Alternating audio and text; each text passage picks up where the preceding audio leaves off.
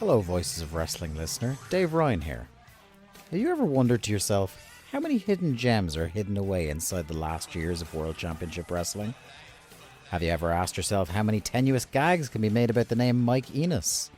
And have you ever thought about what it sounds like for two Irishmen to interpret a very chaotic company through its B show? The answers to all this and more are just a click away. Check out Days of Thunder every second Thursday on the Voices of Wrestling podcast network.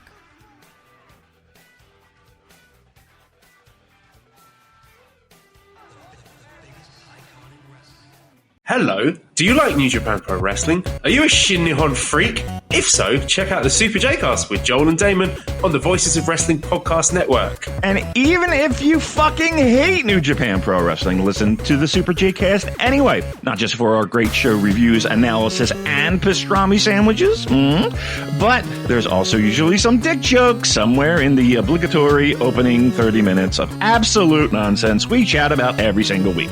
That's the Super J-Cast for all the best talk about New Japan Pro Wrestling, crisps, and pornography. This podcast is a member of the Voices of Wrestling podcasting network. Visit voicesofwrestling.com to hear the rest of our great podcasts, as well as show reviews, columns, opinions, and updates across the world of wrestling. What do you guys want to talk about? You are listening to the Flagship Podcast with your hosts, Joe Lanza. The lines are blurred between the living and the dead. I'm like, what the fuck am I watching? Can I just watch a wrestling show ever in my life? I don't want the lines blurred between the living and the dead, Rich. I just want to watch guys wrestle. Rich Crage. He's wearing it. He's wearing it. Shirt. It's a button-up shirt. It's blue and it's purple, and there are purple drafts all over his fucking shirt. Apologize to me right now, everybody. Rich, take that dub.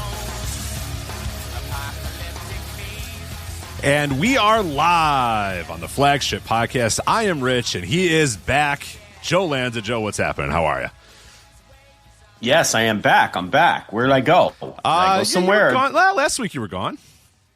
You were gone did last a lot of work last week. You did do a lot of work last week. Flagship Plus was firing off like crazy last week, so that was nice to see. It was on and popping. As the kids say, it was indeed on and popping.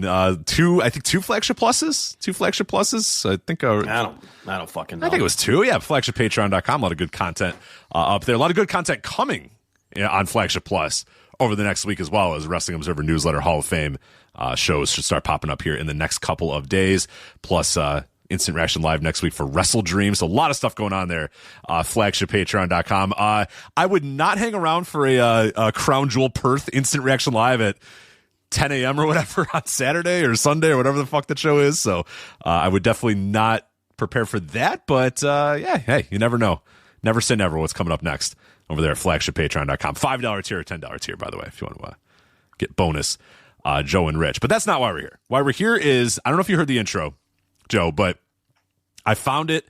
It took a little while to go through the archives of our intros to find it, but I found the October 2023 Flagship intro where you gave the very famous Father James Mitchell quote during NWA Samhain 1, where he said basically the lines are blurred between the living and the dead. That was, of course, the infamous Samhain show that had Father James Mitchell doing lines of potential coke.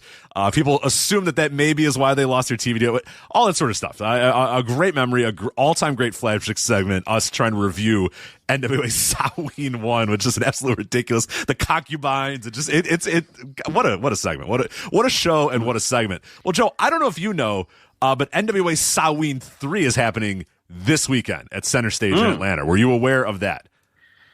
In fact, I was aware of that. Wow. Okay. So you were up I know you were up on the NWA, and you have obviously presented ideas, FlagshipPatreon.com, a great article where you presented ideas to fix Billy Corgan's National Wrestling Alliance. Well, Samhain's going to need a little bit more fixing. I'm just going to do this right now because it was in the intro, and I figured let's just get this out of the way now because we really don't have that much to say about NWA Samhain. And worse yet, that show we were able to watch. I forget, was it live or it was on? Was it on Fight? Was that thing on I think Fight that or was Triller? that was still a pay-per-view at that time, I think. I think so too. Yeah, I don't remember if I guess it was a live show, right? It was probably on Triller or Fight or something like that. So we were able to watch that live or watch it on demand or whatever. That is not the case anymore. We covered that last year with NWA Samhain 2. We were like, when the fuck is this show going to air? And eventually it did air in like late December. So it was takes a while. And now NWA, we do have some people that are still watching on the CW app and still aware of what's going on with the NWA. They're like 3 shows behind and like 170 matches behind or whatever. So I don't know when NWA Samhain 3 is even going to air. And I know that neither of us are probably going to watch it, more importantly. But, you know. Let me see what they're on. Yeah, what's the latest? Several. You mean like on Roku? On the Roku channel, yeah, or whatever the fuck they're on now. Roku, where it is airing. On the Roku channel on Roku. So yeah, you need a Roku, and then you go. I guess you can access the Roku channel on anything. Which well, here you go. NWA Power taped in Tampa at the WEDU studios on July 1st. Oh, okay. There is an episode, NWA Power number 227, which was part of that taping. Doesn't air until the 14th, which is next Tuesday. Oh no! So sorry. What town was that filmed in? Tampa. Oh, in Tampa. Oh, they have so many shows they haven't aired yet. What is happening? So that was the Tampa tapings in July. They're still airing the Tampa tapings in July, and this Tuesday they continue airing from the Tampa tapings in July. So they haven't even gotten to their 77. Remember, we covered that in August. They had their NWA 77th anniversary. They haven't even touched that yet. They haven't gotten to NWA 77 at all. Now, remember, that was on August 16th, and there was something like, I don't know, 17 or 18 matches on that show. Obviously, they're going to be broken up for the TV, but we're still showing the Tampa tapings from the WEDU studios in July. Oh, currently. No. Yeah. So next up will be, I believe, the footage from NWA 77. And then they did some stuff at Riot Fest in Chicago. I don't think that's going to air. Yeah, I don't think that would air. Yeah, that stuff's kind of kind of for the live audience, and it's like on a stage. Or I don't know if they're going to do anything for that. I don't know if that'll air. If they don't air any of that, then Samhain, which takes place on the 17th, would be after they get through the NWA 77 footage. So some bad news about the NWA 77 footage. There are 1, 2, 3, 4, 5, 6, 7, 8, 9, 10, 11, 12, 13, 14, 15, 16, 17, 18 matches that were taped on that NWA 77 show. Which obviously means they're going to chop some of that up. I mean, they probably won't air all of it. Maybe they will air all of it. I don't know. Who could say? They're 3.5 months behind currently. 3.5 months behind, which means by the time they get to Samhain, which of course is a Halloween themed event, you're looking at like February, where you're going to have pumpkins and Father James Mitchell ripping lines on your TV. The debut of Shotzi. We're going to talk about that. Nobody loves making Halloween their identity more than Shotzi Blackheart does. She talk about that later. We're going to talk about that later. This show is going to have multiple Shotzi because if you have a Halloween themed wrestling show, Shotzi's here to do a devilish laugh and then walk away or whatever. I don't understand. Yes. Yeah. A staple of NXT Halloween Havocs is Shotzi and her bosom every time. Bring her out so she could laugh and make her Shotzi and her bosom. What? Well, it's always out there, Good for her. Bosom. Little Peter Scolari and Tom Hanks. I mean, what bosom? What bosom? I haven't heard that word in years. Probably since the last time I saw Bosom Buddies in syndication on my TV or something. Bosom, yes, but Shotzi Blackheart and her ample bosom will undoubtedly fill the same role she filled on MLW Slaughterhouse, which we have coming up later. Absolutely. To review. So, and every year the NXT Halloween Havoc right? She was a staple there as Absolutely, yeah. Sometimes they would bring in Priscilla Kelly or Gigi Dolan. I was forgetting what her NXT name was. Yeah, so occasionally they would bring her in, but yeah, a staple would be Shotzi and these random pre-tapes in between the matches where she would just go, ha, ha, ha, ha, ha. And it's like, all right, great, we get it. Halloween is your identity. So much devilish fun in store for you. Who's this for? I don't know.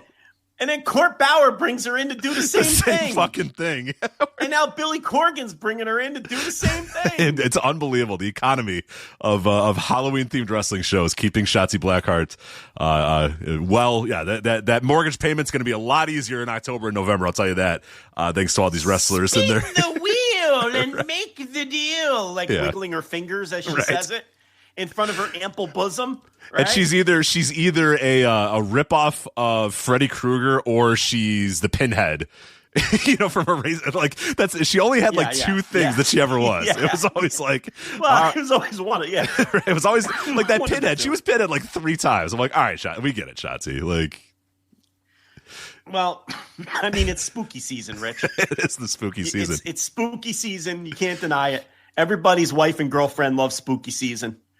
Does your wife get into the spooky season? Not really. She used to. All over the house. Nah, she used to. It's kind of waned in recent years. It was. She's over it? Yeah, I think she's kind of over it. Yeah, we used to, it used to be a pretty big deal and we'd have a bunch of decorations and stuff, but it's waned. It's waned in recent years. So I don't know if that's like effort or just like not as into it anymore or whatever, but yeah, it's fine.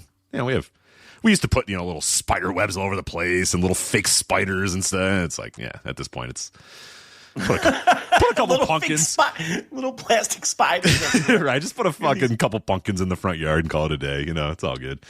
She tapes, my wife tapes the little, like, plastic bats all over the wall. Yeah. But the problem is Miss Maggie Moo likes to knock them off the wall. So it'll be like mid-April. And Maggie Moo will be slapping something around the floor, and I'll think it's a dead bug or something. But no, it's one of the bats that she knocked off the wall 7 months earlier. And that hid she somewhere. hid somewhere. Yeah. And now she's playing with the bat. And I'm thinking there's like a scorpion or a giant cockroach in the house that she's playing with. It's actually the stupid plastic bat. So that's what I got to deal with. So I had to say, look, no more plastic bats.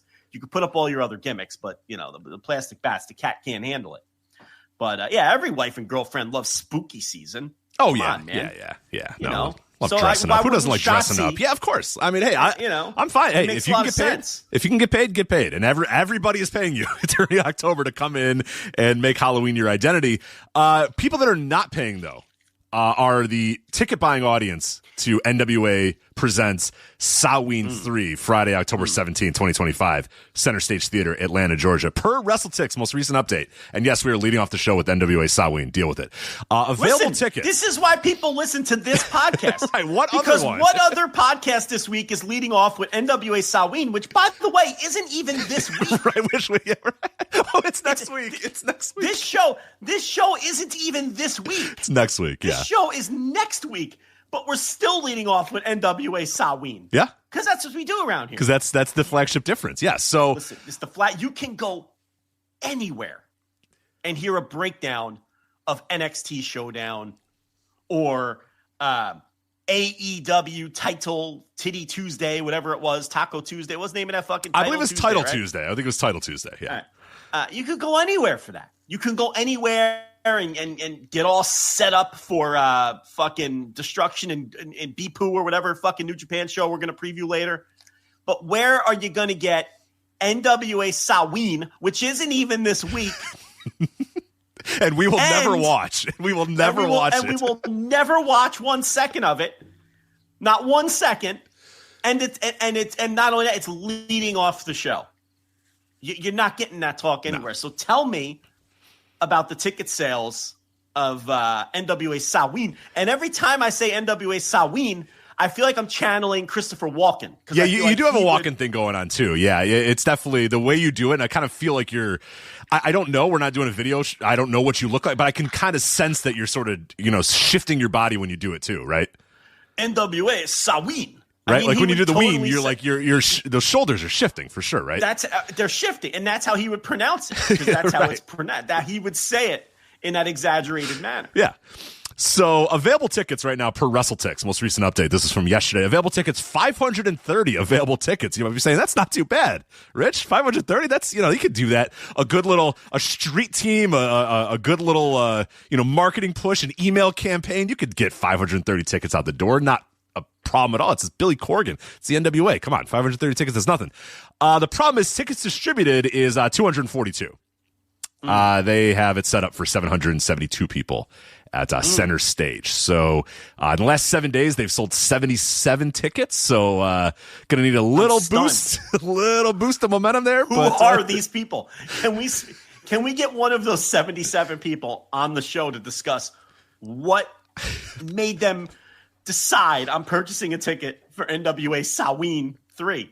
Because first of all, is the Thrillbilly Silas Mason, is he even the NWA World Champion in official NWA canon yet? Has that even occurred? Oh, that's a good question. Because I think he won it at NWA 77.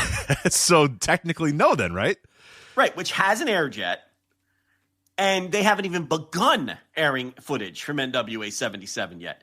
This man has been NWA World Champion for nearly 2 months. But not like in the canon yet. That's how far behind they are. So is someone buying tickets to Samhain thinking that they're getting Tom Latimer strutting in there with the 10 pounds of gold? Is that what they're thinking? Because how else would you know if you're a big NWA fan in Atlanta? It is tricky. Yeah. So I double checked, and on their website, no. On the website, it says, here's the card. Here's what they have. They have, quote, the debut of Shotzi. That leads it off. The debut of Shotzi, exclamation point. So come watch Shotzi in NWA. Number 2 is the return of... So many tricks and treats in store for all of the NWA. There'll be some treats, but there'll be more tricks. It's like, okay. As 2 NXT wrestlers have a bad street fight with a bunch of kendo sticks in front of us. As Daisy Kill takes on Brian Idol.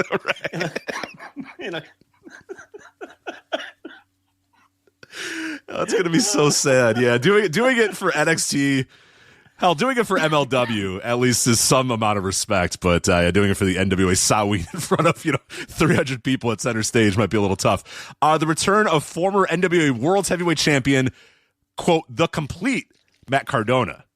I was unaware that he is now the complete Matt Cardona. A reinvention. You wanted something new out of Matt Cardona, you got it. Now he's the complete Matt Cardona. I don't know what that means, but he should just complete the circle, go back to WWE, and leave us all alone because I'm tired of that guy. NWA World Heavyweight Champion Tom Latimer versus Silas Mason. So this is confusing because. Hold on, I'm real confused. Run that by me again. This is what the NWA website says, that at Samhain, if with your $23 to buy a general admission ticket to NWA Samhain number 3 from Center Stage in Atlanta, you're going to see NWA World Heavyweight Champion Tom Latimer versus Silas Mason. Now, we just addressed that at NWA 77 in August? Silas Mason defeated Tom Latimer 2 months ago to win the NWA World Heavyweight title, but they're telling you that if you come to the show, you will see Tom Latimer, the champion, versus Silas Mason. The Mets were 10 games up in the wild card race when Silas Mason won this title.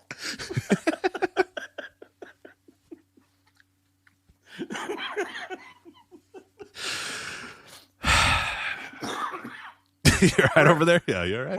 We're headed into NFL Week 7. Right, they were in the dog days. That happened in the the title a month before the season started. So the dog days of the MLB season. When Silas Mason defeated, it's unbelievable.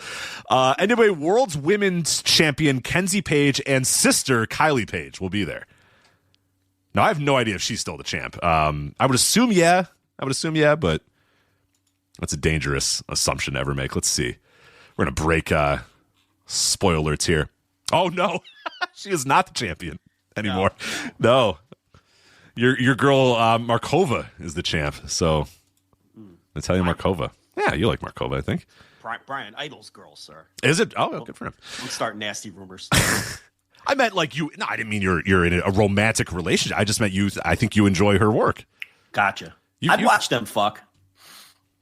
Not that work, but sure, I would too. Brian Idol and Natalia Markova. Oh yeah. Those are two pretty attractive people for sure. You take a peek at that, right? Yeah. Two athletic people. They're in tremendous shape, both of them. Yeah, why not? Listen, if that pops up on the YouPorn, you might click play. You might click play on that one. That might be a thumbnail that tickles your fancy, right? Yeah, for sure. Yeah. All right. NWA World. So by the way, they're also advertising Kenzie Page as the NWA World Women's Champion, where presumably she would not be there as the champion.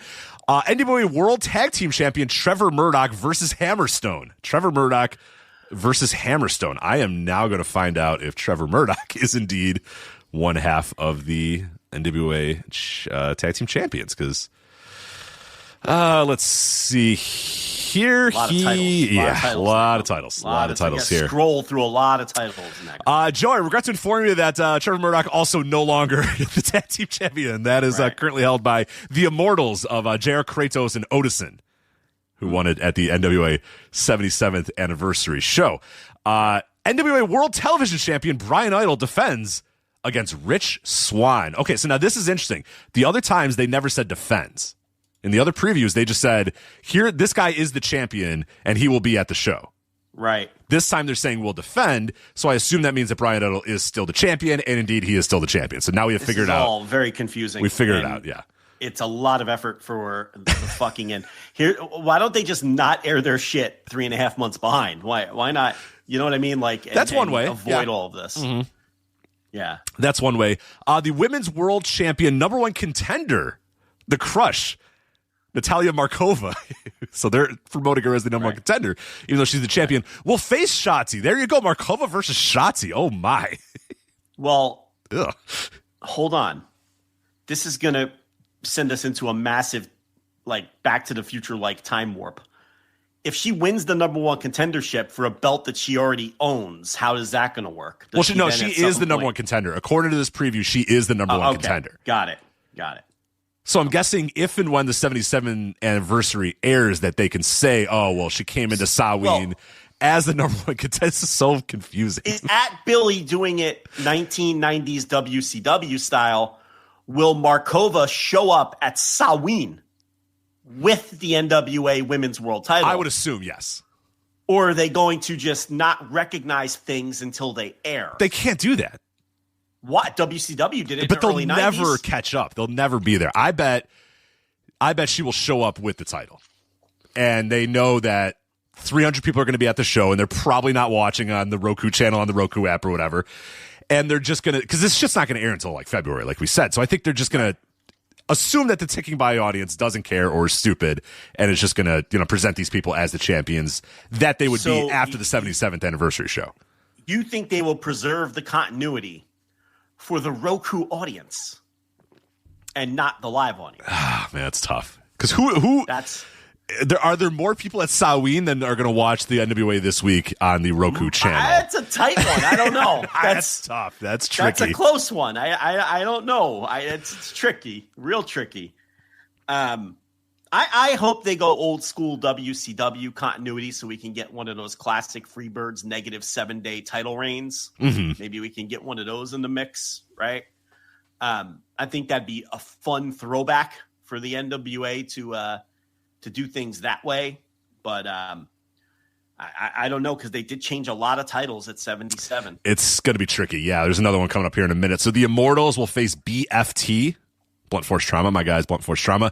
The Complete Matt Cardona will face Daisy Kills. The Holy Grail versus the Slime Balls with a Z. Love the Slime Balls. Are on this fucking another it's NWA. 17 or 18. Probably. Kerry Morton versus something called Fenrir. Fenrir. What the fuck is that? I feel like that was misspelled. I don't. What is Fenrir? How do you pronounce that? Fenrir? That can't be a real person, right? Fenrir? Who is Fenrir? It's got to be like, I don't know. That guy like sneezed as he was typing and just smashed some buttons. I don't know what's going on. Oh no! Hold on a minute. I looked up Fenrir on Google, thinking it would just get me right to like a cage match. Fenrir, known as the Fenris Wolf in Norse mythology. So it's a fucking. Oh, fuck off! Fuck off! Now we're doing mythical creatures from Norse mythology.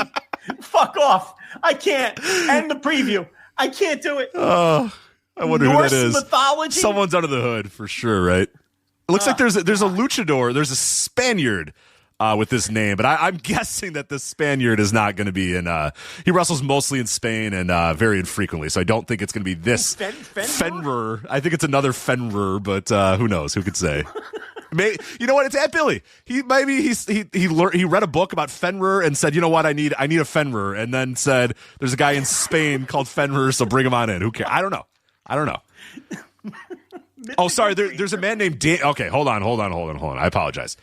There's a man named Damian Fenrir who wrestled in NWA 77. So it's probably that guy then. Okay. And not the Spaniard. But is he a mythical creature from Norse mythology? Let's see. Also, actually works in my neck of the woods a lot. He works at Windy City Pro, the current state of Windy City Pro. Let me find out if Damian Fenrir is a man of Norse mythology. No, he's like a body guy. Interesting. Well, he could be that could be Norse mythology. No, he looks like I'm gonna send you a picture of him. He's kind of doing a. How would you describe this? Where's the swink? Fenrir.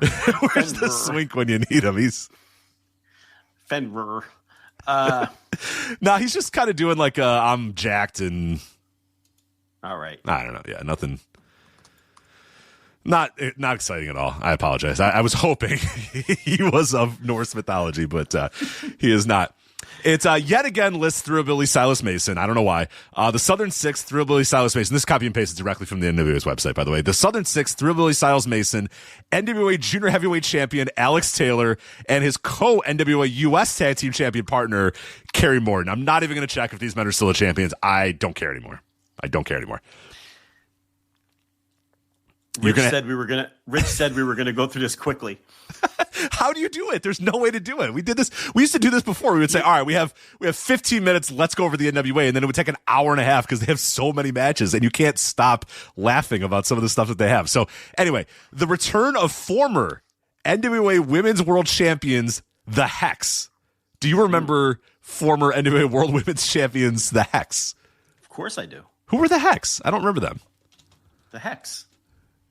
I'm going to need a little bit more than that. Oh, I remember the Hex. Yeah. Who were they, Joe? I remember the Hex now. The Hex.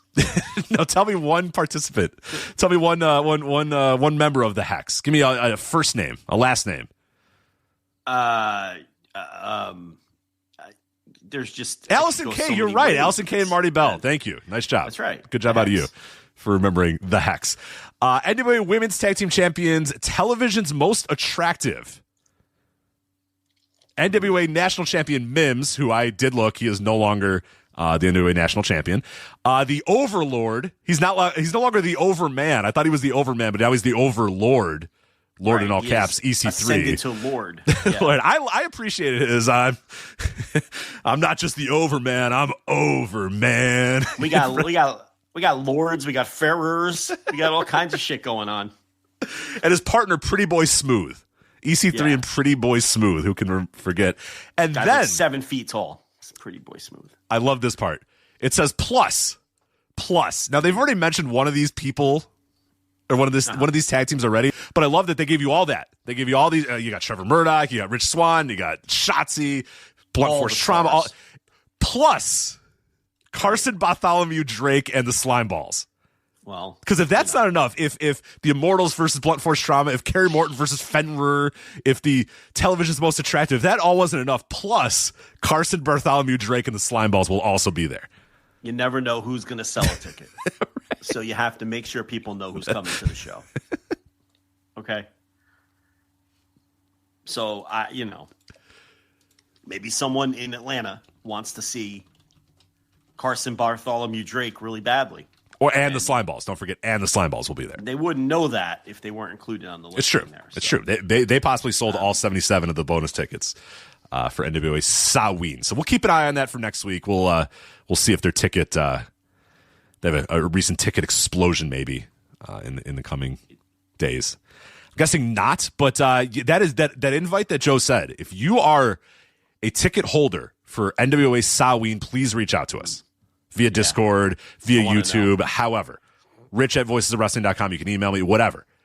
I will. You can remain anonymous if you'd like, but we would like to talk to you and see why. They're not like confessing a crime. Why would they want to remain anonymous? It's. I'm just offering that. If you'd like to not let the world know that you bought a $23 ticket to NWA Samhain number 3. Out. I don't know. It kind of does, yeah. Shotzi's going to be there, for God's sakes. I mean, come on. Do you think the guy who used to dress up like Santa Claus at the Power tapings in 2019 will be there? Yeah, you think he's still in?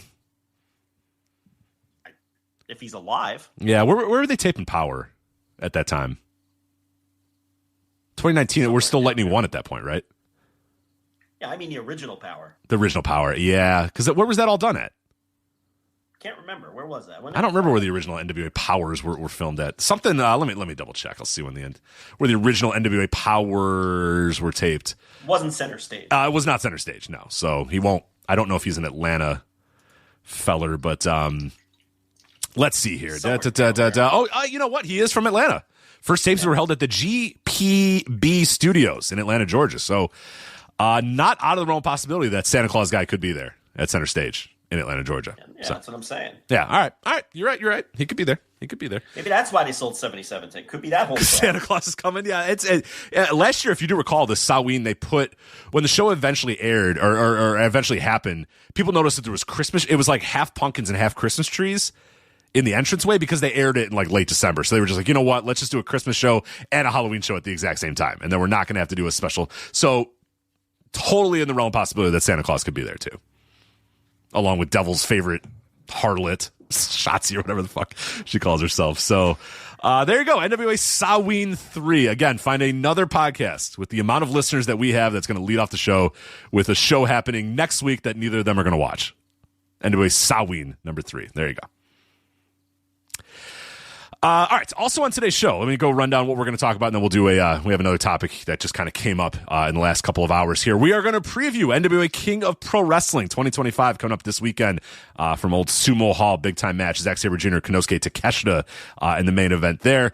Santos Escobar gets a new contract. We'll talk about his the power of leverage and how definitely benefited Santos Escobar, apparently, according to reports. NWA ShoWdown, the fake, was going to be Invasion, then it can't be Invasion, so now it's ShoWdown, the NXT show head-to-head with Dynamite's title Tuesday. WWE Crown Jewel Perth, yes, there is an ESPN show on ESPN Unlimited, or there a WWE show on ESPN Unlimited this weekend, Crown Jewel Perth, coming up this weekend.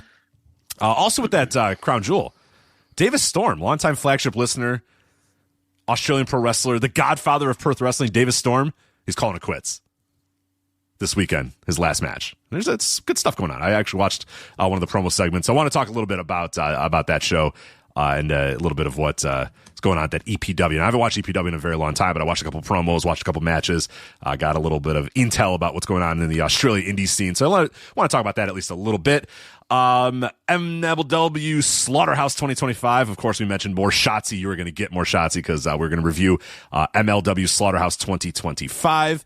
And then TNA Bound for Glory is this weekend as well. 2025 Bound for Glory, featuring One Last Table, Joe. One Last Table, the Hardys versus Team 3D. Also Trick Williams versus Mike Santana. But let's start off with the enemy of pro wrestling right now, Big Data plus panel. The most hated heel in pro wrestling right now. Capital B, IG, capital D, AT plus space, capital P panel. It's the bringer of truth in pro really wrestling. Has been, the God. Panel plus Big Data. Yeah. Is it panel plus Big Data or is it Big Data plus panel? I've seen both.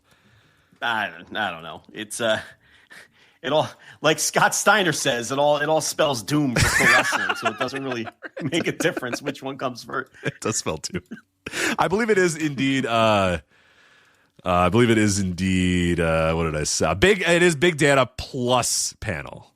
Big Data plus panel. Yeah. Let's get after it. Yeah. So Yeah, I don't know. It's SmackDown is surely to be under 1 million some weeks at this point, and they were almost under 1 million last Real week. close. Yeah, they were about 30,000 people above it, I think, or something around there. The demo was like 0.23 or something. So just not great news. As Tito Santana would say, Collision's like the only show not affected, because I think with numbers that low, it's like the deviation, the difference is negligible. So it's like Collision's kind of hanging in there. Yeah, but all these shows we were getting 100,000 people anyway. Yeah, it's fine. Whatever. Yeah. They're tying and setting all-time record lows along with Raw over on the Netflix. So what we're learning here is that nobody's watching any of this shit, And now that we're getting this, today's a great example as the NXT and AEW numbers come in, and the final numbers come in, and NXT did 625 and a 0.12, and AEW does a 321 and a 0.07. And, it's like all the headlines are obviously that NXT destroyed AEW, which we all knew was going to happen. I mean, we all... Right, any sensible person knew that was going to happen. It happened last year, too, at the exact same week. Well, and that's my point. Like, last year, it was even worse. I mean, NXT did 809,000 and a 0.26 last year. And AEW did 329,000, slightly higher than they did this year, in a 0.10 under the old measurement system. But if you really want to compare last year to this year, that reflects more poorly on NXT than it does AEW, because AEW actually hung in there and did very similar numbers, almost identical numbers that they did last year under a system that's been more harsh. Right. So before they were on Max, so you can assume that some people were probably watching. Right. The number on Max was not 0. I'm very confident the number on Max was not 0. Right. So when you really, if you want to just not be surface level about this and really look at this, I thought that the numbers that came out today, despite being one-sided head-to-head, which we all knew it would be, reflected better on AEW. Because they actually. Again, like you said, there was no Max last year. So even with a culling system that has resulted in telling us there's less viewers, they only did 8,000 less. And then when you tack on Max, they did more viewers this year than they did last year, AEW. And NXT did almost 200,000 less. Mm-hmm. But what are all the headlines going to be? That NXT wiped the floor with them, even though, and listen, that 200,000 less, again, that's the difference between the panel system and then, panel plus big data or whatever. So it's all a mess right now. It's just what it's showing us is way less people have been watching pro wrestling than we thought. Pro wrestling is a lot less popular than any of us thought. And it is a concern within the industry. I've talked a lot about this behind the paywall, so I'm going to give you the floor in a minute because I don't think you've had a chance to talk about any of this. It's got to be concerning inside the industry to some degree. Now, all these networks have their own measurements and things like that. And maybe some of these networks haven't been caught off guard with some of these numbers, and maybe some of the internal data that they use is still going to outweigh whatever Nielsen's saying, whether it's the new method or the old method. But everyone has taken a hit across the board. And this can't be great news for TNA looking for a deal when these networks are now going to say, now hold on a second. It turns out nobody likes pro wrestling and you're a third tier brand. So that can't help Silva's negotiations with whoever he's talking to. And my last point before I turn it over to you is that I think that this kind of gives us a clarity on some other situations too. It makes the Raw Netflix numbers make a lot more sense, right? Mm-hmm. Because now it's a lot more plausible that there's like 750,000 people in America watching Raw live +1. Because previous to that, we're trying to find the reasons why Raw's viewership would drop so much. Oh, maybe streaming, hurts habit viewing, or maybe this reason. No, now we know it's just, okay, that's all that watches this stuff. Like, no one's watching wrestling. So that number comes across far more plausible. I think that the radio silence on WrestlePalooza makes a lot more sense now because ESPN has nothing to brag about because there's probably very few people, relatively speaking, who plunked down an extra $30 for that fucking thing since no one's even watching this shit for free, right? Oh, and yeah, that one had so many hurdles to get past it's very plausible that they had just absolutely garbage numbers for that thing and just didn't even bother lying about it or promoting it. They don't hesitate to brag about numbers. No. Okay. No, this week, oh God, the sports leagues have been tripping over themselves to pat themselves on the back about how great the ratings are and the increase and stuff like that. This has been a great week for sports leagues and sports networks to brag about the ratings. So no, they are more than willing to brag about ratings, and they haven't said a fucking thing about WrestlePalooza. Not a peep about WrestlePalooza from ESPN. Because for people who don't know, the Big Panel Plus data was heavily pushed by the NFL and the sports leagues because it was going to help them more than anybody else. Correct. Because it includes sports bars, restaurants, airports, hotel lobbies, anywhere that you see a random TV on in the corner that is set to ESPN and nobody ever changes the channel. That's helping sports. So, all the NFL ratings and sports ratings have been boosted by this, but it's done a real number on pro wrestling. So, and we could try to, talk through why that might be the case. But the third thing I think that this gives some clarity to is I'm a little more bullish on the max numbers now because with these new allegedly more accurate viewership totals for Dynamite and Collision, pay-per-view numbers in AEW have essentially been extremely steady and within the same range since CM Punk, Bryan Danielson, and Adam Cole came into the company in mid-2001. The pay-per-view numbers have almost always fallen somewhere between 115, 120,000 low end and 175, 180,000 high end for your all-ins or your bigger shows, somewhere in that range. And in the macro, that's all within the same similar range for the purposes of this conversation, right? Right. So my point being, to have it would be remarkable and almost unbelievable pay-per-view conversion if 300 or 400,000 people are watching Dynamite every week, but then they're turning that around and selling on the high end 185,000 pay-per-views. I don't buy it. So that must mean that the max numbers are higher than I have been sort of kicking it because you and I have been on the lower end of estimates on the max numbers. I've been bearish on that. Yeah. And I think they're probably a little higher than we've been thinking just based on the pay-per-view numbers never fluctuating. Their pay-per-view numbers are remarkably steady and have been since 2021. So from that standpoint, they must be somewhere in the same neighborhood of viewership. So where's it coming from? Well, not from TV, apparently.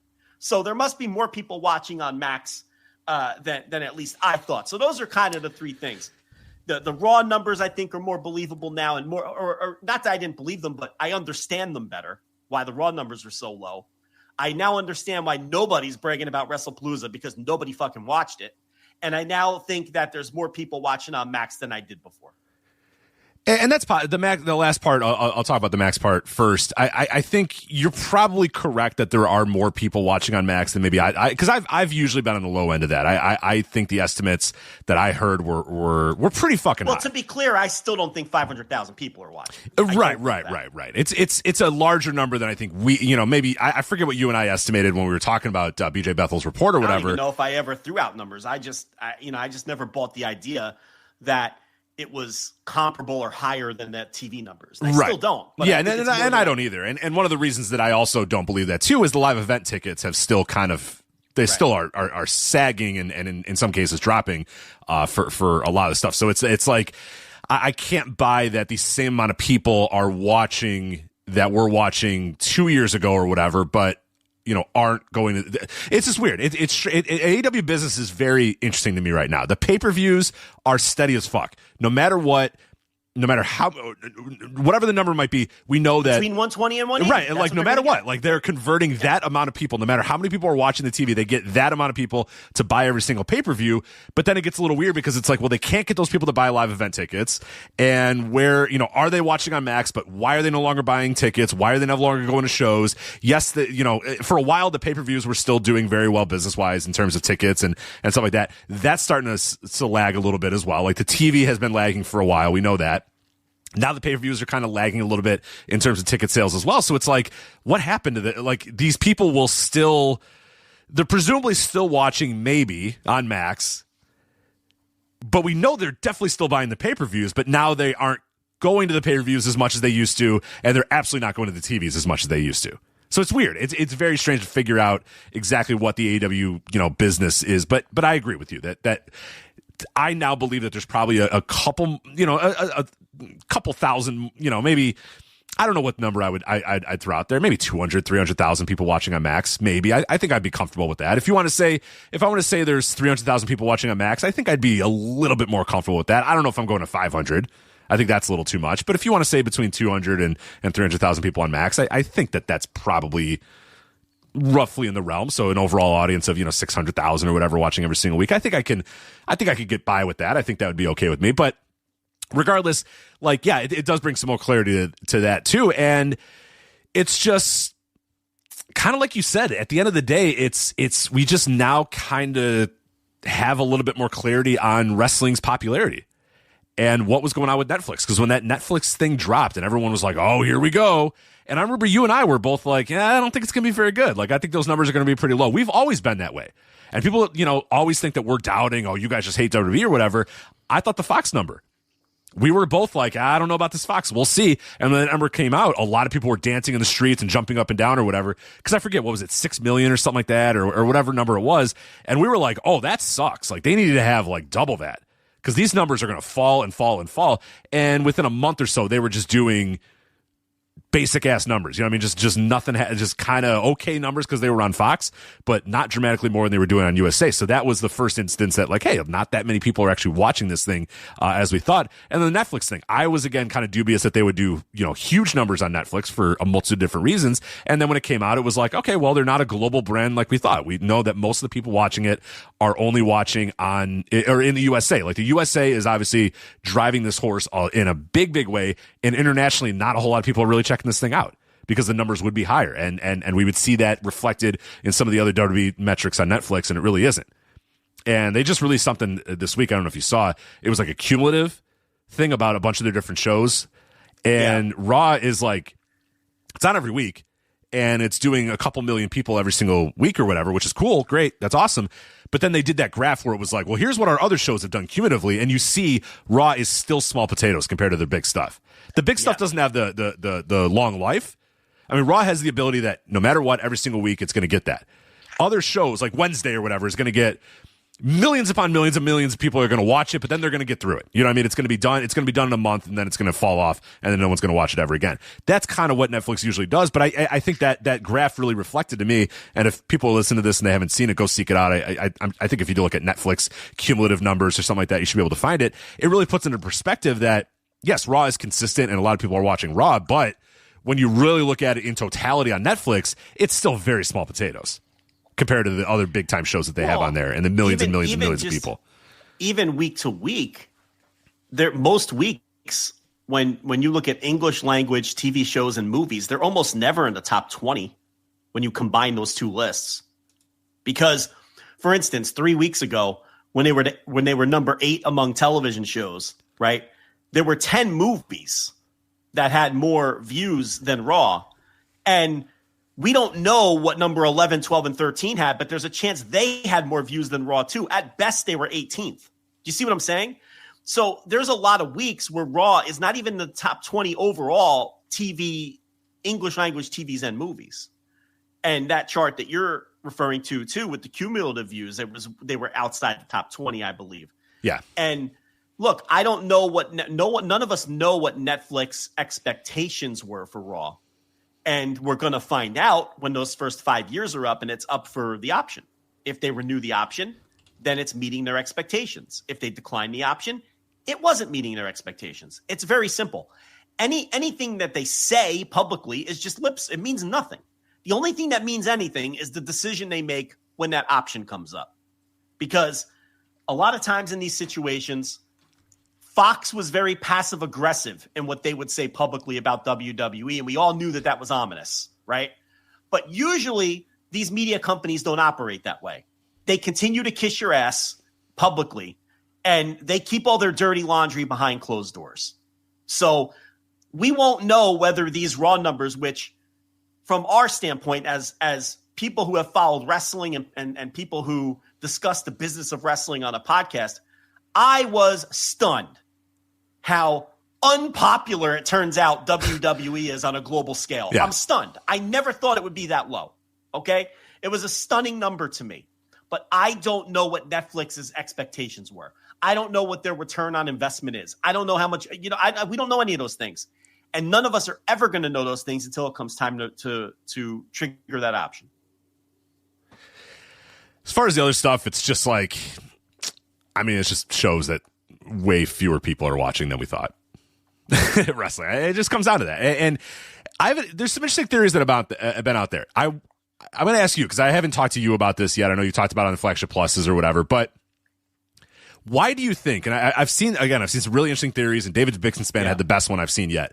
Why do you think wrestling did so well under the old system, and now with this new system, everything up. You cannot. Most things are up. Most things are up. There's a couple things that are not, but sports in general, live sports, which wrestling, aims to be in terms of TV rights negotiations. Categorized with. Right. It would like to be, because that's where the money's at, is say, hey, we're a live property and we do a live, sport related thing or whatever. So pay us live sports money. Maybe you don't get the same money the NFL gets or the NBA gets or the MLB gets, but we are, we're live and, should give us some pretty good money too. So that's why, anytime that WWE has gone to the table, I'm sure they have presented the idea that we are live sports similar to how these other networks are. So let's for this purposes consider wrestling live sports, okay? All the other live sports they just cannot stop tripping over themselves to dance and tell, we're up 90% year over year. We're up to, they can't wait. College football is dancing in the streets. MLB is dancing in the streets. The NFL, for God's sake. Because when your common person sees that press release or tweet, they don't know about these Nielsen changes. No. Because they're not in the weeds like we are with this shit. Right. So they're all peacocking and puffing their chests out and touting all of this amazing growth, which in some ways is artificial because it's just a new measurement system that's more accurately reflecting how many people are watching. And they're using what a lot of them are doing is they're using it to in direct reference to what the ratings were before. We're up. That's what I'm saying. We're up 77% over last year, and it's like, well, hold on a minute. Well, we know this, but the common person doesn't. Right? They don't know that, and they just see a press release and they retweet it, and then aggregators go, "Whoa, NFL's up 97% year over year, incredible!" So again, the sports networks have been dancing, the sports leagues have been dancing, the teams have been dancing, everybody's been dancing. The one exception in the live sports realm that I've seen, the WNBA just released something earlier today that even the WNBA media was like, no, come on. There's no way this many more people are watching the WNBA finals this year. It was ridiculous, because they're trying to do apples to apples of what they were last year to what they are this year, whatever. And that was the first where I saw a couple people be like, these are kind of artificial numbers, right? We know what the score is. But regardless, all those live sports properties are up. Wrestling is down. Wrestling did better with the old method than the new method, and every other sport other than wrestling did worse with the old method and now better with the new method. Why?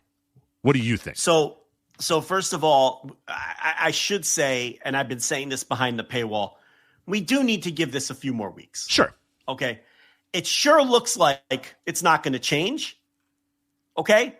But you still need a larger sample size than 2 weeks to really figure out what's going on. We are in the middle of baseball playoffs. The 2 wrestling shows last night went up against a Yankee elimination game.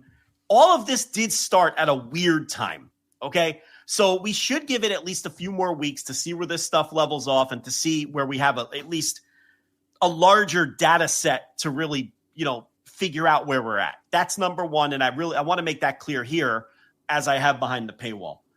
Number 2, it's very clear that if these are the numbers, pro wrestling, for whatever reason, was over-indexed in the old system. That cannot be in dispute because it has dropped so precipitously and has been the one thing that has dropped across the board, across all companies, across all shows, that pro wrestling fans, people who watch pro wrestling, were over-indexed in the panel-only system. That's a fact. That's not my opinion. That's not anyone else's opinion. We have the numbers, okay? The question is, how did that occur? Why did that occur? You mentioned David Bixenspan. A lot of people laughed off his theory. When I read it, it was like a light bulb going off over my head. Mm-hmm. I thought it was super accurate. His theory, for those who didn't see it, I will paraphrase it if you don't have it pulled up. I'll give people the gist of it, is that because pro wrestling fans are so privy to television ratings to begin with, because it's such an important part of pro wrestling if you follow it at a certain level, like everybody who would be listening to this show, that if Nielsen approaches you to become a Nielsen household, as a pro wrestling fan, you'd probably be more likely to take the deal and do it. You would know what it is. You would see Nielsen and go, "Whoa, nice! I'm a Nielsen house now." Yeah, like that brand name means something to wrestling fans. Right. And as a wrestling fan, you would probably be thinking, holy shit, I have a chance to influence wrestling ratings. Right. And you'd be, and that's not to say that anyone who's a pro wrestling fan would automatically accept being a Nielsen home, but would you be statistically more likely to become a Nielsen home if offered? I think he's right. Oh, fuck yeah. Oh, absolutely. Yeah, absolutely. I was thinking about it in the context of my dad, who was a big-time sports fan, big-time sports watcher, big-time TV. I mean, he watched TV and he watched sports every day of his life. He'd come home from work and he'd turn on the TV and he'd watch sports all night. If you sent him a letter and you sent me a letter, do you want to become a Nielsen home? I don't know if my dad even opens it. He doesn't know what the fuck Nielsen is. He might read it and go, I don't understand this, and throw it in the trash. He has he had no idea what the fuck Nielsen was. He had no idea what the ratings were. He had no idea what being a Nielsen household would. I've never once had a ratings discussion with my dad about the World Series. Hey, did you see the ratings for the World Series? Never. He just watched his sports on TV. And if he got that letter, it's probably going in the trash, or he opens it and he doesn't know what it is. Throws it in the trash. Yeah, and then throws it in the trash.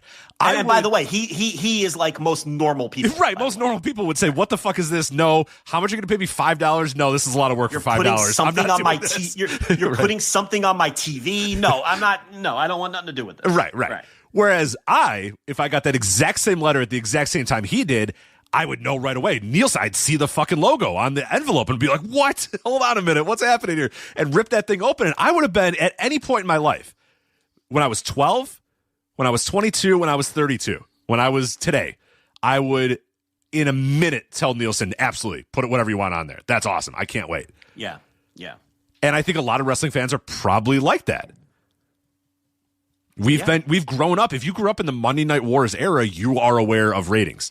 That was on television. They would talk about the ratings on television. You know what I mean? Like the Attitude Era would have that be blatantly part of the television show, and they never really got away from it. So if you engage with wrestling on TV during the Attitude Era, you engage with wrestling at any point. Hey, Raw used to have the little Michael Cole would break in and talk about the Nielsen ratings. Oh, WWE is the highest rated, weekly episodic, whatever bullshit, facts they would come up with. They would do that all the time on their TV. No one else does that. Joe Buck doesn't stop an NFL game to say, "Oh, just so you know, we have been named Nielsen." Like they'll send out a press release later, but they're not going to break into the game. And no, just kind of Joe Sixpack NFL fan gives a fuck about the ratings. And wrestling fans, that's been part of the news cycle for as long as we've been wrestling fans. So when I heard that theory, because I'm trying to think, now what the fuck? Why would wrestling be underreported in this new system, but be overreported in the old system? That doesn't make any fucking sense. And then I read what David Bixenspan said, and I was like, shit, that's it. Right? Like that has to be it. I mean, I don't know if it explains all of it, but it could explain some of it. And on a wider scale than just wrestling, I think that anyone who's privy to or understands how television ratings work, who get that letter in the mail and the offer, are probably more apt to accept it. Because like you said, if you know what it is and understand what it is, if I was ever offered that, I would take it. I think that'd be a lot of fun to be a Nielsen home, which I never have been. I get those radio ones in the mail all the time, like once every other year, and I always do them. Do you ever get those radio journals in the mail? I never do. No, I never do. I've done them at least 4 or 5 times, and I guess that's why they keep sending them to me, because I always do them. They send you this handwritten. It's a book, a literal book that you have to fill out by hand. Right up your alley. You probably love it. You're like, great, it's a book. The longhand. And yeah. anytime you're within earshot of a radio station, you have to write down what the station is and the times that you listen to it. If you walk into a place of business, if you walk into your car, if you're in someone else's car, if you're at work, whatever the fuck. And I like get off. I enjoy it. I enjoy when I get that thing and filling it out and having my voice heard. Oh yeah, this is what I listen to, right? Fucking Mad Dog Unleashed 5 days a week. I was going to say, like, this guy loves Mad Dog. Yeah. This guy should try something else. All he listens to is the fucking Lithium and Mad Dog. That's all he does. Yeah. When Mad Dog's in commercial, he goes to Lithium, and then he's back to Mad Dog. And it's funny because along with the booklet, they send you 2 very crisp and straight from like the U.S. Mint dollar bills. That's right. Wow, $2. $1 bills. And they send you these 2 $1 bills, which I absolutely deposit into the bank. And then when you send the booklet back, right, with the self-addressed stamped envelope with your data, they send you a couple more crisp dollar bills in the mail for participating. So you make like $5-10 out of it for filling out this stupid book for a week. And again, if I ever had an offer for the TV, of course and that speaks to the point. Right. So maybe that's part of the reason why wrestling fans have been over-indexed all this time. Yeah, one funky note in the chat room says, my wife told me a few weeks ago that we got the Nielsen offer in the mail a few years ago, and she didn't know what it was, and she threw it away. And he said, I was listening. This came up in the car when we were listening to the Flagship. I was so sad. So we must have said Nielsen. And she said, oh, is that what that is? I threw that away. And one fucking note. It's like, no, I could have been at a Nielsen house. Damn it. Like, this is what we're saying. Normal humans look at that and go, freak, right into the fucking trash. Yeah, what is this shit? Yeah. $8? I'm not doing this for $8 fucking dollars. A lot of work for $8. And no, you're not coming to my house to put a shit all over my TV. Get out of here. Throw it in the trash. But one funky note, you, me, the people listening to this are like, oh no, the opportunity to influence the wrestling war. I could have done it. And now, so it's, when I read that theory, I was like, that makes a hell of a lot of sense. It really does. I knew a family that had one when I was like 12 or 13 years old. Did they have the logbook? Because there used to be the logbook too. You would have the, because I had somebody that I knew and they had the box, but then they also had a logbook. No, it actually seemed pretty annoying because every 15 minutes or so they'd get a prompt on their screen and they'd have to click who in the house was watching whatever was on. And to be honest, it seemed pretty, I was fascinated by it, of course, but it seemed very intrusive. Like, I don't know if every 15 minutes I want to be grabbing my remote to once again say that I'm still watching this game that's 4 hours long. Yeah, I'm not moving. Okay. Can I input that I'm not moving for the next 4 hours? It's going to be a while. It's Joe, and it's going to be a while. Don't worry. Right. The Reds game is not leaving the screen, and I'm not leaving the room. So anyway, that was my only experience with it, and I don't think it was that unsimilar some 3 decades on. I think it's still done very similarly. Look, no one thinks that the way Nielsen was ever culling this data was good or accurate. No one has ever argued that.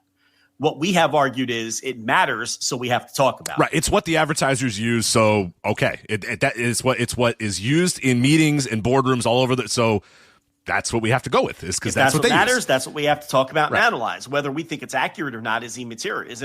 It doesn't matter. The comparison I always make is if television shows stayed on the air based on whether it was sunny or rainy out, we'd be watching the fucking Weather Channel for this show every night. I mean, we have to pay attention to what matters and what they think matters, whether we think it's accurate or not. So if this is more accurate, the panel plus big data, that they're pulling it from people's set-top boxes and pulling it from their smart TVs and things like that. And I don't see why it wouldn't be. I mean, anything where you're pulling from more data sources is going to be more accurate to some degree, right? I don't know enough about the process to put my rubber stamp on whether I think it's super accurate. I'm not going to say that. And I've been reading up on it and listening to everybody, and I don't think anyone really has a firm handle on how exactly it works yet. There's still a lot of mystery around it. Right. We're still, the apps are still not quite counted. Nobody's quite sure how to do that, but that's coming. I think this is the first hurdle to cross, is to do this thing. And now I think it's once people are okay with this, because what ultimately has to happen is the networks, the leagues, everybody has to agree, you know what?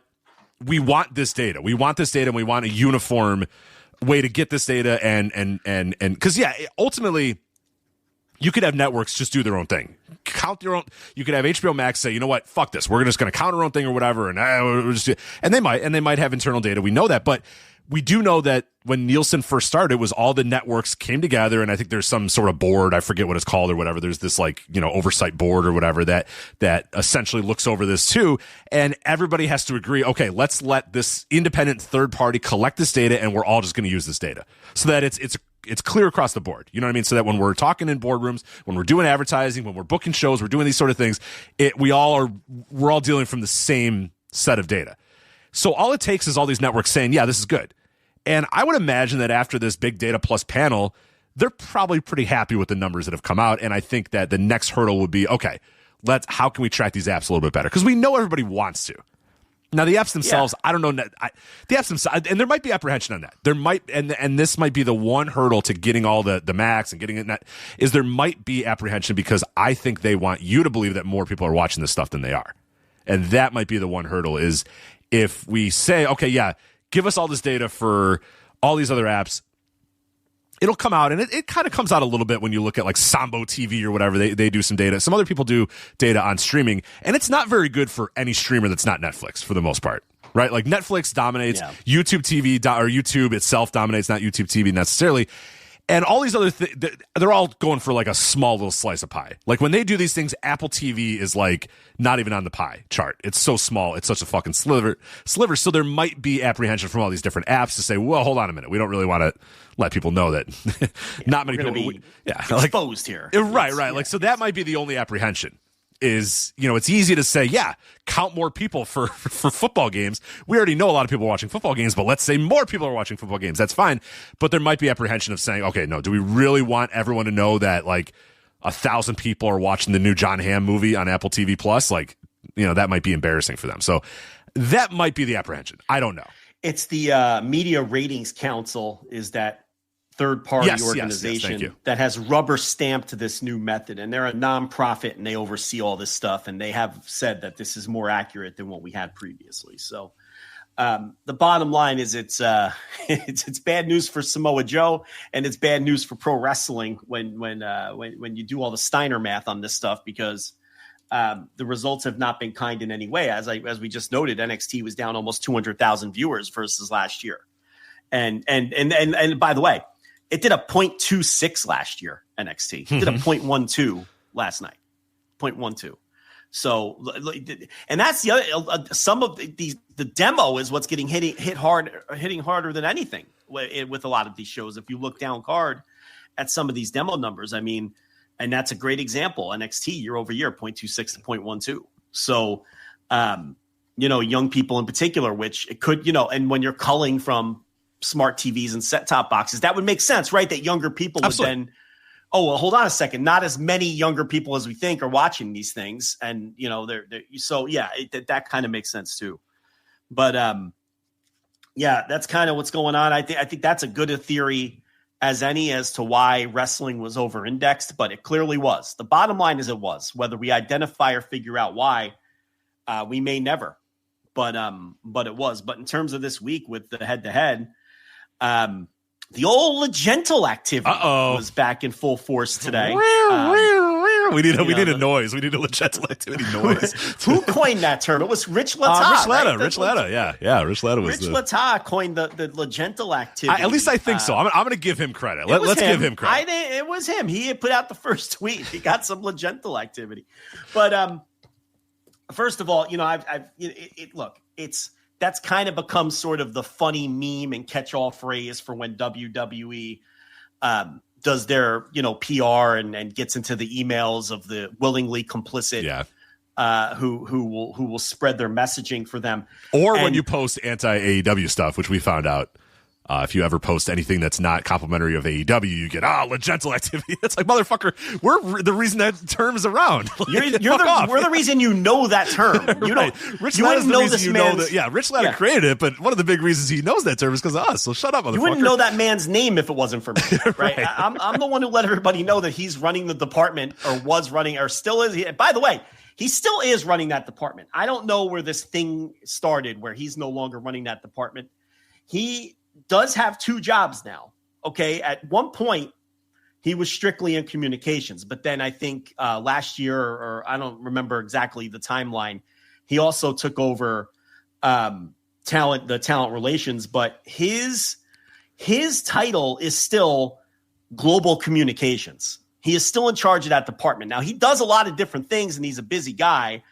But even if you go to the WWE corporate website, okay, and you look up WWE contacts and you scroll down, and I'm almost positive this is still the case, and people can do this while they're listening. For U.S. and Canada media inquiries, it's Chris Legentil, his phone number, and his email address. Yes. Wow. It's still his department. Okay. His official title is still global communications. Now, again, he's a busy guy. He heads up the talent department. He heads up talent relations as well. That doesn't mean if you work in media that you're always dealing directly with him. Right. Because that's the thing that they'll do. Like they'll say, I haven't dealt with him in a year. And it's like, well, that doesn't. You haven't. You haven't. Because let me talk you through this. I can tell you that in a direct conversation with someone who is a heavy hitter in wrestling media, okay, this is a direct quote, I have never dealt with anyone in PR but Legentil, end quote. And that was from like 3 days ago. And this is someone who deals with WWE PR on an almost daily basis. And the person they deal with is still Chris Legentil. Now, that might not be the person that someone else deals with. They might deal with Greg Domino. They might deal with Lara Sullivan or Chuck Kingsbury or whoever the fuck. But that doesn't mean that the person heading up this department is still Chris Legentil. It's still in his fucking title. It's still listed on the website. And I can verify that there are still people in media who the only person they deal with is Chris Legentil. So for anyone who thinks has nothing to do with this department anymore, that's just patently false. It's just wrong. But that's not even the point. Today, we had some quote unquote Legentil activity, but I can tell you that he didn't have anything to do with this one because I know who was behind this Legentil activity, Rich Craich, and I'm going to let everybody know now. Oh, okay. So first, let me set it up. So earlier today, and you had a feeling this was coming because we all knew that NXT was going to wipe the floor with AEW. Okay, we all knew that was going to happen. So we knew that there was a high probability of some Legentil activity, and of course, we got it.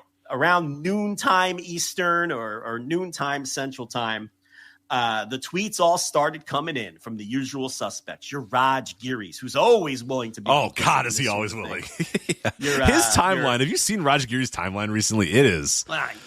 He hates AEW, man. It's like, dude, find something else to do with your day. Like, he loves to couch it in fairness, too. I guess, but it's every other tweet. I'm like, brother, man, it's either like. I don't think he hates AEW as much as he loves WWE. He's a guy who grew up loving Hulk Hogan. I don't know. No, I'm going to explain it to you. I'm going to explain the that psychology. Feed has a lot of stuff. He's this typical guy he's about my age. He's the guy of a certain age, of around that age group, who grew up on WWF wrestling. He loves his Ultimate Warrior. He loves his Macho Man Randy Savage. He loves his Hulk Hogan. He grew up on it. He has an emotional attachment to that company. And you see this a lot with fans of a certain age. And he has always, and I've talked to people who worked for him at Wrestling Inc. well before AEW, whether it was Ring of Honor, whether it was New Japan, whatever the challenger promotion du jour happened to be at a given time, he would hate it and he would rage against it. And he would defend WWE with his life and he would shit on all of these other types of wrestling and put it down. And now AEW just happens to be in that spot. It's more his love for WWE than it is for his hate of any of the. If AEW folded tomorrow, he'd never talk about it again, and he would turn his attention and his venom to whatever the Smarks decided was the best wrestling in the world. You know what I mean? That's his MO. It's not necessarily a dislike of Tony Khan. They're the enemy right now because he's a WWE guy. Do you see what I'm saying? AEW happens to be the enemy. And that to me, now look, if you disagree and you think he hates it, all right, but to me, that's how I read his motivations, just because that's been his MO for, the entirety that he's been around. But he put out a tweet Steve Muehlhausen, who is an underrated dumb guy. He's like one of the more underrated dumb guys around. He put out a tweet around that time. Who was the boxing reporter that you pointed me to? Let me get this exact name. I forget exactly. Now, to be fair to him, his came like 4 hours after. Raj and Steven were like, boom, boom, like right. No, Abraham Gonzalez. It came at noon. Was he when were the other ones, though? I thought the other ones were a little earlier. I think the other ones were a little earlier. Yeah, but this was way before the real numbers came out. It was. I just don't know if he was copying their work or not. I can definitively say that Raj and Steve, theirs were back to back. Like they were posted within minutes of each other. Yeah, and I'm going to give you a theory as to why I don't think Abraham Gonzalez was copying work and why he just read his email later. Okay. I'll but Abraham Gonzalez, who I found and I was like, who the hell is this guy?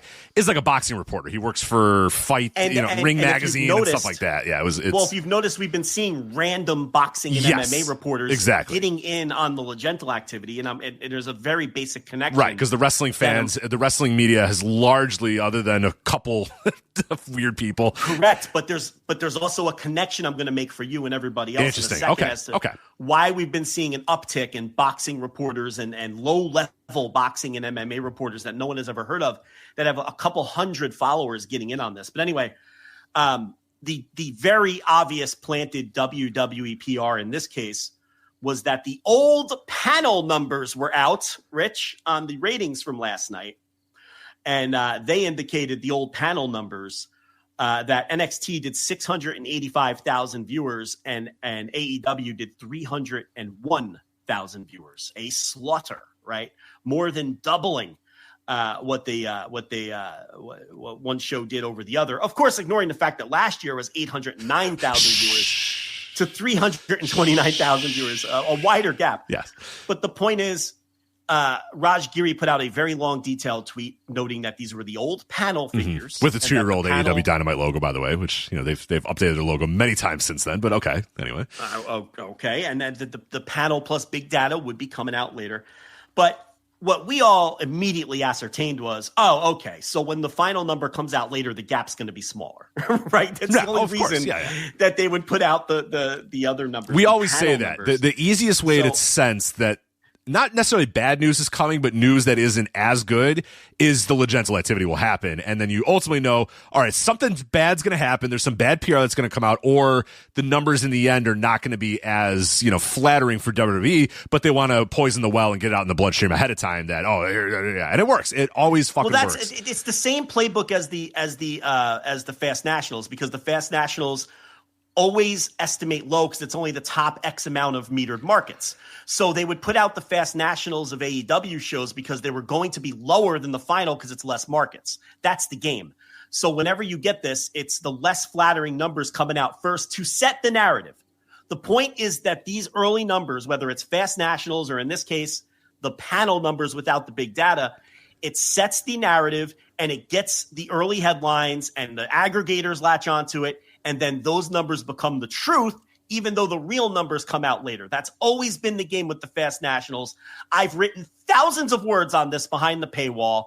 Our listeners and our readers, and if you're new, you can go into the Patreon. I think I have them all unlocked, but they're all on the $10 tier. They are, I think they're all unlocked now. I think over the time we have made them. If not, then they're on the $10 tier if they're not unlocked. Either way, you can go read and see the whole list. And over time, they had less and less people doing their bidding. But someone like Raj Giri, who has a love affair with a pro wrestling company, he continues to be complicit and do their bidding whenever WWE PR sends a little email or a text message, dutifully, and he will dutifully, put out there whatever they ask him to put out there. Same thing with this Muehlhausen, who is another guy who is, like I said, an underrated dumb guy. First of all, but he is so. If you read his timeline or his takes, it's he's so in the bag for WWE. And when I say in the bag, I'm not implying he's taking money. I don't think any of these people are taking money. Let me be clear. WWE isn't paying anyone. Neither is Tony Khan. And anyone who says that WWE or AEW are paying people is an idiot that needs to be disregarded. Right. Just ignore that person immediately. Ignore that person instantly. The sad thing is you don't have to pay these people. Okay? They're going to do it for you anyway. Sadly, they'll do it for free, yeah. So Muehlhausen, and I'm going to give you an interesting connection here in a second. He also put it out, and he's another person who loves to put this out. Muehlhausen works for DAZN, or used to work for, I think he works for DAZN again. He used to and then didn't and now does again, I think. Okay. The point is, he worked at DAZN with Chris Legentil and Greg Domino for many years. So make of that what you will. If you're wondering how Steve Muehlhausen, underrated dumb guy, often gets these fast nationals and early numbers that are unflattering to WWE's competition, well, he worked directly with Chris Legentil and Greg Domino before they went to WWE. So now you understand that connection. And it could also help you understand the connection as to why low-level boxing and MMA reporters are also getting these numbers, because of the DAZN connection and the connections that they had with Chris Legentil and Greg Domino and all the people he brought over from DAZN to WWE. All of these guys who covered boxing and MMA with DAZN, he had all those pre-existing relationships. So does it make more sense now for sure. why you're seeing boxing reporters and MMA reporters popping up with wrestling fast nationals? There's your answer. It's Legentil activity, as coined by Rich Lata. And please don't blame me for the term Legentil activity. That was a Rich Lata. He came up with that. I didn't come up with that. Don't blame me for that. Don't credit me for that. I don't take credit for it. So anyway, we saw a bit of this today, but I can tell you definitively through doing some digging, Greg Domino was the one sending out these emails today. That's where this information came from. It came directly from WWE PR. Not that we didn't know that, but I can tell you definitively as a fact it was Greg Domino himself who was providing this information. And there were a number of people who received the information who didn't bother publishing it. Right. Which is almost always the case. Yeah, because especially this time, because we know that because they were using the old numbers and they were it was very odd. It was all very odd that because a lot of reporters are hip to the game and don't want to be used. Correct. Right. Okay. Raj Giri doesn't mind because it looks good on WWE, and as I've noted, he has a love affair with the company.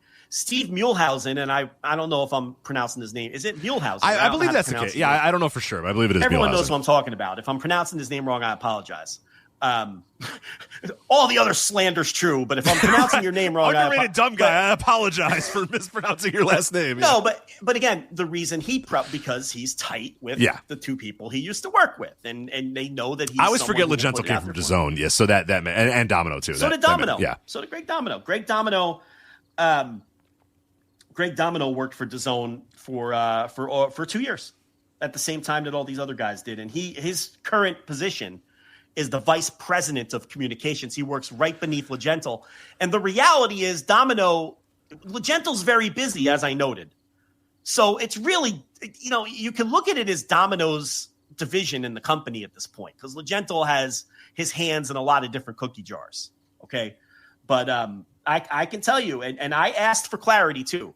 I said, was it Greg Domino sending this stuff out, or was it Greg Domino's underlings sending this stuff out? Because I want to be truthful and clear. And at least in several cases, I can definitively tell you that it came directly from Domino, which is, look, we're not stupid. We know where this stuff came from. Right, and that's what you should do. I mean, we have to reiterate this every single time. I have no issue with WWE's communications department getting information out there and sending it out, and because that's Greg Domino's job. That's the fucking job. That's your game. Yeah, it's on the reporters for reporting it. It's up to, Greg Domino can send anybody anything anytime he wants. That's fine. That's his job. Nobody has to report it though. Nobody has to put it up on their Twitter account. Nobody has to put it in on a website or call it or breaking news and all this. You don't have to do that. And as we've noted a million times, and it's been a while since we had this conversation, right? Because they haven't done it in a while, and Fast Nationals kind of went away for a bit and all that. And as we always note when we talk about this, all of the responsible reporters and journalists have long stopped passing this stuff along. It's always people who are agenda driven because, like Raj Giri, who just are in love with one company, have a emotional connection. He's not even in the business anymore. He doesn't even own a wrestling Not really. site. No. He just no. He not. He just does this in his free time. He does this for fun, right. Because he has an emotional connection to one of these companies. And these other guys are just, they're buddies of the people that work in WWE PR, so they're going to do their bidding. These boxing and MMA promoters, for the most part, like this poor guy that we brought up earlier, what was his name again? Gomez something, yeah, something. Because I'm going to defend him now. I'm going to defend Gomez. Abraham Gonzalez. Oh, Gonzalez. I apologize. So you knew it was a G name. So this Abraham Gonzalez, there's no way he's privy to pro wrestling politics. He doesn't know what's going on. No. You look at his bylines and stuff, and yeah, he's doing boxing stuff. He has no fucking idea what's going on with. This is a guy who he probably gets 10 emails a day like this from the boxing side or whatever. And he got another one from a name he recognized. And he said, I could tweet this out. And he probably didn't think about it again. You know what? You know what was interesting about his tweet? And I think that, and I'm sure if you have a good communications department, they know this too. They know he's probably either not a fan or maybe a Laughs fan, because if you saw his tweet said, good idea by NXT to put I'm paraphrasing, I don't have it in front of me, but essentially a good idea to have the Hardy Boys, in the first part of Dynamo or of NXT, because it really helped them in the ratings. So I don't know. I don't know if he knew that. Like, I don't know if he watched the show or whatever, or if they have a very good PR team, they would say, hey, just so you know, we put the Hardys up at the top of the show, and you remember them, right? And yeah, they did good ratings. And because I think his tweet was a little different. His tweet focused on the Hardys, whereas the other ones were more just AEW versus NXT. Listen, this guy added a little editorial to it, which, he dressed it up and made the tweet. It wasn't just the hard data.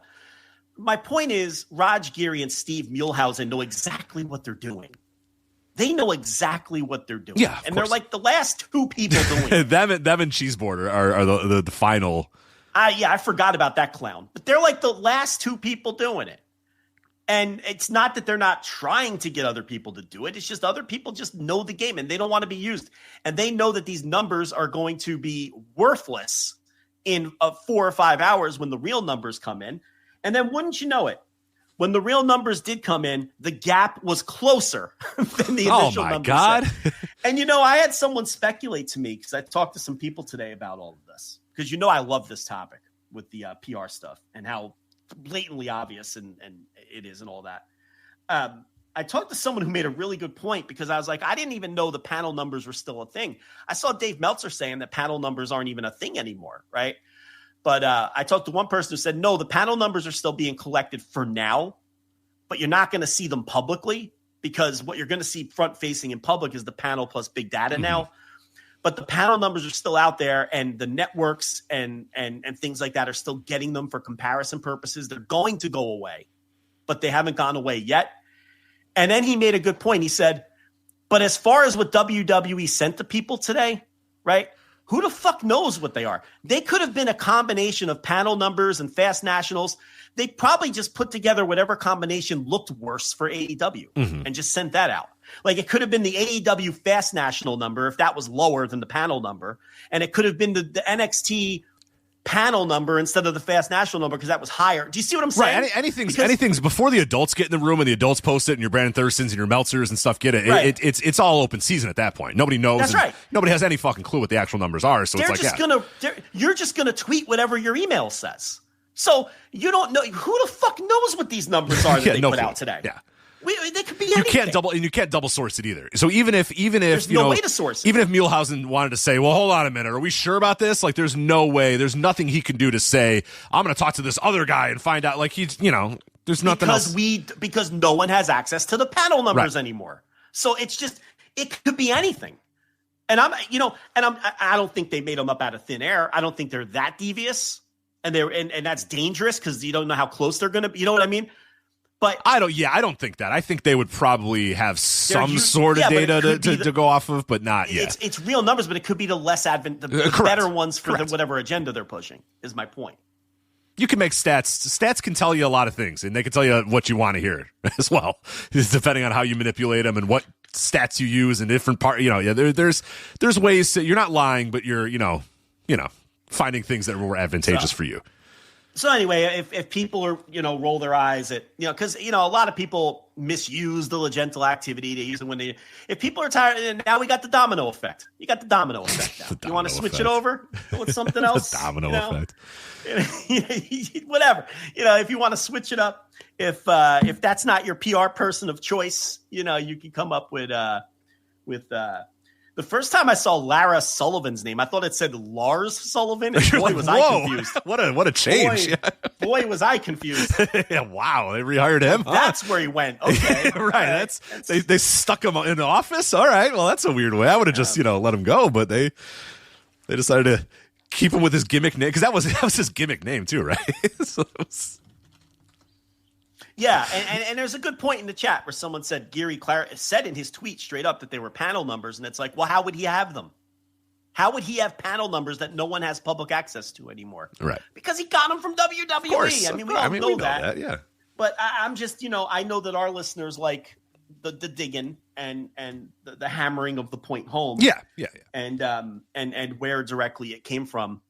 And listen, as I've said a million times, I know for a fact that Geary has admitted to getting the numbers from WWE. I know that for an absolute fact. So, and again, none of this is like some massive reveal or some bombshell. None of this is new. I've written about this 10 times over, but it was kind of fun. I kind of like felt reinvigorated because it was like, ooh, this topic. It's been a while. Yeah, it's been a while since we had some real good gentle activity or the domino effect. So yeah, it was nice to have it come back in full force today.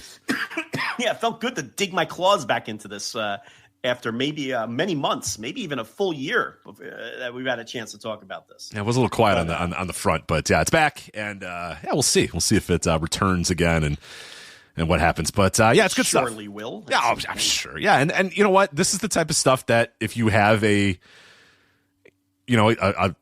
real PR a real PR division like WWE does, like this is what you do. This is what they should be doing. This is, and I really have no issue with it from an internal company standpoint. I mean, no, that's their job. I've worked for companies where my bosses say, well, here's what this is, and here, and here's the numbers, and I'll find a way to spin it so it sounds good for us. And I go, okay. And then I do. And then I send everybody an email that's, hey, sales are up this and this and this and this and this and this and this. And we're not going to put in the bad stuff. We're going to put, and it's up to, the people to report it. If they want to dig in and see, are you guys really all the way up on this? Is this all the way?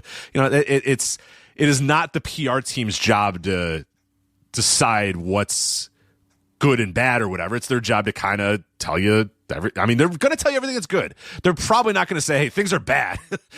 I'm just sending you an email to let you know things are bad for us. This is not good at all. Like, that's usually not what's going to happen when you get a PR email. So it's up to you to then get that PR email and then interpret the information however you want and do double sourcing and reach out to other people and get clarifications and stuff. That's your job. But people kind of skip that step these days and just kind of post press releases. It's like we've said a million times at the very start of the Fast National stuff that kicked all of this off. A lot of honest reporters were duped early, but it only took a week or two for those people to say, oh, this is dirty. I don't want anything to do with it. Yeah. I don't want to report this anymore because they're using me. And the list quickly, it didn't take long. It took like a week or two. It was a lot. Yeah. A lot bailed. Yeah. A lot bailed. They're quickly whittled down. And then there were a few, and then because I was listing them and shaming them, the rest of them eventually fell off, and now we're down to this very small list.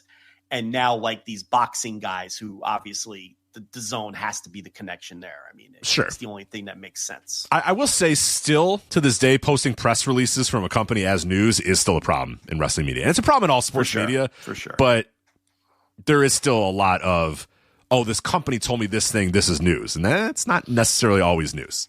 It's not. You don't have to. You're not obligated because a company sent you a press release to then report that as news. You don't have to do that. But yeah, I mean, especially a certain way. I mean, now if you're just desperate to get some content out that day because it's nothing going on, you can clearly say, "Hey, look, this company sent me this press release. Here it is." Because I mean, that's kind of the point of the press release, right?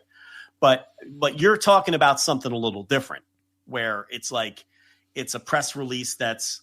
And most press releases some press releases are sometimes press releases are announcing something bad that happens. A press release can be many different things, right? Or a press release can be a spinning of facts and just a pile of bullshit. And that's where you have to kind of use some subjectiveness to assess what you've been sent and decide whether that's worthy of passing on to your customer base, readership, listenership, whatever the case may be. But there you go. Again, if you want to go to flagshippatreon.com, many times written over and discussed and broken down the classic gentle activity. But back again, and it's a good little segment there about big data and panel ratings and what it's done to professional wrestling. But yeah, we'll keep an eye on it. We'll obviously be talking about it in the coming weeks and months as well. So, all right, Joe, we got a lot of different ways to go for the rest of the show. This is kind of a classic now Flagship Sprayed All Field show. We got NXT, we got TNA, we got MLW, we got New Japan Pro Wrestling, we got Davis Storm, and where do you want to go here? What do you want to do here? WWE, Crown Jewel, Perth. Let's talk about New Japan Pro Wrestling. Let's go to King of Pro Wrestling 2025 from Sumo Hall. Now, last week you were off the show. I had Jay Michael come on and talk about the state of New Japan Pro Wrestling. And if you listen to that show, you would know that both him and I think the state of New Japan Pro Wrestling right now is bad, bad, bad. Jay Michael more than me. I thought I was down on New Japan Pro Wrestling. Jay Michael, good Lord.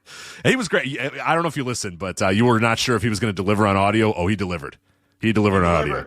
He worked more blue than you and I ever did. Like, within seconds of talking, he was already swearing. And I was like, whoa, all right, here we go. He's like, it fucking sucks, Rich. It fucking sucks. And I'm like, whoa, it's all right, here we go. Like, I was like, Jay Michael, you got to reel it in a little bit, pal. You can't be swearing this much on this show. And then I realized, wait a minute, it's the Flagship. I don't care. Swear as much as you want. That's the whole gimmick. You're fine. He even made you uncomfortable. He really did, yeah. It was like talking to my wife. She swears like quadruple the amount of time that I do. If you think I swear a lot, oh, dear God, you got to hear this nurse. Vulgar as hell. Oh, potty mouth like you've never heard before. But anyway, King of Pro Wrestling 2025 main event, big time match in New Japan, big time match for what's going to mean for a lot of different things, and obviously for Wrestle Kingdom is Zack Sabre Jr. defending his IWGP World Heavyweight title against Konosuke Takeshita, the G1 Climax winner. And I think I would assume anybody with any sort of finger on the pulse kind of knows what's going to happen here, right? Takeshita's winning this match and winning the title, going to Wrestle Kingdom. I mean, that's what everyone is presuming. I mean, it seems unlikely. I mean, what's the % chance that Zack Sabre Jr., gets him in a little twisty-do submission and Takeshita taps out? Like, the twisty-do.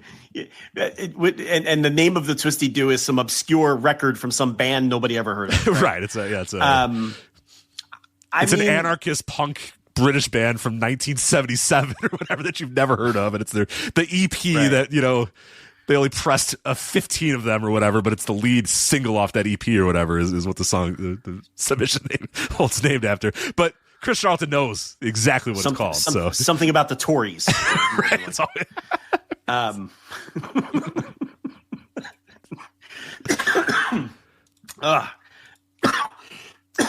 I've not been well, Rich Chris. You know the flu over there, do you? Not the flu. Okay. Not the flu, which I've never had, by the way. We're not going to get Joe Miyake Hanma again either, are we? We might. Oh, no. This has been a solid week. It was a lot worse last week. I was fighting through those solo shows I was doing. But just a lot of congestion. You were too nervous about your Reds. For God's sakes, calm down, man. I don't know if that has anything to do with the congestion, but I think you got your immune system down by being such a nervous Nelly about your fucking Reds. I don't know if I was nervous about the baseball. Oh, get out of here. If I was nervous. I don't know if I was. I think there's a post of you on the Discord saying this is the most nervous I've ever been about a sporting event ever in my life. Like, did I say that? I think you did. Yeah. Because I thought, no, that was to get in. That was the Sunday. That counts. Well, yeah, but not the series itself. No, the series itself. Once they were in, you were fine, I think. But I think you were such a fucking nervous Nelly about them getting in. Oh, yeah, I'm getting in. I mean, I wanted it more than air to breathe. I mean, yeah, absolutely. I was that was a rough Sunday. I mean, trying to watch the Reds, the Mets, and the Rams all at the same time. It was pretty brutal. It was not easy to do. I could not focus on the football. That's what I'm saying. I think you got your immune system so far down because you were just such a wreck. Is that how that works? Yeah, it could. Wives' tale? Like no, absolutely, that works that way. When you're stressed, when you're stressed, and I could sense it. Very stressed. Nothing else stresses me. I can't believe nothing else in life stresses you, but will the Reds make it into the wild card round? Will the Reds be wild card 3 in the National League? Right, is fake wild card. Incredibly stressful to me. Nothing else in this life really gets to me at all. I mean, it's crazy. But yeah, that I'm pacing around and not sitting for. Did the Reds, hours. Even though I know they were wild card 3, did they get the built for fall hoodies that all these other teams have? They got the Built for October gear. Yeah. Good. I'm glad. All right. Which I have on my way to my house now. There you go. 7 days after they've been eliminated. That much for October. Yeah, not that much of October, but some of October. Yeah. So I would argue they were not built for October, but they got to October. I don't know if they were built for it, but anyway. Every team gets the Built for October gear. You all get it if you make it in. And somewhere in some third world country, they're all wearing Mets Built for October t-shirts. Oh, yeah. So, they're all wearing the Mets Built for October t-shirts. The Mets champagne was promptly pushed out of the stadium in Miami, and the plastic taken off of the lockers. That's got to be awkward because you have to set the plastic up and you have to have the champagne ready. Oh yeah, right. In a situation like that, there's classic stories about that. The most classic one is Lakers Celtics and Bill Russell seeing those balloons up in the ceiling. Walking into the forum and seeing the balloons and being like, those fucking balloons are not coming down tonight. And even until the final couple minutes, the champagne being all set up for the Lakers, and then the Celtics win. It's like they had to, because they had it like not a lot of time to decide. Oh fuck, the Lakers didn't win. We're to get, and I'm sure that happens a lot of times. I'm sure they've gotten it down to a science, but back in these days, this is when, this sort of grandiose celebration for a title was, kind of new and a little bit more of a very Lakers thing to do, is just have this grandiose celebration for it. And the story is that like guys had to just sprint back. Everybody that worked at the forum was like all hands on deck, get the plastic off and get the champagne out of here. Yeah. Because if these guys walk in and there's champagne here and they just lost this horror, oh my God, this debilitating loss to the Boston Celtics again. It's like Jerry West is going to lose his fucking mind. Get this shit out of here right now, or else he might kill himself right now. You can't. When the two teams are playing at the same time, like they were last Sunday, the Reds and the Mets, you can't wait for it to be settled and then go in the locker room and put up the plastic. You got to have it ready and then kind of be ready to go to take it apart if necessary. As soon as it ends, right? Because there's footage of the Reds in the locker room with the plastic already up, watching the TV, watching the Met game. Now, if the Mets would have put together a rally in that ninth inning and won the game, or, then some asshole would have had to come in and tear down all that plastic in the Reds locker room. And in Miami, the plastic had to already be up in the Mets locker room because when they come off the field, it has to be ready. You can't have some asshole taping up the fucking plastic. You can't have them sit in the locker room and be like, it'll be about 8 minutes, guys. Hold on. We got to get all the plastic up. Yeah. Right. So celebrate in 11 minutes, please. Thank you. Yeah. Yeah. So they're all watching and the plastic's already up. And then when Lindor hit into the double play, and in typical Mets fashion this year, didn't even bother running it out. Classic. Yeah. I mean, then the Reds went nuts and they had the champagne in their hands already and they're popping the fucking bottles. But that's very uncomfortable to have to go into the Mets to go into their locker room and there's some asshole pulling plastic down and someone rolling a cart of champagne out of there. So anyway, what the fuck were we even talking about? Oh, New Japan. New Japan. Yeah, somehow we got to New Japan Pro Wrestling. Oh, because I was coughing. sick. Yeah, because you're coughing and you're sick because you're a little nervous Nelly. But I'm not a nervous Nelly about Konosuke Takeshita to win the IWGP World Heavyweight title. I think it's, to me, a pretty mortal lock that he's going to do it. This would be back-to-back years, too, where they're going to have the G1 winner win at King of Pro Wrestling in the fall. And then, obviously, then you kind of begin starting to build up to Wrestle Kingdom. Now, I preferred, and again, this will be a debate for another day, and it really doesn't matter now because we're past it. I always preferred that once the G1 was over, you pretty much knew what your main event of Wrestle Kingdom was going to be. Now, obviously, the guy that was the champion, he was going to defend the title a couple times, and then they decided to do a briefcase thing where the guy who won the G1 would defend his briefcase for a little bit, but you could normally pretty much figure out what the G1 final was going to be, and they would sort of start advertising it already and say, hey, it's probably going to be Okada and Naito, but yeah, Okada's got to defend against this guy and this guy and this guy, and Naito's got to defend against this guy and this guy and this guy. But there's a good chance that it's going to be Naito and Okada, and you pretty much knew it was going to be that. New Japan's new strategy is to kind of change things up a little bit in the fall and presumably have Takeshita win the title here, and then I guess figure out sometime in the next 2 months who's going to face him at Wrestle Kingdom. So I don't know. I don't know if it's a winning strategy. I don't know if it's a good strategy. It didn't seem to really work last year. Now that may have been the names involved, be it Zack Sabre Jr. and Shota Umino. This year it's going to be hard to say because you have, tickets flying off the shelves because of Hiroshi Tanahashi's retirement and Aaron Wolf's debut or whatever. So I don't know, but this strategy of, changing the champion in the fall and then not really knowing who's going to go to Wrestle Kingdom, is that something that you enjoy, or did you kind of prefer the method we had for what felt like a pretty long time? The, G1 winner versus the champion, we kind of knew it in August. And we were just kind of, sort of maybe boring booking in the fall, but I don't know. I don't think boring's always bad. I think sometimes that was exciting to know, well, hey, we kind of know what the main event's going to be in January here in August. That's kind of cool, to me at least. Yeah, I mean, I like that there's more unpredictability to it. I mean, who wants to sit through a bunch of briefcase matches and title matches where the winner is not in dispute at all? But at the same time, everyone seems to think Takeshi does 100% here, so really isn't any different from that standpoint. But yeah, I guess it adds a little more flavor to the post G1 pre Wrestle Kingdom calendar. Nobody cares about World Tag League. Not even people who really like New Japan ever care about that tour. Yeah, only Joe Gagne. Joe Gagne's the only person on earth who cares about the World Tag League still, and I don't know why. Man, I don't even think he cares. I think he just is so hopelessly addicted to watching everything that he follows it. I don't think. I guess care is an interesting word there. I don't know if he cares. Yeah. He watches it. I'm not sure that he cares. That's probably fair. Right, but yeah. So yeah, from that standpoint, I guess it does add a little bit more of an interest level to the shows, and they need to do anything they can do to sell some tickets. So, yeah. But you're with me. Takeshi's winning this thing, right? Yeah.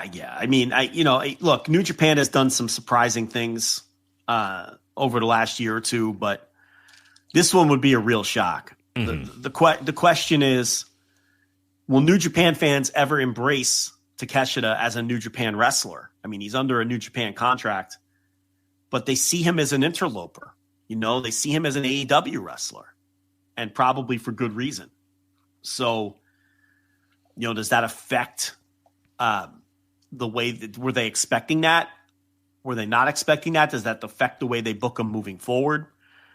Does it affect the reaction he's going to get at Wrestle Kingdom? These are all very good and valid questions. I don't know. I think he has to come into Wrestle Kingdom as a bit of a tweener / heel. And I think he did that a little bit. Obviously, we saw that during the G1 a little bit. And I think he did that a little bit during his post G1 promo too, where he kind of leaned into that idea that, hey, I know that I'm seen as an outsider or whatever, but I want to gain your trust and earn your trust or whatever. I guess the hope is that he does gain that trust, but yeah, I don't know if he ever will.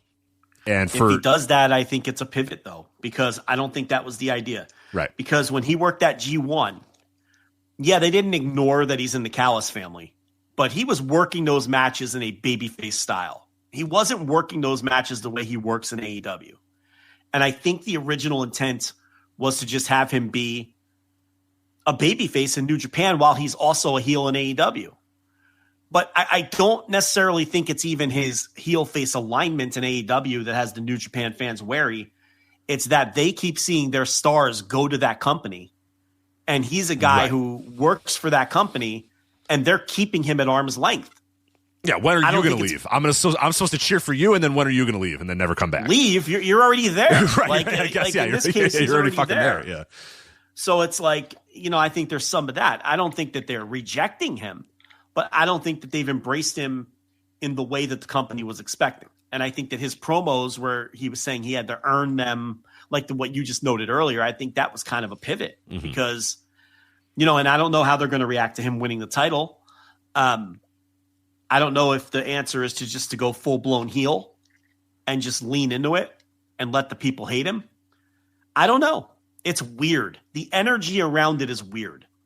So do you maybe, and I don't know if AEW is going to help them out in this regard, do you maybe then sort of speed run the Takeshita face turn in AEW? Because we're kind of, we saw it in Dynamite. Tony Khan's not going to change his booking for New Japan. No, I don't think so, but I wonder if he's planning on doing it anyway, and it might be a good little nod to your promotional partner to say, you know what, we're going to do this Takeshita thing with Okada anyway, so let's kind of start it off, a little early so that it can kind of line up. As I said, though, I don't even think it's the face-heel alignment that's the primary driver of this. It's that they see him as an AEW wrestler. Right. So I don't even know that it would help. Like, if he had if he had never been in the Don Callis family even to begin with, I don't know that these reactions are any different. I just think they see him as an AEW wrestler, and no dual contract is ever going to get them to see him as a New Japan wrestler. Right. I just don't get the sense. But he still comes across as a part-timer. He comes across as a part-timer to them, and I think that's probably they're not ready to embrace a part-timer just yet. Yeah, nor should they. And I don't know how much a part-time AEW wrestler winning their world title is going to how well that's going to get over with people. Yeah, probably not. Probably not well. It's probably not well. So that whoever he's facing at Wrestle Kingdom is going to be pretty important. But a couple other names here, and I know there's been people mentioning that we might do a double gold dash thing or whatever. I don't know. I have no idea. We don't know. We don't know what the heck New Japan is doing right now.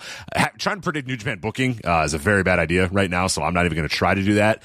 I don't know how he gets that. I know that people have been talking about maybe the global heavyweight title gets merged with the world heavyweight title or whatever. That's fine. I mean, I don't care. Nobody cares about the global heavyweight title, but I don't know. I just think overcomplicating things is probably not the way to go for New Japan, but I'm completely lost on predicting what the hell Gato's got in his mind right now. So I don't think it really matters what they do with Takeshita or the IWGP title at Wrestle Kingdom, because it's very clearly third fiddle to Tanahashi retiring and the debut of Aaron Wolf. And the reason that they have over 20,000 tickets out already, and that number is probably significantly higher because that was a week ago now that they announced that.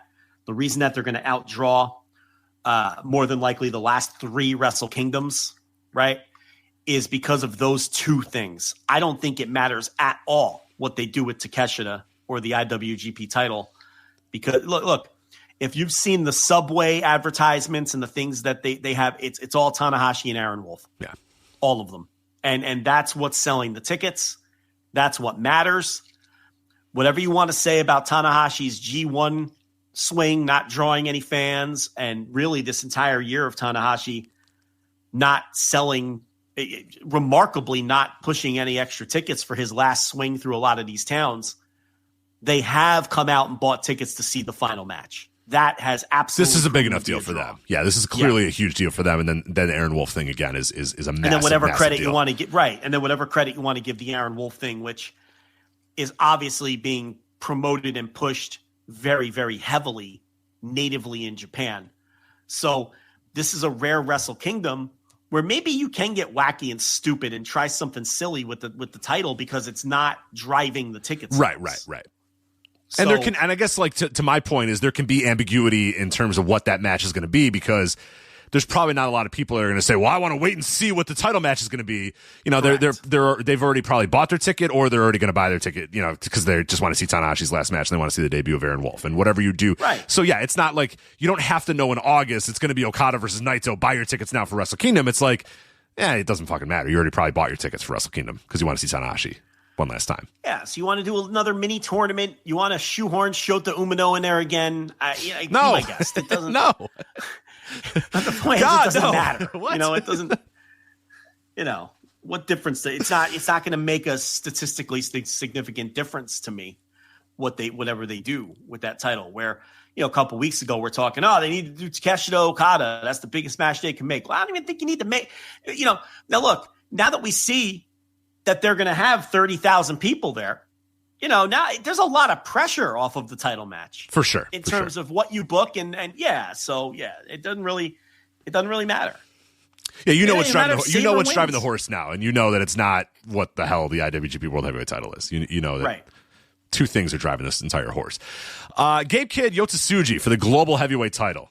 Gabe Kidd defended the title against Yota Tsuji. Now, Yota Tsuji's been a popular pick for the guy that can face Takeshita in the main event of Wrestle Kingdom, and then a popular, as I said, also doing the little mini tournament here. Hell, it might be these 4 guys in a mini tournament for the global title and the world heavyweight title. I don't think that's out of the realm of possibility either. That we see these top 2 matches, redone at Wrestle Kingdom and, or New Year Dash or whatever they're going to do. I don't know exactly how they would structure that little mini tournament or whatever, but yeah, possibility these 4 guys are still involved in it in some way, shape, or form. So I just think that we're obviously going to get a ton of clarity on this show. Yeah. So this is going to be a newsworthy show from that standpoint, because all of this is going to be cleared up by the end of this show, I think. The Knockout Brothers, Oscar and Yuta Ice. Have you watched them at all? What do you think of the Knockout Brothers? I have. What do you think of the rocket pack that they put on these guys as soon as they came back? I appreciate it. I don't know that they're good. But you know what? Fuck it. You got to push people. You got to. You know what? And at the end of the day, when that match was over, I was like, fuck yeah. Just push them. Give them the title. Don't dilly-dally. Don't have them earn it. Just have them fucking win the damn titles. You know what I mean? Just go. And don't have them lose the titles here. Do not have them lose to Shota Umino and Yuya Uemura either. Like, just fucking push somebody for a little bit for a pro. Just do it. Just because it's so fucking New Japan that they're going to lose these titles to Shota Umino and Yuya Uemura too, right? Like, just don't do it. Just have the Knockout Brothers win and run this division for a little bit. That's fine. I mean, I agree. Just sustain the push. At the end of the day, does it matter all that much? Probably not. But it could tell you what they truly think of these two guys in terms of long term. But at the same time, it takes so long for them to push anybody that will it tell us anything? I mean, typically you'd say, all right, well, if they lose the titles right away, all right, they don't really believe in these guys. They just wanted to get them off on the right foot to establish them as real players. But at the same time, look across the ring at who they're facing. I mean, it takes so long for Gato to put the pedal to the metal on anyone that it's hard to really read into the way he books anybody. So I thought they had a good. I want to see what they do in this match because I thought they had a really good match, but it was also with Ishii and Taichi, and that's not very hard to do. And having Yuto Ice in there and just banging shoulders with Ishii is, again, it makes him look like $1 million. I'm very curious how they look here with Shota Umino and Yuya Uemura. Now Yuya can go on that style. Shota's been he's been okay the last couple of months or whatever. So there's no reason this should be a bad match, but I think it'll tell us a lot about, was that just Ishii and Taichi being the perfect opponents for these guys, or are these guys going to be pretty good? Do they have a pretty good style that's going to work here? And early returns, I like what I saw out of them, and I'm very curious on this match too. Hopefully the momentum stays there. Now the momentum is going to absolutely not stay for never openweight title, Oleg Boltin versus Evil. No, thank you. Look, my intrigue in this show lies in directions for Wrestle Kingdom more than the show itself. And that holds true up and down the entire card. So, I'm interested in seeing Takeshita get crowned as the champion, and I think those two guys could have a great match. Obviously, I want to see where we're coming out of all of the matches on this card, because I think most of the directions for Wrestle Kingdom are going to be obvious. And then we could do the thing we do every year where it's like, all right, well, who isn't paired up? Oh, they're going to win World Tag League. You know what I mean? Like who doesn't have an obvious path for a singles match yet? Oh, they're probably teaming together and they're going to win World Tag League to face whoever the tag team champions are. So that's kind of where I'm coming at this show. Yeah, that's. I remember that traditionally when we would cover these King of Pro Wrestling shows, it was like, all right, now we pretty much know the Wrestle Kingdom card for the most part after this show, with a couple of exceptions of, okay, let's find out about the World Tag League and but for the most part, you're like, oh, okay, it's definitely gonna be this and this, and definitely gonna be this and this, and that. And then you're like, oh, who are the big stars left? Oh, they must be winning World Tag League. Right. Yeah. So that's kind of where we'll be at when we come out of this. Yeah. Oleg and Evil, I don't care. Whatever. Fine. I don't want to talk about Evil. No, I agree. I agree. New Japan World Television Championship match. El Phantasmo versus Hiroshi Tanahashi. This title has this title ever been on anybody under 35 years old? Remember when they released this title? That was the whole point, right? The whole point was like, the young wrestlers are going to get this thing. And it's only been on Zack Sabre Jr. and El Phantasmo. And it's, I really want to check if this title has ever been on somebody under the age of 35. They deviated from that quickly, but I will say this. They still put every one of these fucking things on World for free, like they said they were going to do. Okay, so every champion, which is true, they do. They put them all for free on World, and I think a lot of them, you could see them. Yeah, they're all free. They're all free. I appreciate that. So Zack Sabre Jr. won it. Hiroshi Tanahashi, Matt Riddle, New Beginning in Sapporo. Matt Riddle, February 23rd, 2024. Zack Sabre Jr. got it back. Jeff Cobb. Ren Narita's probably the youngest guy to hold this title ever, and he might not be under 35 either. He's 27 right now, so he was 26 then. So okay, he is the one. El Phantasmo won it from him. El Phantasmo is not under 30 years old. He is 30. 26 isn't under 25 either. Did I say under 25? Okay, yeah, you're right. So it was not under 25. Well, was that the line? I forget what the guy said. I think he just said like young. It was definitely supposed to be for younger wrestlers. Right. It was Obari and that other dude from the TV station. It was the time limit. It was the age. and it was they're all going to be free. Yeah. They've held up two ends of that, but they very quickly got away.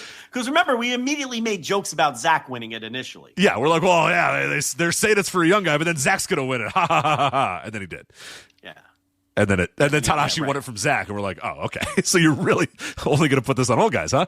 And for the most part, yeah. So Ren Narita so far youngest. El Phantasmo, Great Okan won it from El Phantasmo. Now Great Okan is, in his mid 30s, and then El Phantasmo won it back from him. So yes, Ren Narita at 26 years old, I believe, would be the youngest winner. And I think Matt Riddle's 38 or so. Yeah, he's in his late 30s for sure. So it's excuse me. I think you mean Rude Dude. the Rude Dude. The Rude Dude. I can't wait. Rude Dude. I'm not the king of bros anymore, bro. I'm the Rude Dude. Joe Dombrowski, the Rude Dude. I was like, oh, we're really going with that name. Okay. He's like, the Rude Dude. Oh, my God. Like, it was the most offensive thing he ever heard. I just thought Riddle was, off the cuff just say, I'm a Rude Dude now, man. And then Dombrowski was like, the Rude Dude. I can't believe it. I'm like, oh, we're going with that. I can't believe he would stoop to these levels. We're like, what? He's got like RD on his gear. Like, right. He came out and his gear said RD. And I was like, wait a minute. Is that Riddle? Like the R and the D from Riddle? And then on his ass, it says Rude Dude. And then he did the promo, and it's like, what the fuck is happening with this man? A lot is happening with him. But a Bart Simpson gimmick. We'll get back to him in a minute. Bishiman, Hiroki Goto and Yoshihashi, and Yo versus TMDK of Hartley Jackson, Kosei Fujita, and Rohei Oiwa. No DQ, Sonata versus Drilla Maloney. No thank you there. And then unaffiliated, my favorite new stable in New Japan Pro Wrestling, unaffiliated, which is just LIJ without Naito, Hiromu, Shingo, and Titan versus Clark Connors, David Finlay, and Taiji Ishimori. That is... Can we come up with a fucking idea yet? No. Like, it's been months. Can we do something? Unaffiliated. Yep. All right, sure. Even though they're very affiliated because they're all together. They're still affiliated every show. They're very affiliated, Yeah, that's my point. Like, all right, sure, unaffiliated. Yeah, okay. The laziness. I thought just 5 guys or just 4 guys was the laziest stable name ever. Unaffiliated is my new favorite. The depths of the laziness. This group of loosely affiliated guys, just call them unaffiliated. It's fine. Whatever. So, great. There you go. That's King of Pro Wrestling. So we'll review that on next week's show. And hopefully have some directions for Wrestle Kingdom coming out of that. Real quickly, Santos Escobar gets some new paper, single-handedly demonstrating the power of leverage and the benefit of competitors in the marketplace because he has declared that he is a free agent. You got people out there saying at 12 o'clock midnight, Santos Escobar becomes a free agent. I'm like, man, a lot of news cycle here for Santos Escobar. And then it ends like a couple hours later when it's reported that he reached a new deal with WWE. And PW Insider reported that, quote, WWE listened to Escobar's concerns about his creative direction and offered him a, quote, considerably larger offer to remain with the company. So if that's the case, good for Santos Escobar. Yep. Good for him. I would be skeptical that push is coming. As we saw, didn't they say the same thing about R-Truth? They did indeed say the same thing about Ron the Truth Killings. And within a month of him being serious guy who cuts off his dreads, he's just back to being like, are we in Sheboygan? No, we're in... It's so funny. So he's just doing the same character he did before. Yeah. He's right back to what he was doing. So we'll see. Hell in a Cell. I thought it was TLC.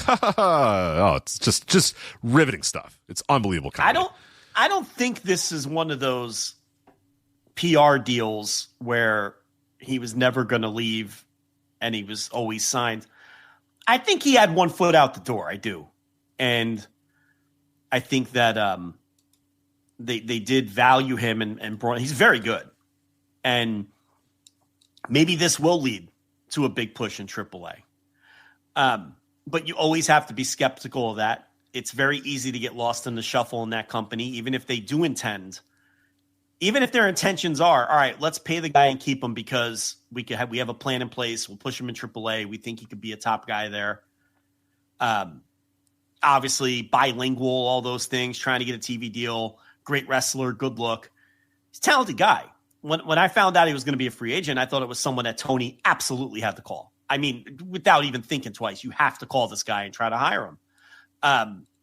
but now that's off the table. So even if they intend to push him, I still question whether they will, because it's so easy to get lost in the shuffle there. I don't think they ever intended to push R-Truth. I think that was a total public relations move to quiet the fans down. Yeah, and what we see now is what they always planned on. They were done always. with it. They were done with the guy. They were done with They him. told a story, and they told a great, we talked about it at the time, they told a great end story with R-Truth.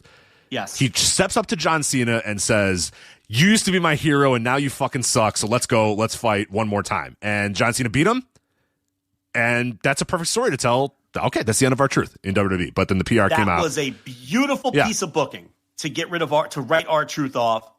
The fans rejected it. Their locker room rejected. Most importantly, the locker room. Right. And then R-Truth leveraged it to perfection, reached out to other companies the same way this guy probably did. Okay? And Nick Khan felt like they had to bring him back. He felt like we have to, because we're going to upset the locker room. It'll quiet down the fans.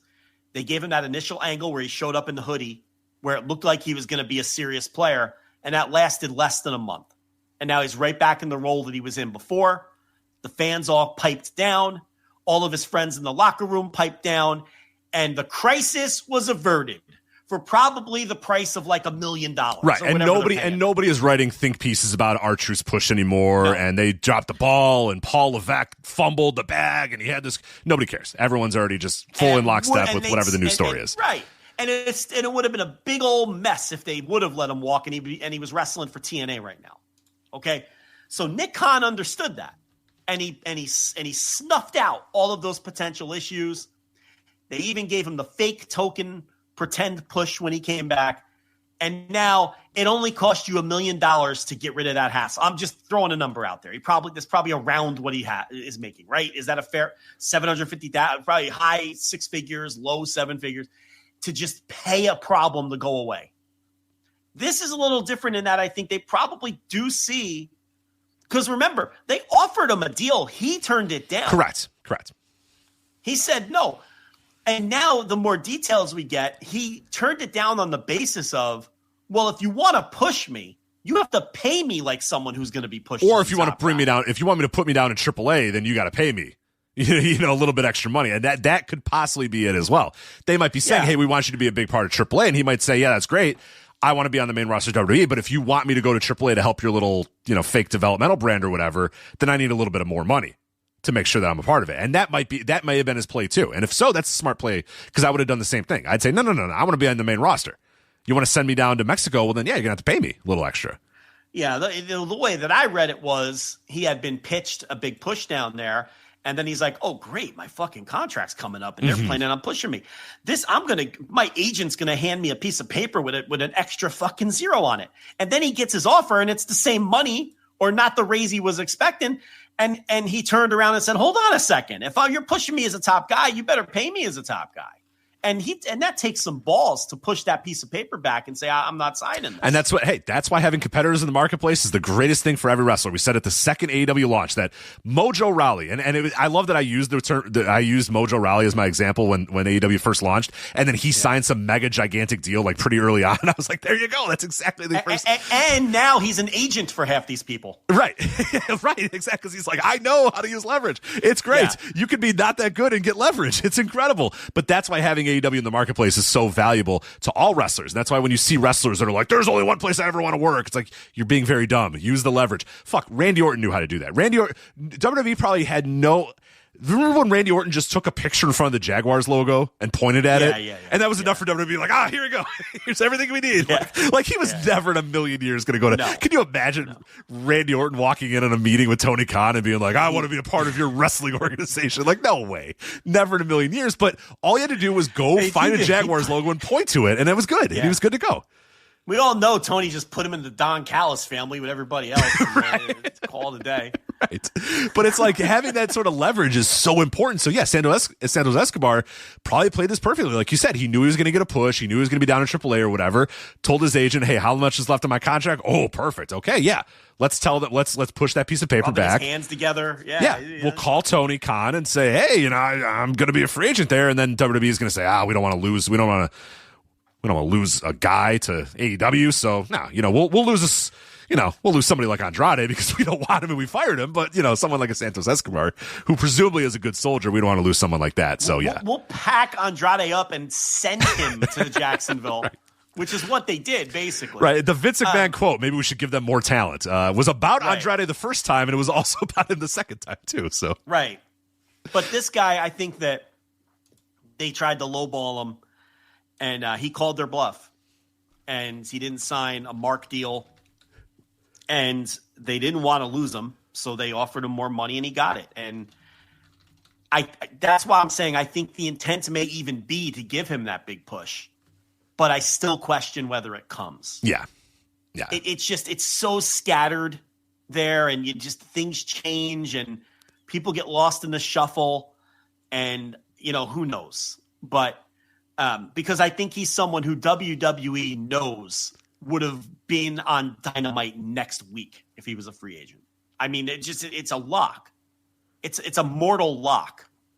So they had to, if they wanted to keep him, they had to give him more money. So all this is great too, because, and I've resisted the temptation for months and months. I resisted the temptation to talk about this guy because I thought this was all just so eye-rolly and so lame. But now is a good time to talk about it. The Karrion Kross thing. Oh, God.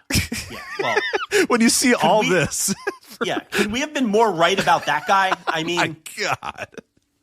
He barely gets booked on the indies. Like, a little bit of Defy, a little bit of, I guess, MLW. He's going to MLW. We're going to see him in the world that never stops. But yeah, it's like, Wrestle Pro and Defy and MLW. And it's just these kind of indies. He's just kind of doing what we thought he'd be doing. A lot of nothing. Indies. Yeah, so that's why I resisted the temptation to ever talk about it, because I thought the whole thing was just ridiculous. And I was like, they don't value this guy. Yeah, he's doing very good. He's doing a very good job of getting the wrestling media to pretend that he's a big-time star, but they don't think he's a big-time star. You know how I know? Because they would fucking push him if they thought he was a big-time star. And they never did. So it's just so funny that... So what happened with him, it's the same thing. They gave him a piece of paper, and he looked at it and said, what do you remember his exact words? I think to Helwani or whoever were, what are you basing this on that you're not giving me a raise? Like, what metrics? Like, why are you giving me the same pay or whatever it was, the low pay? And instead of like with Escobar, where they came back to the table with more money, they told him, you have a day to sign it or it's off the table. because they're like, he's nobody, like take it or fucking leave it, pal. All right. Right. They rolled their eyes and said, oh, God, we barely, it was a 5-4 vote to even send you this thing. Okay, so if you don't want to sign it, fuck off. Get out of here. Yeah, the guy, the 4 that voted no emailed immediately after. We're like, I told you. And they're like, I know. We'll give him 1 day. We'll give him 1 day to sign it, and then we'll say no. Right. We'll pull it off the table or whatever. Because here's a guy that they had no, you said Santos Escobar would show up on Dynamite next week. I think they called his bluff and said, sure. Go to Tony's not signing Exactly. So they said, all right, pal, go call Tony then and go fucking show up on Dynamite. Try us. Right. And I think old KK thought they were going to say, actually, sorry. And that's another facet of the R-Truth situation, too, in that they knew Tony might bring that guy in just out of spite because his name was hot. Right, and because people like him and he's well-liked. And people like him, and the wrestler, or TNA, no doubt was going to bring him in out of, because his name was hot. Whereas if R-Truth would have just left quietly after the Cena story, they would have been okay with him going somewhere else. But going somewhere else that would have put even more heat on the company if he popped up in somewhere else. With Kross, they didn't have any fear. If he shows up in AEW tomorrow, they're not going to care because it's Killer Kross.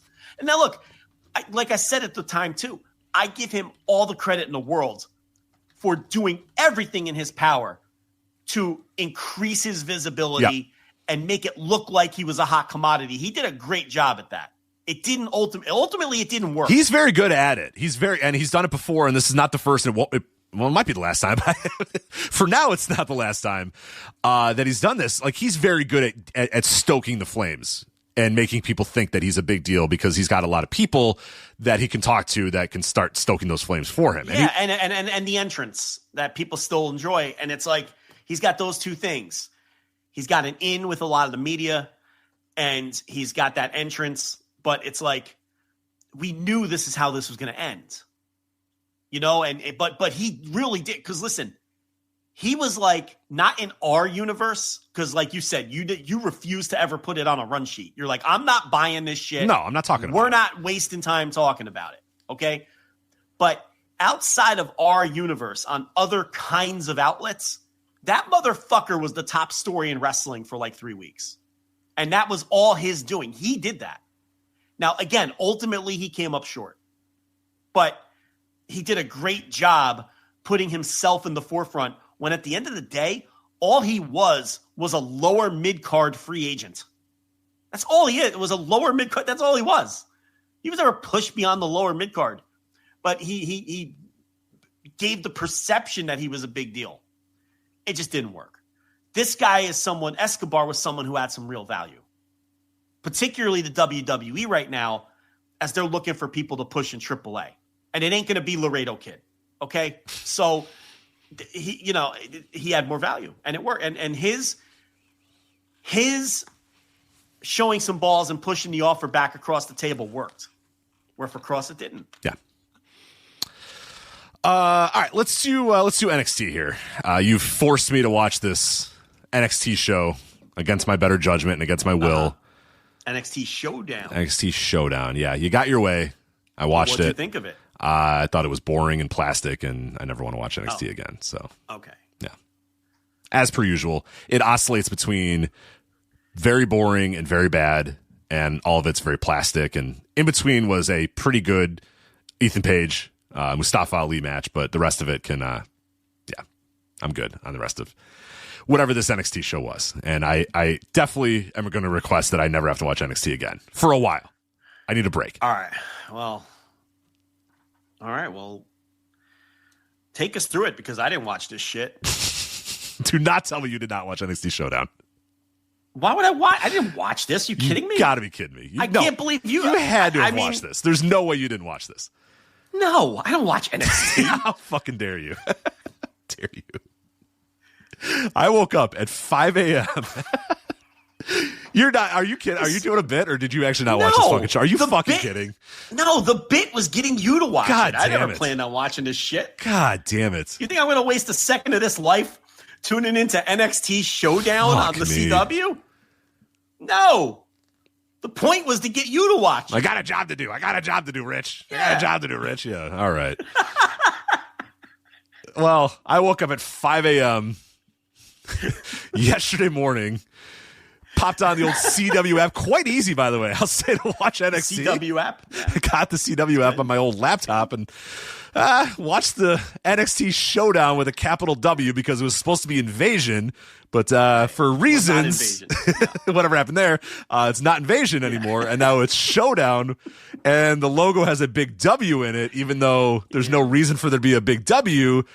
But the reason is because they were doing the Invasion logo from the Invasion pay-per-view in 2001, and that made sense to have a big V because that was WCW versus WWF, but they decided to keep the same logo, so it was show with a giant W down for some fucking reason. So, you really did not watch this show? There wasn't a chance in hell. You gotta be kidding me. That I was watching this ShoWdown show. Are you kidding me? Fuck me. All right. Take us through the show, Rich. In one of the worst matches you will ever see, NXT Tag Team title versus TNA Tag Team title. Winner take all. The Hardy Boys, the TNA champions, versus Dark State, the NXT champions. When I tell you that Osiris Griffin specifically, maybe Deion Lennox fucked up a couple spots too, I don't know. When I tell you that Osiris Griffin fucked up every spot in a 10-minute match, I am telling you every spot this man fucked up. Every spot. Yeah. like what happened was, and it's a thing that happens in NXT a lot, and we talk about it. That's why it's such a fucking bullshit ass company, is that when these guys, when it deviates from what the plan is and what the idea was of the match, they have no earthly idea what to do. So what happened was, at one point, Dark State was supposed to, both of them were supposed to hit, forget who it was, I think Matt Hardy in the stomach or whatever. Maybe it was Jack, who cares? They were going to bounce off the ropes, they were both going to hit one of the Hardys in the stomach. They missed the spot. One of them hit him in the stomach, the other one didn't. But Jeff just kind of sold, or whatever Hardy it was, just kind of sold. And from that point forward, Osiris Griffin was like, I'm fucking lost. I have no idea what to do. That spot was supposed to hit, and then we were supposed to do another move after that, and now I don't know what to do. So then the Hardy realized, they didn't really get all that, so he starts standing up. Osiris Griffin goes for a leg drop, even though Hardy's standing up. Hardy's just standing around. Osiris is standing around, and you're like, oh, dear God, this is a fucking disaster. And it never got better. Because then, they're trying to lift each other, and then Matt Hardy's trying to lift Osiris Griffin, and then Matt Hardy's it's just, from that point forward, it was a fucking mess. And they could not get this thing back together. And then the Hardys won the match and won the fucking NXT tag team titles. There's one person in TNA they will let beat an NXT talent, and it is the Hardy Boys. Jeff and Matt Hardy. I love it. So yes, as I predicted on behind the paywall, that this would be the big win. Yeah. That TNA got, because they'll let the Hardy Boys win. Oh yeah, of course. They don't have a problem with that. No. I watched the show. I didn't leave you out there to dry. Okay.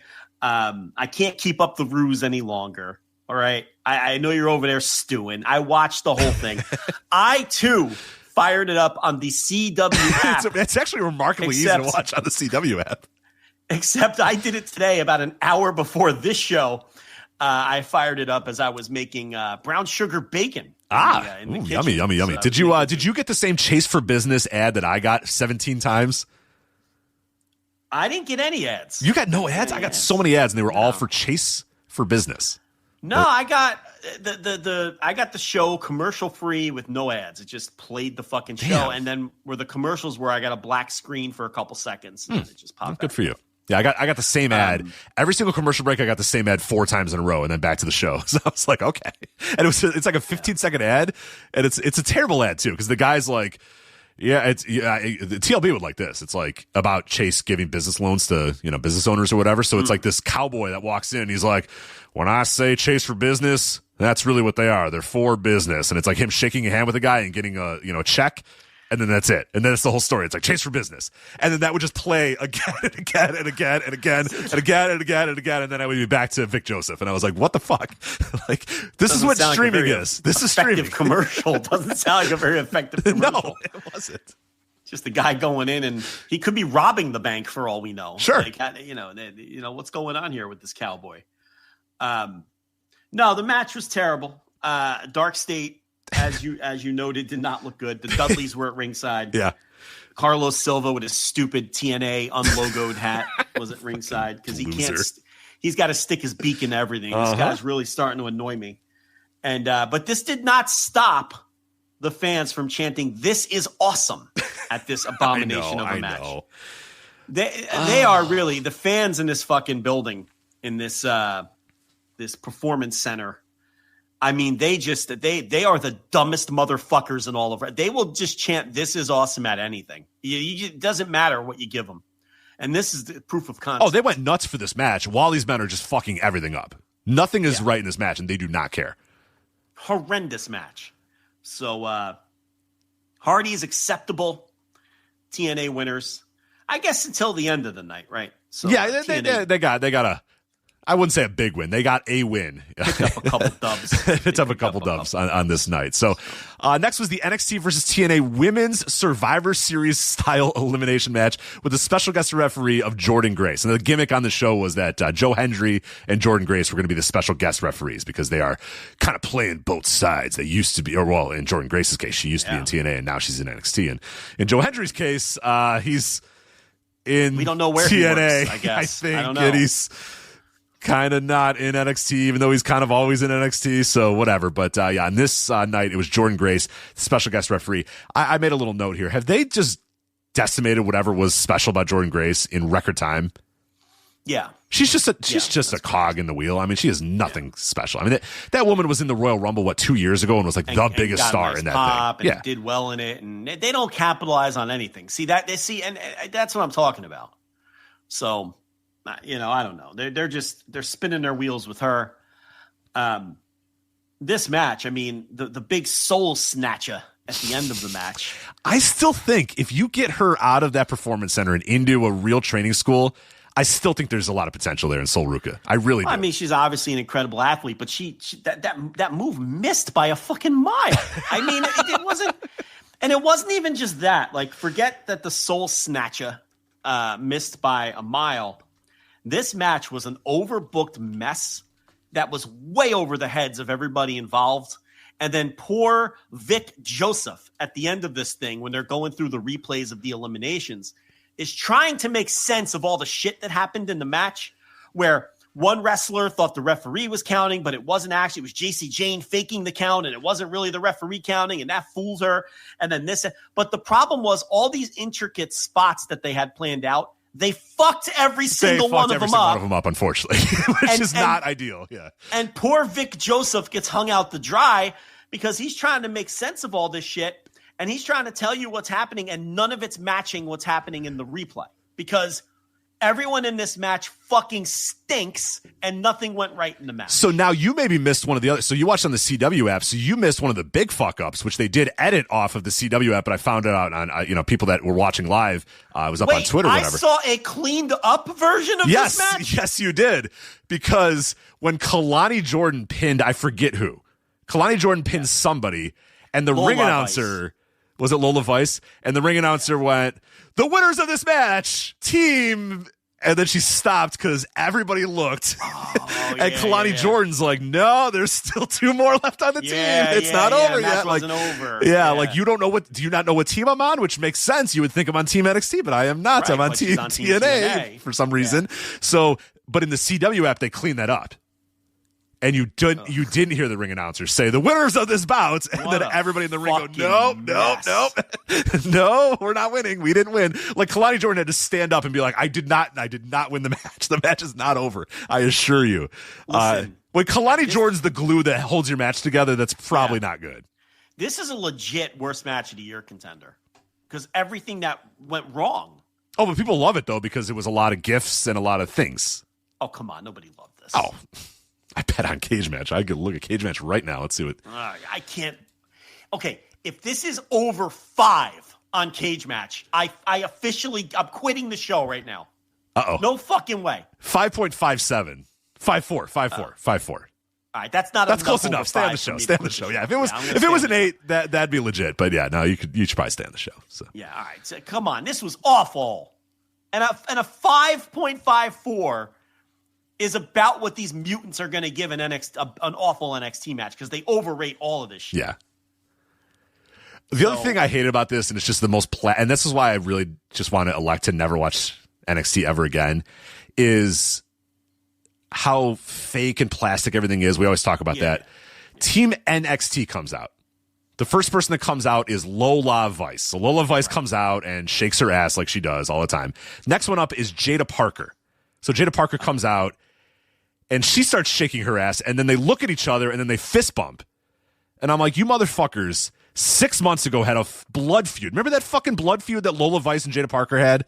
But the biggest feud, they hated each other. They did kendo sticks and fake MMA fights and hair up, square up or whatever. And now it's like, all right, yeah, here you go. We got half shirts that say NXT on it. So now we're best buds. So let's fist bump.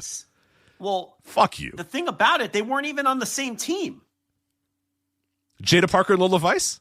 Oh, Lola Vice. You're right. You're right. They were on the same team. Yeah, so they fist bumped. I'm confused. Yeah, you don't know who's on what team or whatever. Because they're all NXT wrestlers. Right. So Jada Parker, Lola Vice just fist bump as if they didn't have a massive feud 6 months ago, which again, like just a little bit of a side eye would be, that's all I ask for. That's the kind of shit AEW wouldn't do. Yes. Like they would come out and Lola would be like, all right. And Jada's like, nah, we're not like that. You know what I mean? I'll work together to win this match for some fucking reason, even though there's no stakes involved. But when I'm not fist bumping and we're not shaking our ass, because they fist bumped and then smacked asses, and it's like, for God's sakes, what's going on here? Then Sol Ruca comes out to her little surfboard music, and then they all do like a surf dance. They do like a 50s dance, and I'm like, fuck all of this. Good Lord. Yeah. But then, Joe, she comes out to her fucking Annette Funicelli music. Beach blanket bingo. Wipeout. As they're doing the little fucking wipeout dance or whatever.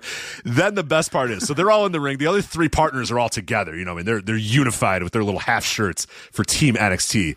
And then Mother Goose shows up, JC Jane, but she's not as happy. So they're like, all right, JC, let's go. And she just walks right past them. It's like, no, it's all business for me. And I'm like, this is so stupid. She like fist bumps them a little bit, but she's like, no, let's go in the ring. This matters to me so much. It's like, oh, God.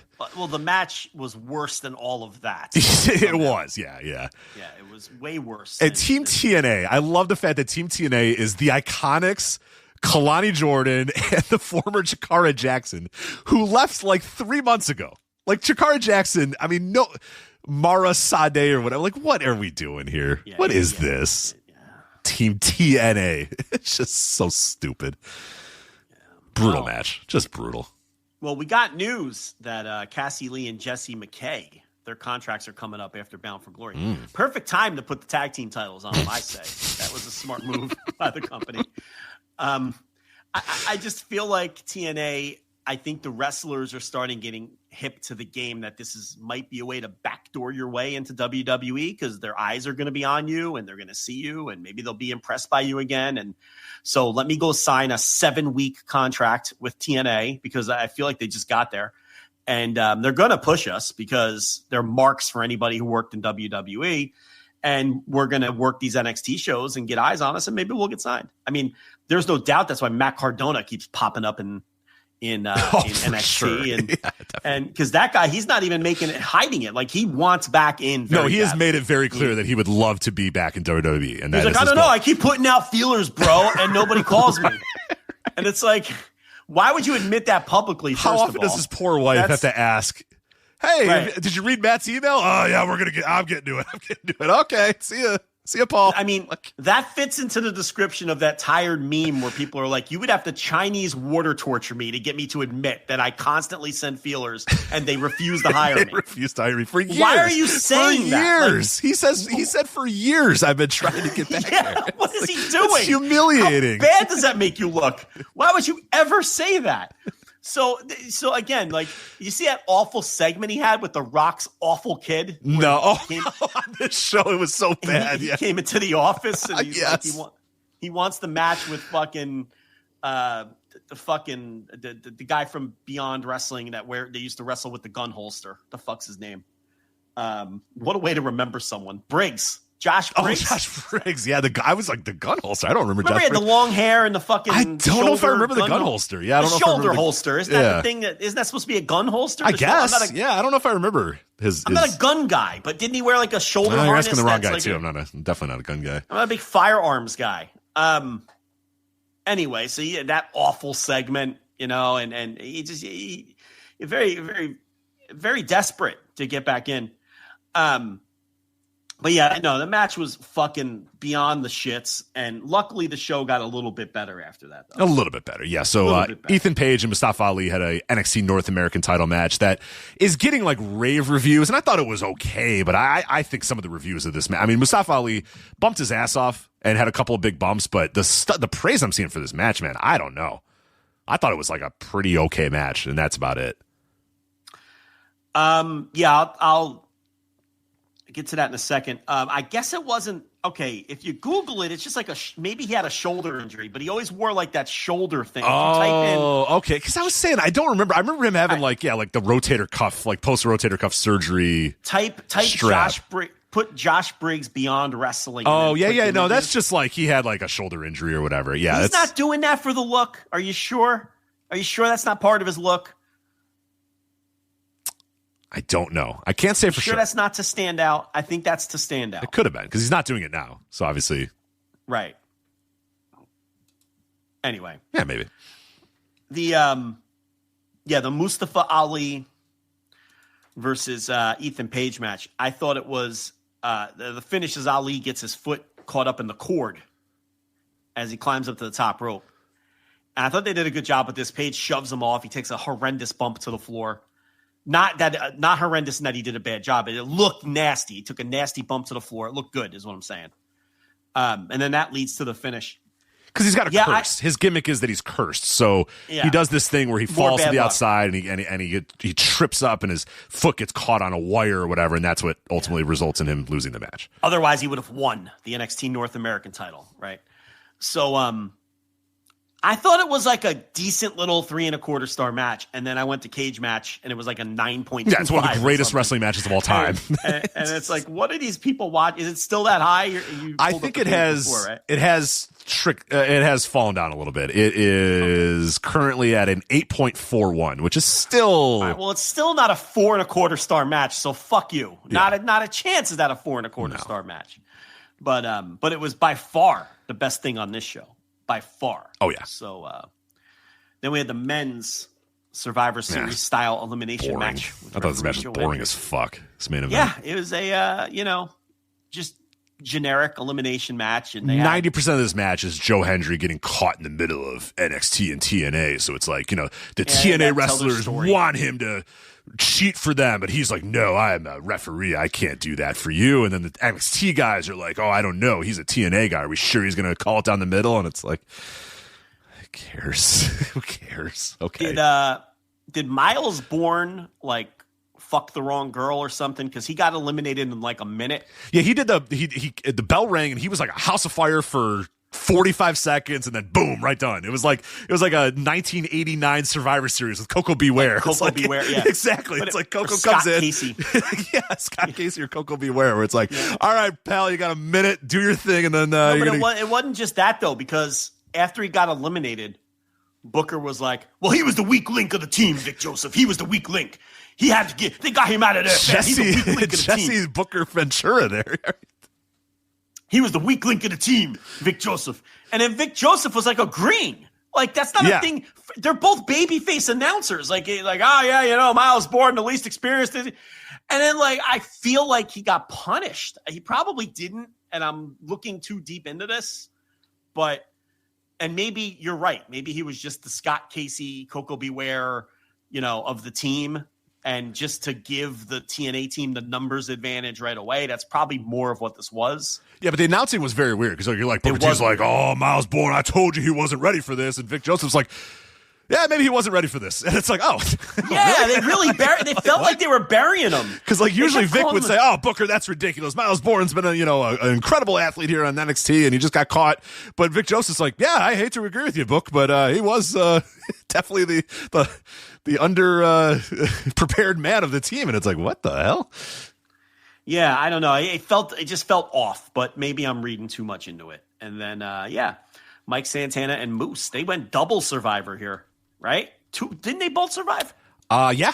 They went double Survivor with obviously the NXT champ, Saints being the last guy out. So I don't know if they're building to Mike Santana versus Saints. You would think that they are with him eliminating him last and everything, and TNA standing tall. But a match. Look, it was fucking Misawa Kobashi compared to the first two matches on the show. But it was nothing special. Just an average ass match with way too much heavy handed WWE style storytelling with the ref and everything. But that was ShoWdown. Which, are you glad you watched it? No, I'm not. Never again. Stop. Stop with this NXT. Mean? Stop you with this NXT. You got to follow the whole world of wrestling. You don't have to follow NXT. You do. I don't have to follow NXT, and I don't have to follow TNA. There's no reason to follow those. Well, you know what? Lucky for you, Bound for Glory is coming up this week. Yeah. And we're going to have an extensive review. We? Who's we? Who's Glory. we? You got a mouse in your pocket? Because it ain't going to be me, pal. I don't know what who's do you mean? It's on the Run Sheet Network. Fuck that. I ain't watching Bound for Glory. Get out of here. Lowell, Mass. Joe Gagney's going to be there. He will. You know he'll be there, yeah. Yeah. And it's a loaded lineup. I mean, I don't know about that. What are you laughing at? I think that's a little... I don't know if that's... Yeah. All right. Well, what's the loaded lineup? Yeah, it is doing good business. It is undeniably doing good business. Well, you got Tessa Blanchard versus Gia Miller on that show. Mm-hmm. I know you're a big Gia Miller fan. And all her matches that she's had, yeah. The future, Frankie Kazarian, is defending the TNA International title against Steve Macklin. Is that feud? That's a main event in any building, yeah. What happened to Macias?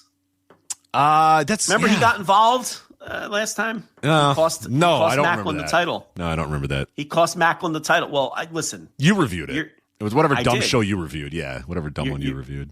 You're not. He got Victory Sacrifice Road, or whatever the fuck. Victory Road. Victory Road. Okay. Listen, how about Leon Slater versus Javon Evans for the X Division title? Will you accept, if I watch just that match, will you accept that as a review of TNA Bound for Glory? It's a little lazy. It's about what I expect from you, but I that's fine if that's how you want to handle it. That's how I want to handle it.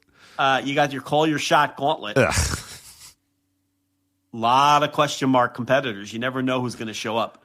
But you know who is showing up? Old Manser. Mance Warner will be in that match, along with Li Ying Lee. Hold on a second. That's all we got. So it's an intergender call your shot battle royal. It's intergender. We're still doing this shit.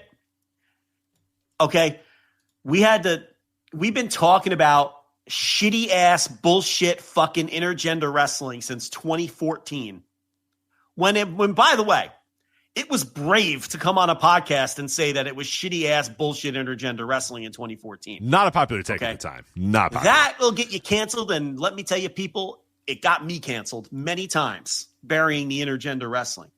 And here I am in the year 2025, still having to put up with intergender wrestling. Why are we doing this? We don't have to live like this. We don't have to have puppets.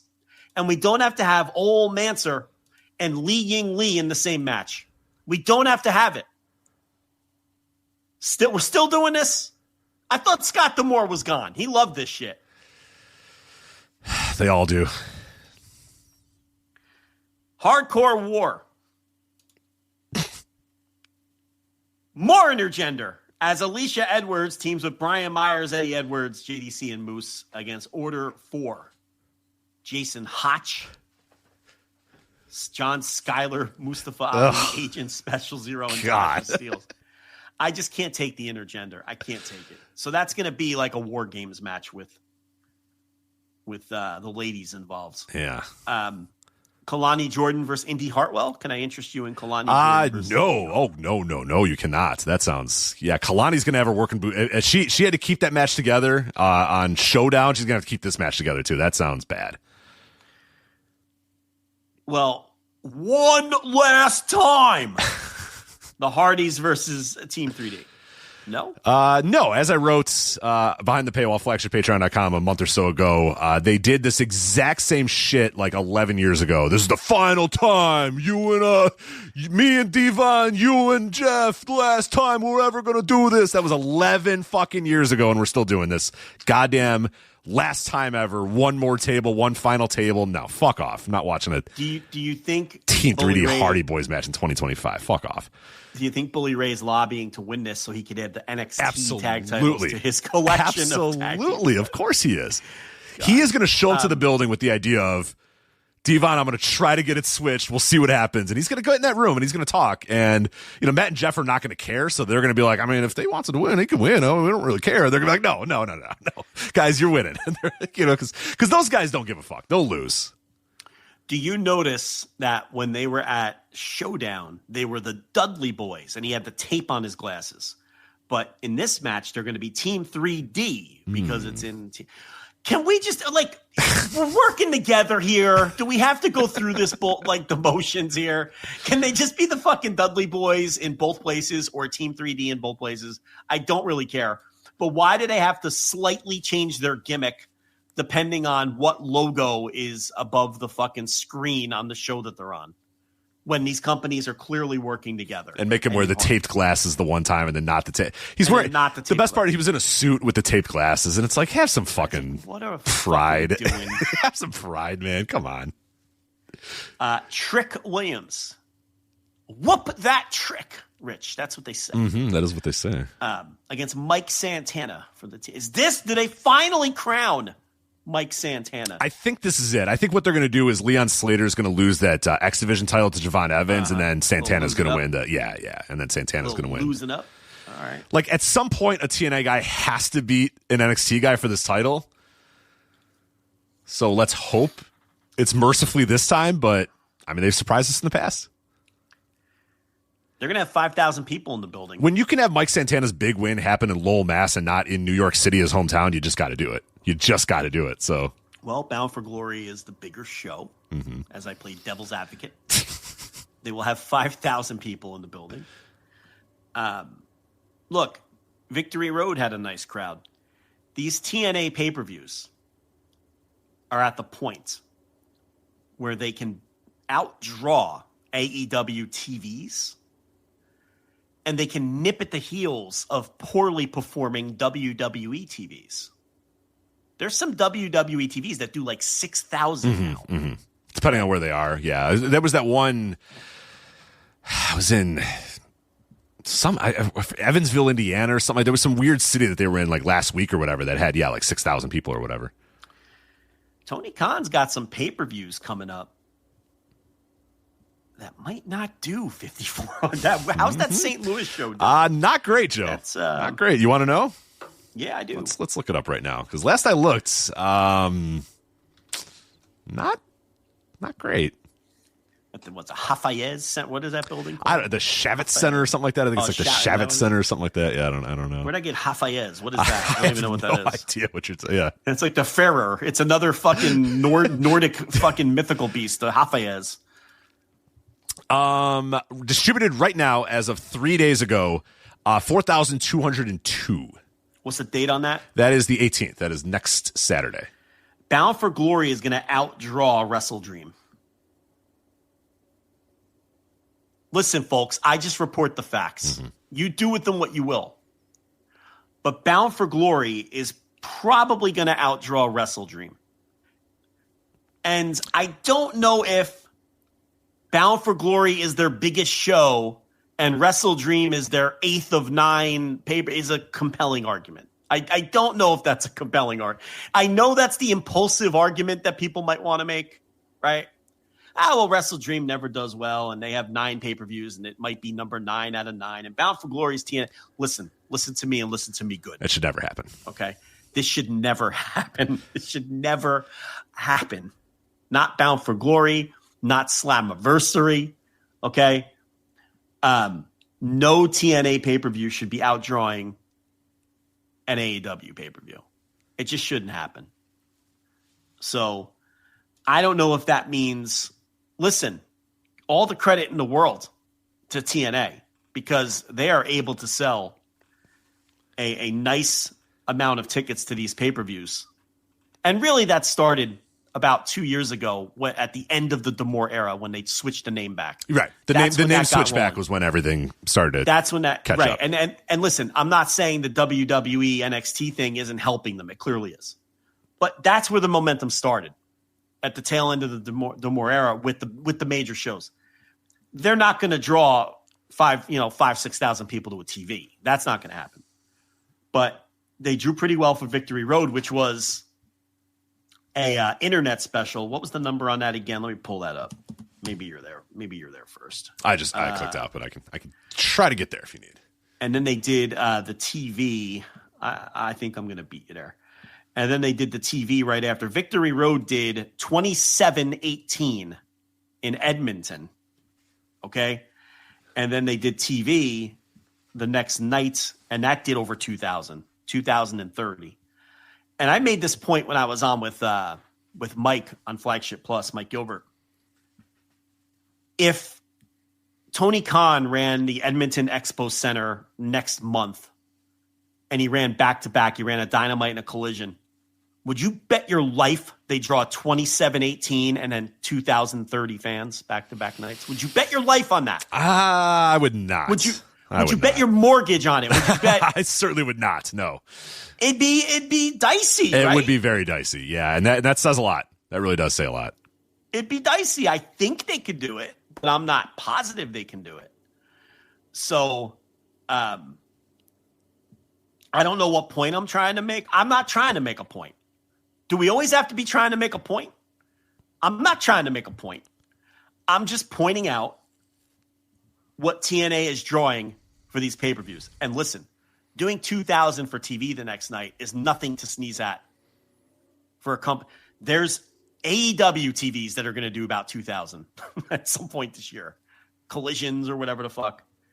So, what they do in fucking Virginia? a couple weeks after All In. What was that number? Was that low? I don't think it was that. I don't remember that one. It was now. down there. It was pretty close. It was pretty close to that. Yeah, it's this should really never happen. Really, yeah. I mean, at the end of the day, yeah. It's now look. Hold on. Let's see. Where's that fucking Roanoke show? There it is. Roanoke Collision. 32.51. Okay. 30. Not quite that low. And again, these are TNA pay-per-views. I have to stress that. We're comparing pay-per-view to TV. But we're about to compare pay-per-view to pay-per-view with the Wrestle Dream. Yeah, Wrestle Dream and Bound for Glory. Which is not doing well. The Wrestle Dream, and they don't even have set up for much more than that in the Chaffetz Center. So and then after that is was the Full Gear the month after? Yes, yeah, Full Gear. That's set up for like 9,000, I think, right now. Full Gear, yeah, I haven't looked at that in a while. They can get 10,000 in there when it's all said and done. That's a major one of their original 4. It's not All In, but it's one of their major 4. I think that's they have it set up. So they have it set up at the Prudential Center right now for 7,433. Oh, less than I thought. And they've sold 6,265 already per. Yeah, they'll have 8,000-9,000. Yeah, I think so. They'll get there. They had over 10,000 in 2024, November of 2024. So you would assume that they could probably get back there, ish. That's that realm. Yeah, they'll have 8,000-9,000 for that, especially depending what the match. But look, they don't have a lot of big matches because there's so many guys out right now. Right, that's the other problem. Anyway, the point here is, look, everyone knows AEW is having some business struggles right now. What I'm trying to express more than anything else is TNA pay-per-views draw very well right now. And there's no disputing that. And this is their biggest show, and it's gonna draw again. Well, last year, where the fuck was this show? Where was the one in? Hold on. 2 years ago it was in Chicago. That was the announcement of we're going back to TNA. That was at the Cicero Stadium, and they sold that out. But that's 1,000 people or something like that. Yeah. That's MLW territory. Last year was Detroit, and they did 3,000. Okay, that's growth. That's some pretty nice little house too. That's some nice little house. Some substantial growth between year over year. So that deserves a little bit of credit for sure. Slammiversary. That was the one in. Where was that? Montreal? No, that Slammiversary was the one in Long Island where they did 7,000. Yes, yeah, that was the Mike Santana one where he didn't they didn't put the title on. right. Yeah. So they waited for it. Now again, they could have done it at Slammiversary, Bound for Glory. What's the bigger show? I don't know. They never make that clear. They have never. TNA is. And we'll ask Garrett Kidney. He'll have an answer for us probably by the morning if TNA has ever officially declared if Slammiversary or Bound for Glory is like their big show. I think the standard company line is that they don't have WrestleMania. They have multiple WrestleManias or whatever, but just answer the question. What's the one, right? We need the one. What is the one? Is it Slammiversary or Bound for Glory? I don't know. It's the eternal question. Yeah. All right, what else we got on this flagship? All right. Crown Jewel Perth. This should take about a minute. It should be about a minute, then we can get to the rest of the topics. All right, there is a WWE show on ESPN Unlimited, of which I am absolutely a subscriber, so I'll be locked in at whatever time the show is on whatever day this weekend it is. John Cena versus AJ Styles. Io Sky and Rhea Ripley versus the Kabuki Warriors of Asuka and Kairi Sane. Australian street fight. Roman Reigns versus Bronson Reed. And then we're doing the Crown Jewel Championship. Remember those big, giant, gaudy belts they had in Saudi Arabia last year? Well, they're coming to Australia, baby. Stephanie Vakir versus Tiffany Stratton and Seth Rollins versus Cody Rhodes for these titles. Now, so these are just two worthless titles. These titles are literally, you win them. Like, the idea was, and now we laughed about it last year because they won them on the Saudi show, and then we're like, you guys can keep them. We'll take them next year or whatever. So they were doing this gimmick where you win the titles, you hold them up, but then you just give them back, and then next year you come back and try to win the titles again. Like, they didn't keep consistent champions. It's not like Cody Rhodes is going into this as the defending Crown Jewel champion. It's the Crown Jewel 2025 title. So, yes, they're completely worthless titles that don't matter at all and are never defended and don't really exist in any real fashion whatsoever. So get into it. It's great. Your municipality is paying us a lot of money to bring a show to you. Yep. we don't want to do much in canon, so we'll just do these fake little title matches for you, and it won't matter at all. No. It'll be forgotten the next night, but you're getting 2 title matches. 2 title matches, yes, and an Australian street fight, and that makes more. It's in Australia, so you know what? Oh, you'll have barricades breaking and tables breaking and WWE kendo sticks. Oh, I can't wait. Maybe a Foster's can, what are other Australian things that these men can hit each other with? What are other Australian things? A didgeridoo. They can hit each other with a didgeridoo. A fucking, what are Australian things? Let's see. An awkwardly shaped Australian rules football. Right, a weird, is it right? Yeah, it's kind of lopsided, but it's not lopsided in the same way that a football's lopsided. It's a little thicker. It's not really round or oblong. It's kind of just its own shape. Right. That's indescribable. All right, so I looked up what are Australian things. Vegemite. They can hit each other with Vegemite. They could, yeah. Emus, apparently, I guess. Or I feel like there's emus other places. Koalas. Mm-hmm. This has chicken salt. Chicken salt is that a uniquely Australian thing? What the hell are we doing? I don't even know what that is. It's just salt. It just looks like it's salt that you put on a chicken. I don't know. Why is it called chicken salt? I don't know. Oh, I guess it was invented in Australia, so fuck me. All right, good for you guys. Boomerang, there you go. They're going to hit each other with boomerang. Boomerang, you got to have boomerang. I forgot about boomerang. We found it, 100%. Yeah, a stuffed kangaroo, a boomerang, a can of Foster's. Like, I'm trying to think of what a generic American would think of for Australia. And all those what's going to happen now is a bunch of Australians are going to be like, we don't drink We know. I'm just going from the perspective of a very dumb American who only knows a couple things from Australian culture. And trust me, we don't do half the shit you guys think we do either, but we don't bother arguing about it. Right. But trust me, an American mind knows Foster's. The fucking tagline was Foster's, it's Australian for beer. You know what? Take it up with the Foster's Corporation. That's or whatever. right. Take it up with your own company. Right. I sure hope they're Australian now. I think they are. They're probably fucking. Is it some Anheuser-Busch products that they just stick in a bigger can? Yeah, for sure. Yeah. They're definitely owned by what let's see who owns them. Oh, they're owned by a Japanese company. So there you go. Oh, and in the US and Canada, they're manufactured by Molson Coors. So yeah, exactly. Is Paul Hogan dead? Oh man, my guess would be yes. What would you? Before I look it up, what is your guess on if Paul Hogan is dead or not? I'm going to say Paul Hogan's alive. Okay, you're going with Paul Hogan is alive. I'm going to go with alive. Paul Hogan alive. It's always you get. He's 86. He's 86 though. Is it going to say Paul Hogan is or Paul Hogan was? Yeah. You look at the Wikipedia page. Paul Hogan is an Australian actor and comedian, so good for him. He's still hanging around. He was nominated for an Academy Award for Crocodile Dundee. Good for him. That's crazy. That's crazy talk. Best original screenplay. How bad of a year was 1986 in film? If they're like, I don't know, Crocodile Dundee, I guess. Like, come on. That's just. Well, didn't Marissa Tomei win for My Cousin Vinny?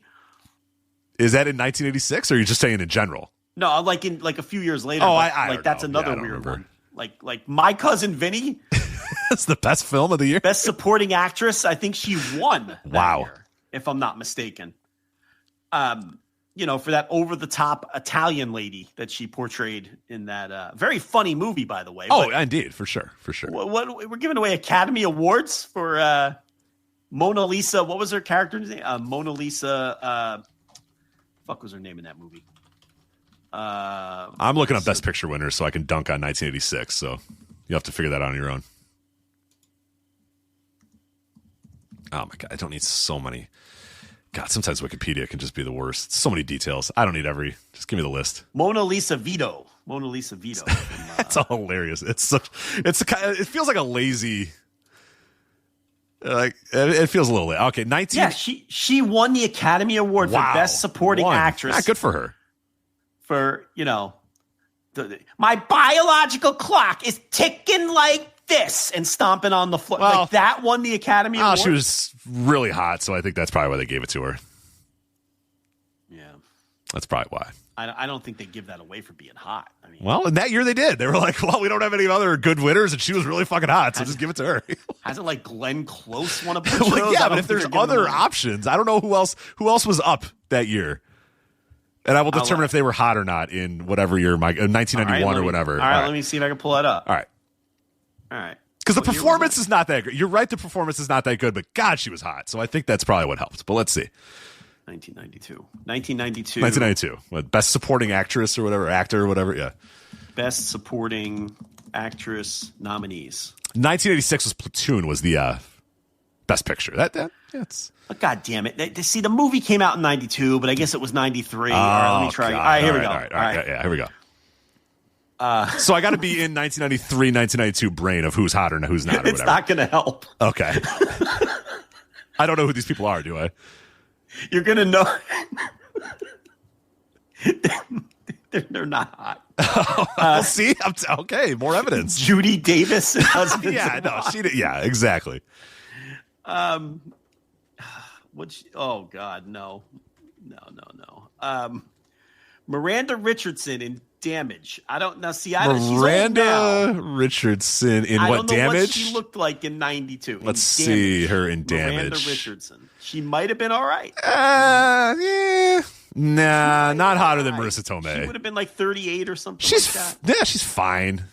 She's fine in this one, but not. No. Vanessa Redgrave in Howard's End. She had to be so old. Yeah, she had to be in her 70s. But hey, look, you know what? Old. No, not that old, I don't think. No? Hold on. Vanessa Redgrave. She wasn't bad in her youth, I was going to say. I'm looking at clips in this movie. It's, yeah. She was, all right. She's old for an old woman. She was pretty, still had it. Not hotter than Marissa Tomei in 1992. Hold on. She was born in 1937, so she was only... Oh, no, she was in her mid-50s. Okay, well, she looks older than that. They dressed her up to make her look a little older. Joan Plowright in Enchanted April. She sounds hot, but I don't know anything about Joan Plowright. Plowright. She's great. I love her porn. Joan Plowright, yeah. Well, she was born in 1929. Oh, so I don't. Yeah, she's a little old. Well, she would have been what? 60. She would have been in her mid 60s at this point. So I don't think there's any point. Yeah, no. You're not going to be into that. No, you're not going to. That's a little too old. A little too old for me. So yeah, she was easily the hottest. So I think that's what they did. They were like, these are kind of all even, and she's really hot, so we'll just vote for her. Let me see if I can make an argument for Miranda Richardson in Damage. No. You'll see. You already looked it up? No, and I think she, if I remember correctly, the movie, she's kind of deranged or whatever, so I think they made her look a little bit. I'm sure if you did a little bit of work, you could have gotten her to that level, but I can't get her over the top on Tomei. I can't do it. Over Marissa Tomei in 1992? Are you kidding me? Redgrave was too old. Yeah. Howard's End. Let's see. Fuck, Marissa Tomei in 2025, man, is still. See, I don't know. No, I know. I completely agree. Here's the thing. I don't think she was that hot in My Cousin Vinny. No, I agree. I agree. She got hotter. I don't like her hair. I didn't like her hair in that movie. Deity's hair was a little too much for you? No. Now, look, she's an exceedingly hot woman. I'm saying in that movie, I don't think Marissa Tomei was particularly hot. Yeah. But I think she's pretty hot. No, listen. No, she would listen. It was no Marissa Tomei in The Wrestler. I can tell you. Oh, that was peak. That was peak by far. Yeah. I mean, it was no Marissa Tomei in A Different World either, for that matter. I'll take either of those versions of Marissa. I don't know the hair. I can't get past the hair. That's fair. In My Cousin Vinny, I can't get past it. You don't like the big hair. It's okay. But why the hell did she win the Academy Award for that? Well, people are bringing up Platoon won Best Picture. Why the hell did it not win Best Original Screenplay in 1986? Well, that always happens. Yeah. They always spread it around. They tend to spread it around.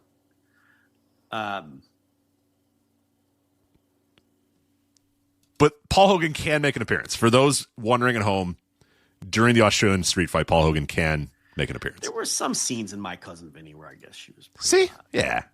But you're thinking of the courtroom, and she wasn't peak Tomei in the courtroom. No, there were some scenes where she was pretty hot. It's still not her best.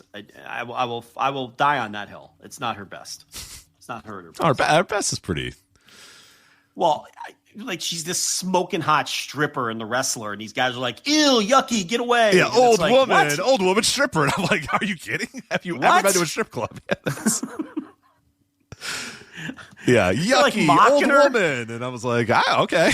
That's She didn't even, like, it's bad casting because she didn't even look old. No, I know. It was really poor casting, but I'm very grateful for the casting.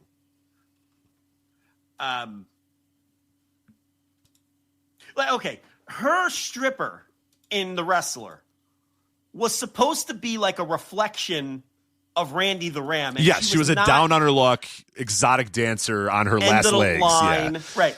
And they were not comparable. No, She was Randy, he was, bloated and full of steroids with a weird face and, pissing in a bucket at some indie show or whatever. And she was like literally weeks from death. Yeah. Like, and she was just like 41 years old, but really fucking hot still. She was yeah. smoking hot 41-year-old woman.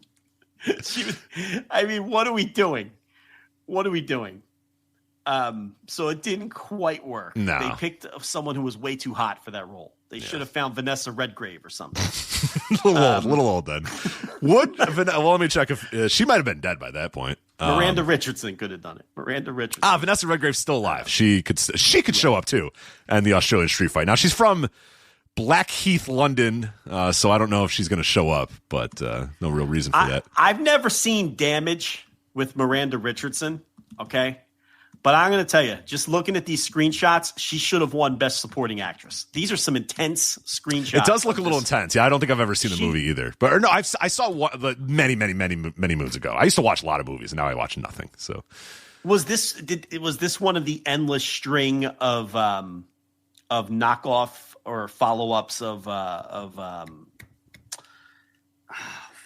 the Michael Douglas gimmick with Glenn Close. Fatal Attraction. Yeah, I think so. Yeah. It's like an endless string of Fatal Attraction knockoffs. Maybe that's why she didn't win it, because it's like every year someone makes the same movie now. Like in the 80s, every year someone made that movie again. Mm-hmm. So when was Fatal Attraction? Like 88? Somewhere around 92. there. Yeah. Looks similar. All right, what the fuck are we talking about? Crown Jewel Perth. We're done. All right. Also, this weekend, we do want to... I wanted to break down the matches. Nah, who fucking cares? Davis Storm, longtime Flagship listener, Australian pro wrestler, the self-declared... I don't know if he's self-declared. Maybe they've just called him that. The godfather of Perth wrestling. Davis Storm, our guy, calling it quits. One final match on October 12th.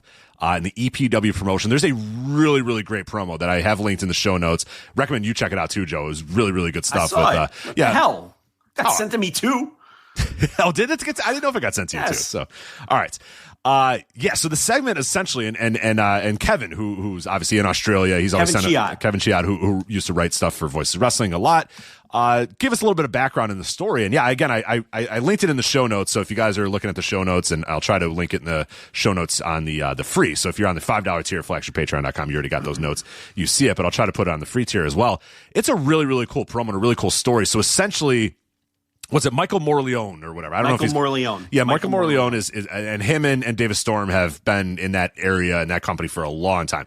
So essentially the gimmick is that Davis Storm had a match against his underling, a guy that he's been kind of taking under his wing or whatever. Bruno Nitro, yes. And Michael Morleone said, "Hey, you know what? I'll give you a match against me if you can beat your protege or whatever." And then Davis Storm beats his protege.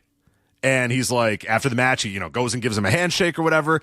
And the guy's like, the Nitro guy's like, nah, I'm good, man. I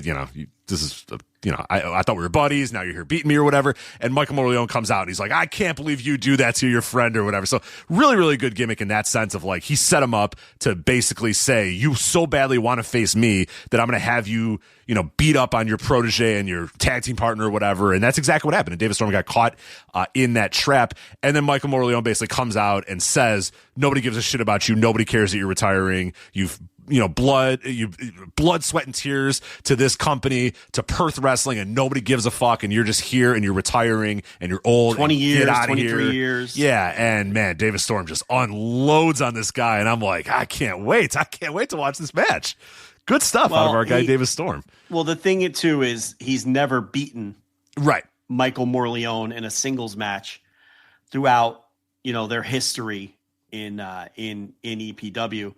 Of which, Davis Storm, again, has been wrestling for that company since the early 2000s. And he's retiring, and he's going to get this one last crack at trying to beat Morleone, who's the heel here, but he had to go through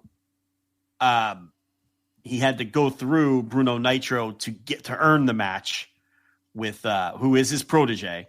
So, if you watch the promo, he talks about how, they talk about a lot of the guys who started in Australia and are doing things elsewhere. They talk about, Chris Weiss and Hartley Jackson, and they name all these dudes. And Davis Storm makes it a point to say, but I've been here all along, in Perth.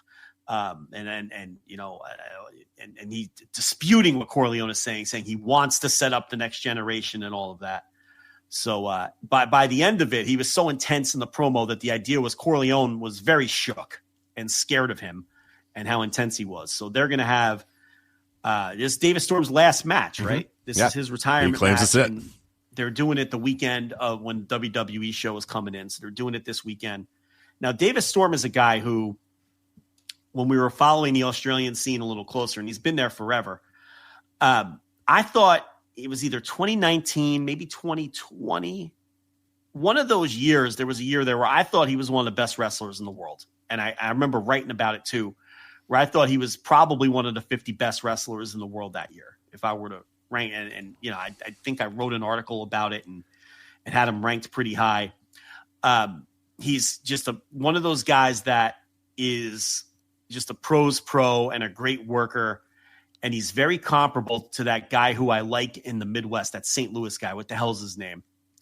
I think they're excellent comps for one another. St. Louis guy. Who are you? Yeah, there's that St. Louis Midwest guy who Gary J? Are you thinking of Gary J? No, not Gary J. Not Gary J. Older? Older. He's got like a beard, a bald head. He had that great 60-minute match with Fred Yehi, I think, a couple years ago that I thought was a 5-star match. That might be, I can't believe I can't think of his name. Yeah. Hold on. Give me a sec. I always use him as my reference as a great local guy who Jeremy Wyatt, I think, is one of the best independent pro wrestlers in the United States over the last 20 years. I don't have any doubt. And a lot of people listening probably never heard of him because he very rarely gets out of the Midwest. And I think Davis Storm and Jeremy Wyatt are tremendous comps because their careers overlap to basically the same time frame. Both of them wrestled forever in their part of the world. Jeremy Wyatt in the American Midwest and Davis Storm for EPW, primarily for EPW in Western Australia.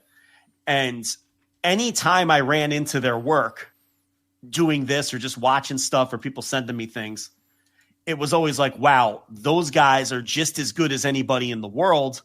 They just, for whatever reason, either by their own choosing or never got the break or whatever the case may be. And I don't know the reasons for either one of them. I don't.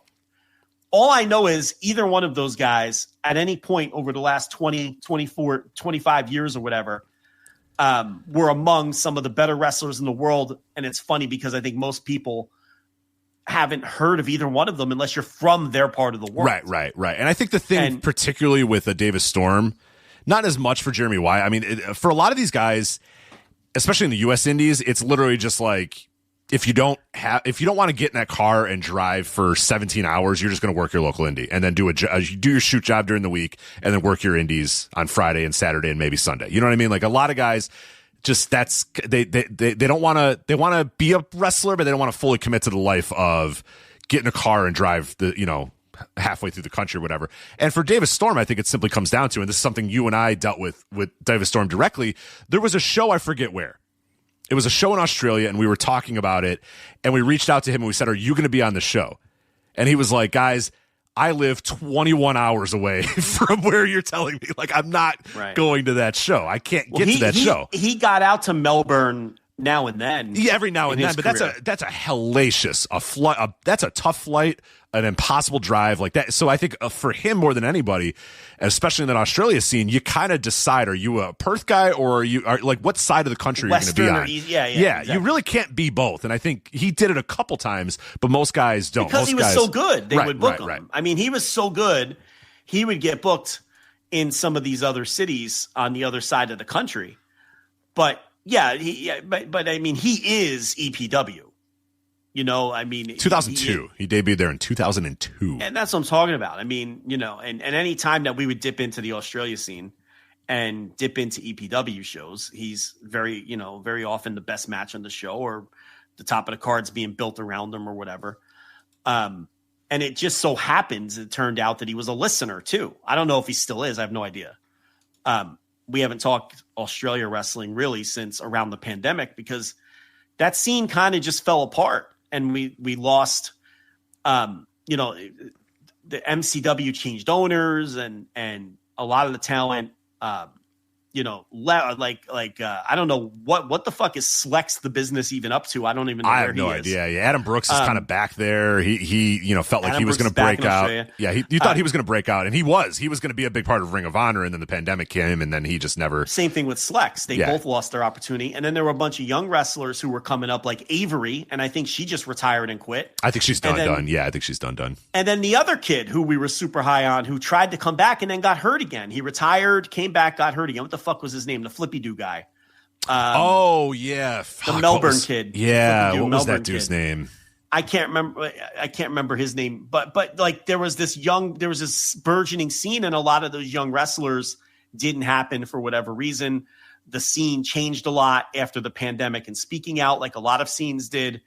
Particularly the Melbourne scene, but in Western Australia with EPW, they kind of just chugged along, and the one constant was always Davis Storm, and he'll wrap up this years-long story with Morleone this weekend, and the promo was excellent, and I'm sure the match. I mean, I'm very familiar with Morleone. I reviewed 1 million of his matches, and he's very good.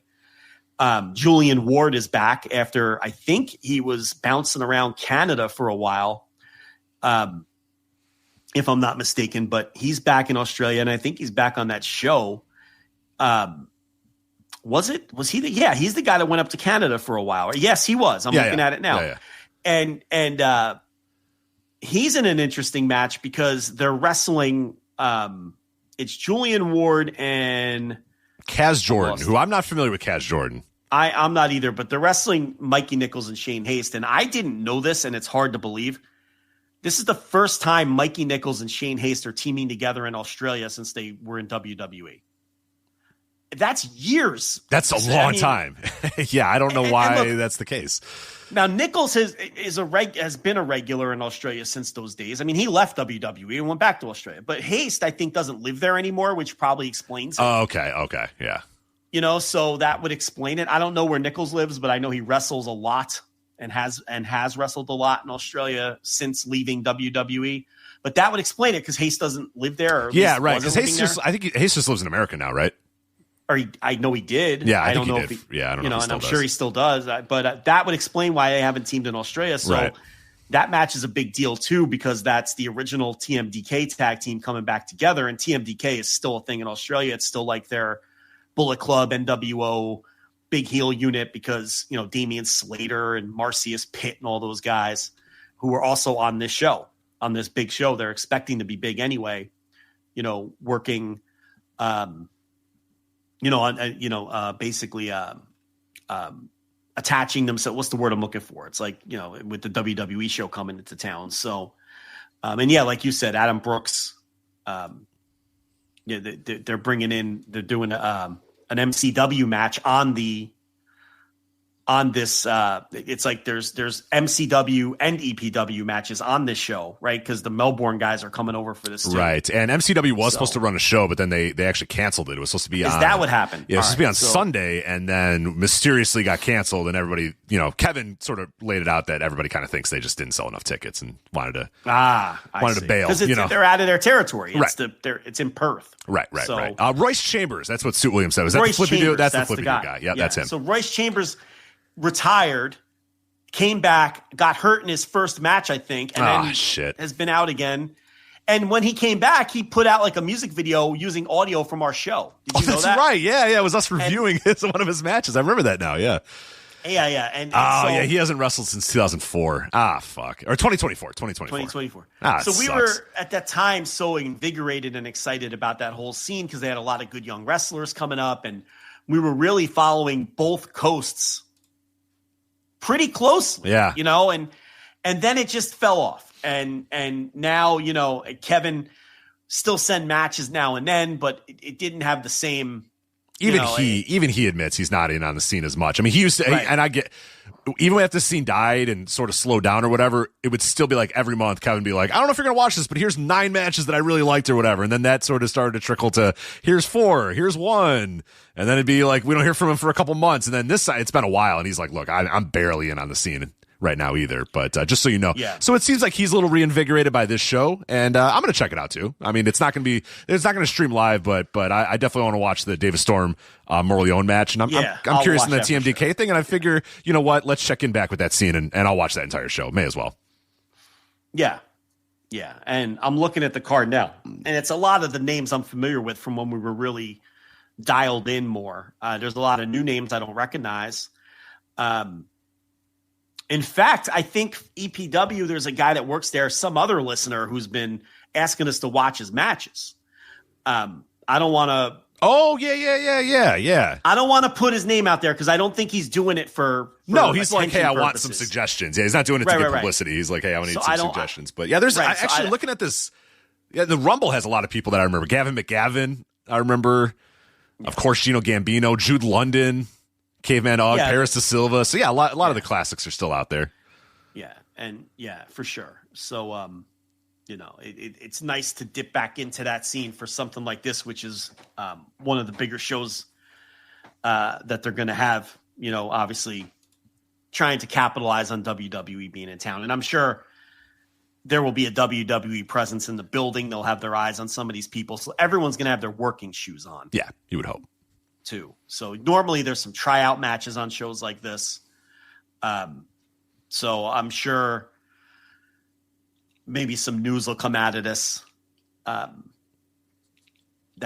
some of our contacts can let us know what some of the aftermath of a lot of this is too. But yeah, no, Davis Storm retirement match, I guess, against Michael Morleone, which I have no doubt it's going to be a great match. Oh, that'd be fucking phenomenal. Yeah, it'll be a good match for sure. We lost another listener to retirement recently too. Sean Orleans called it quits. Packed it in. Yeah, he'll be back. I could tell. Speaking of St. Louis. I could tell. He was like, I was like, you'll be back. And he's like, well, I mean, I was like, you're back. You'll be back. Full of shit. He's a wrestler. Grant Akuma told me on the air, I'm done. And he was back like 3 months later. So, damn liars. St. Louis Anarchy's Mega Bowl, he called it quits. That match is not available yet, but I'll check it out. Anytime a longtime listener of ours who's a worker retires, I'll definitely check that out. But yeah, he lost September 26th, and he said the video of that match is going to come up pretty soon, but not here right now. He'll be back.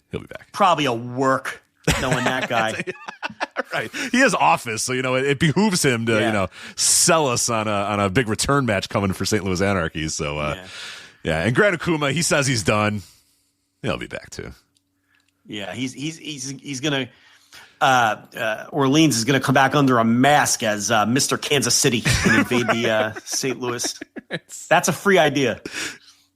Let's see. He could be Mr. Kansas City, Kansas, for extra heel heat. Not even Kansas City, Missouri.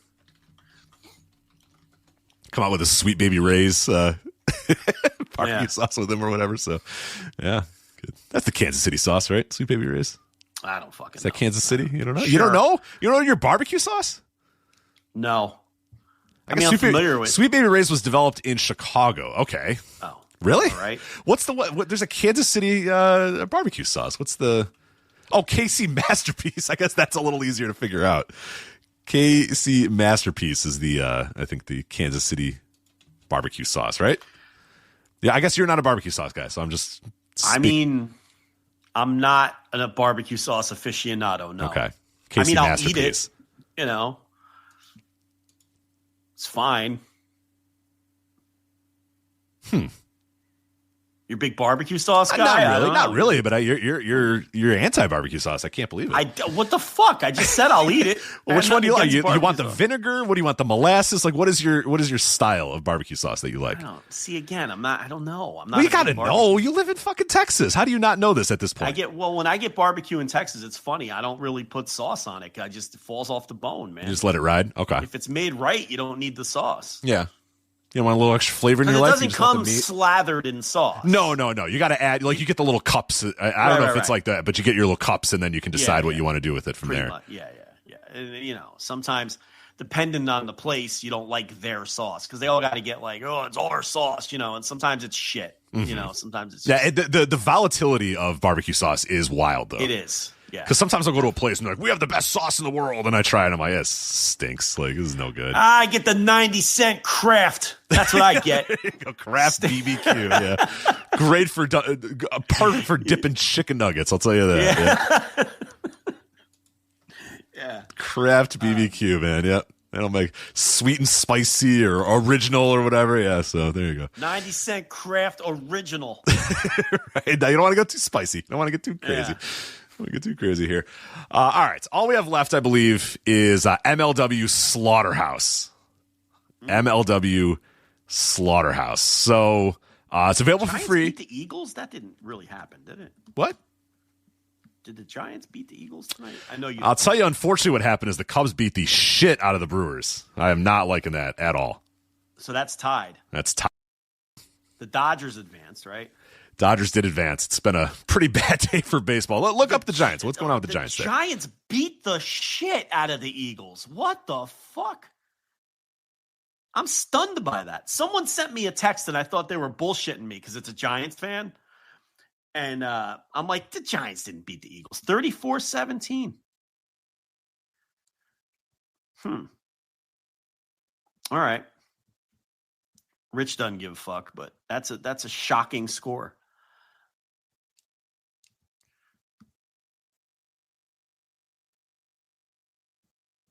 Am I on the air? Did I get booted off the air? Or did Rich mute me? You guys in the chat got to let me know. I have no idea if you could hear me. None.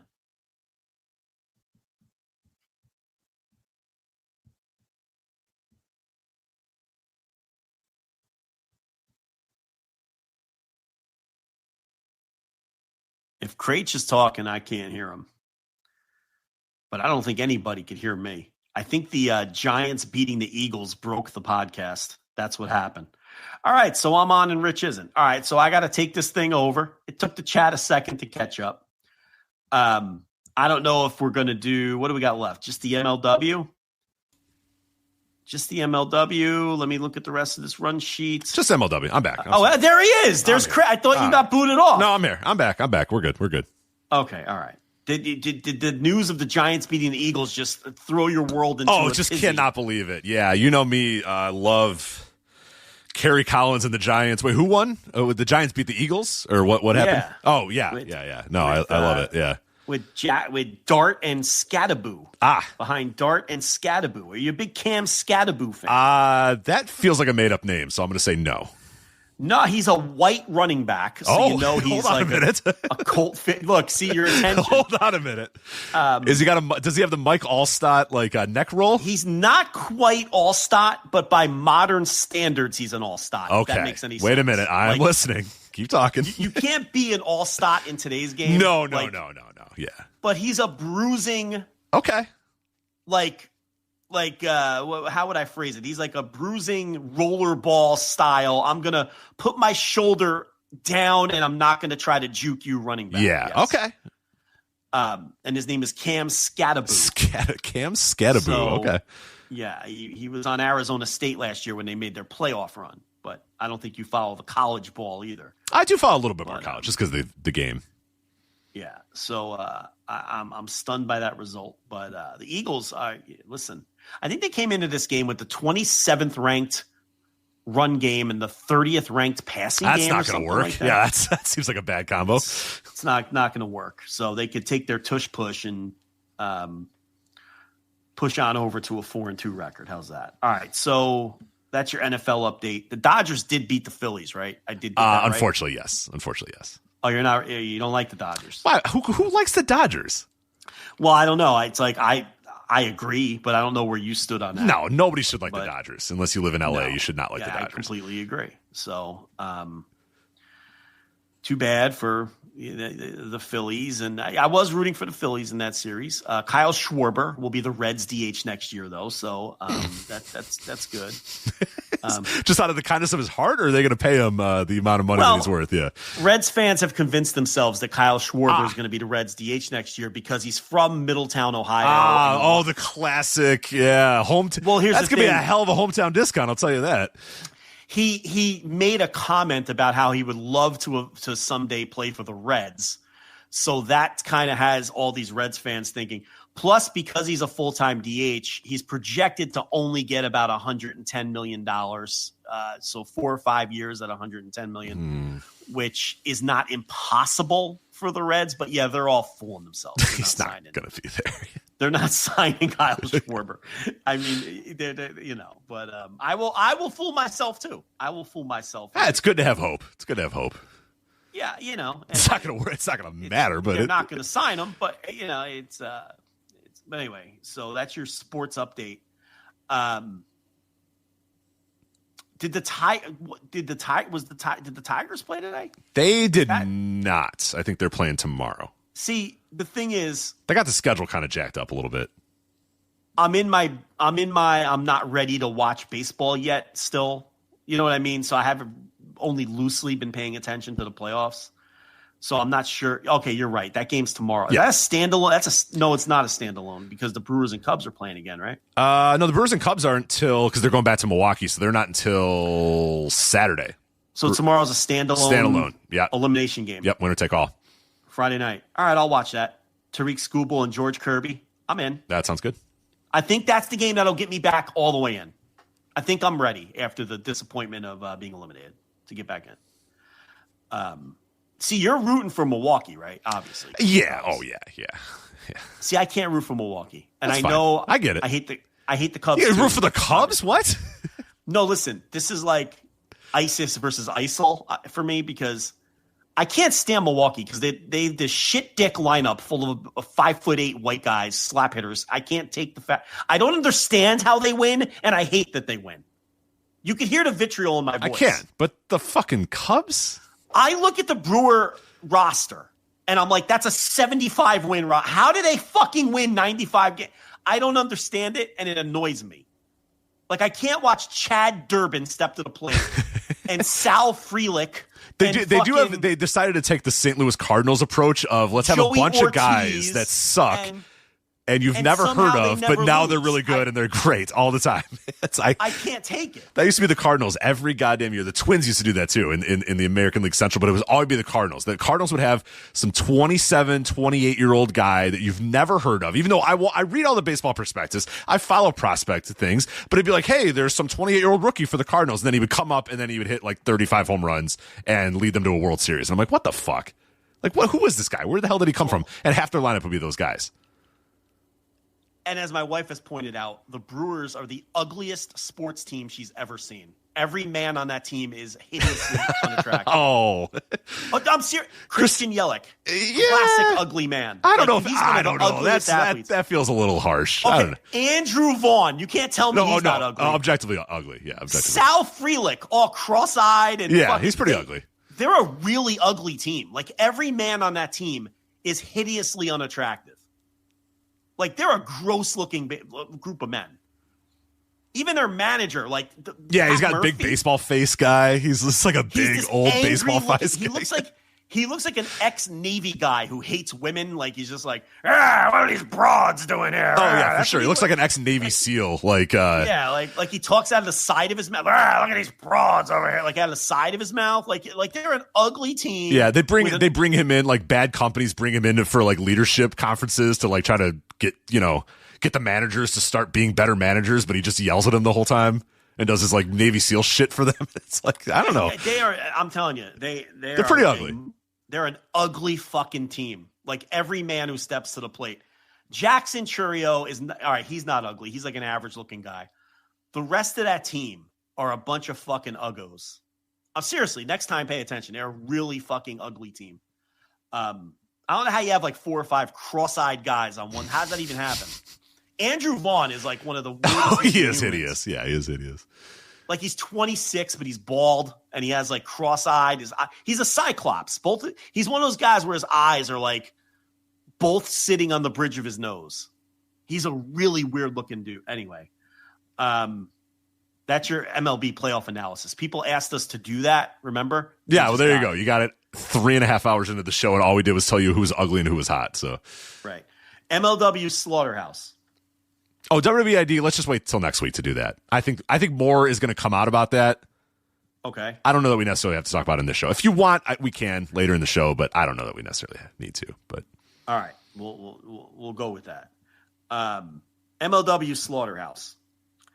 So, Court Bauer is about my age, right? Give or take. I would say, yeah, roughly. Yeah. In the range, right? Right. I think he grew up with a lot of these early 90s WCW concepts.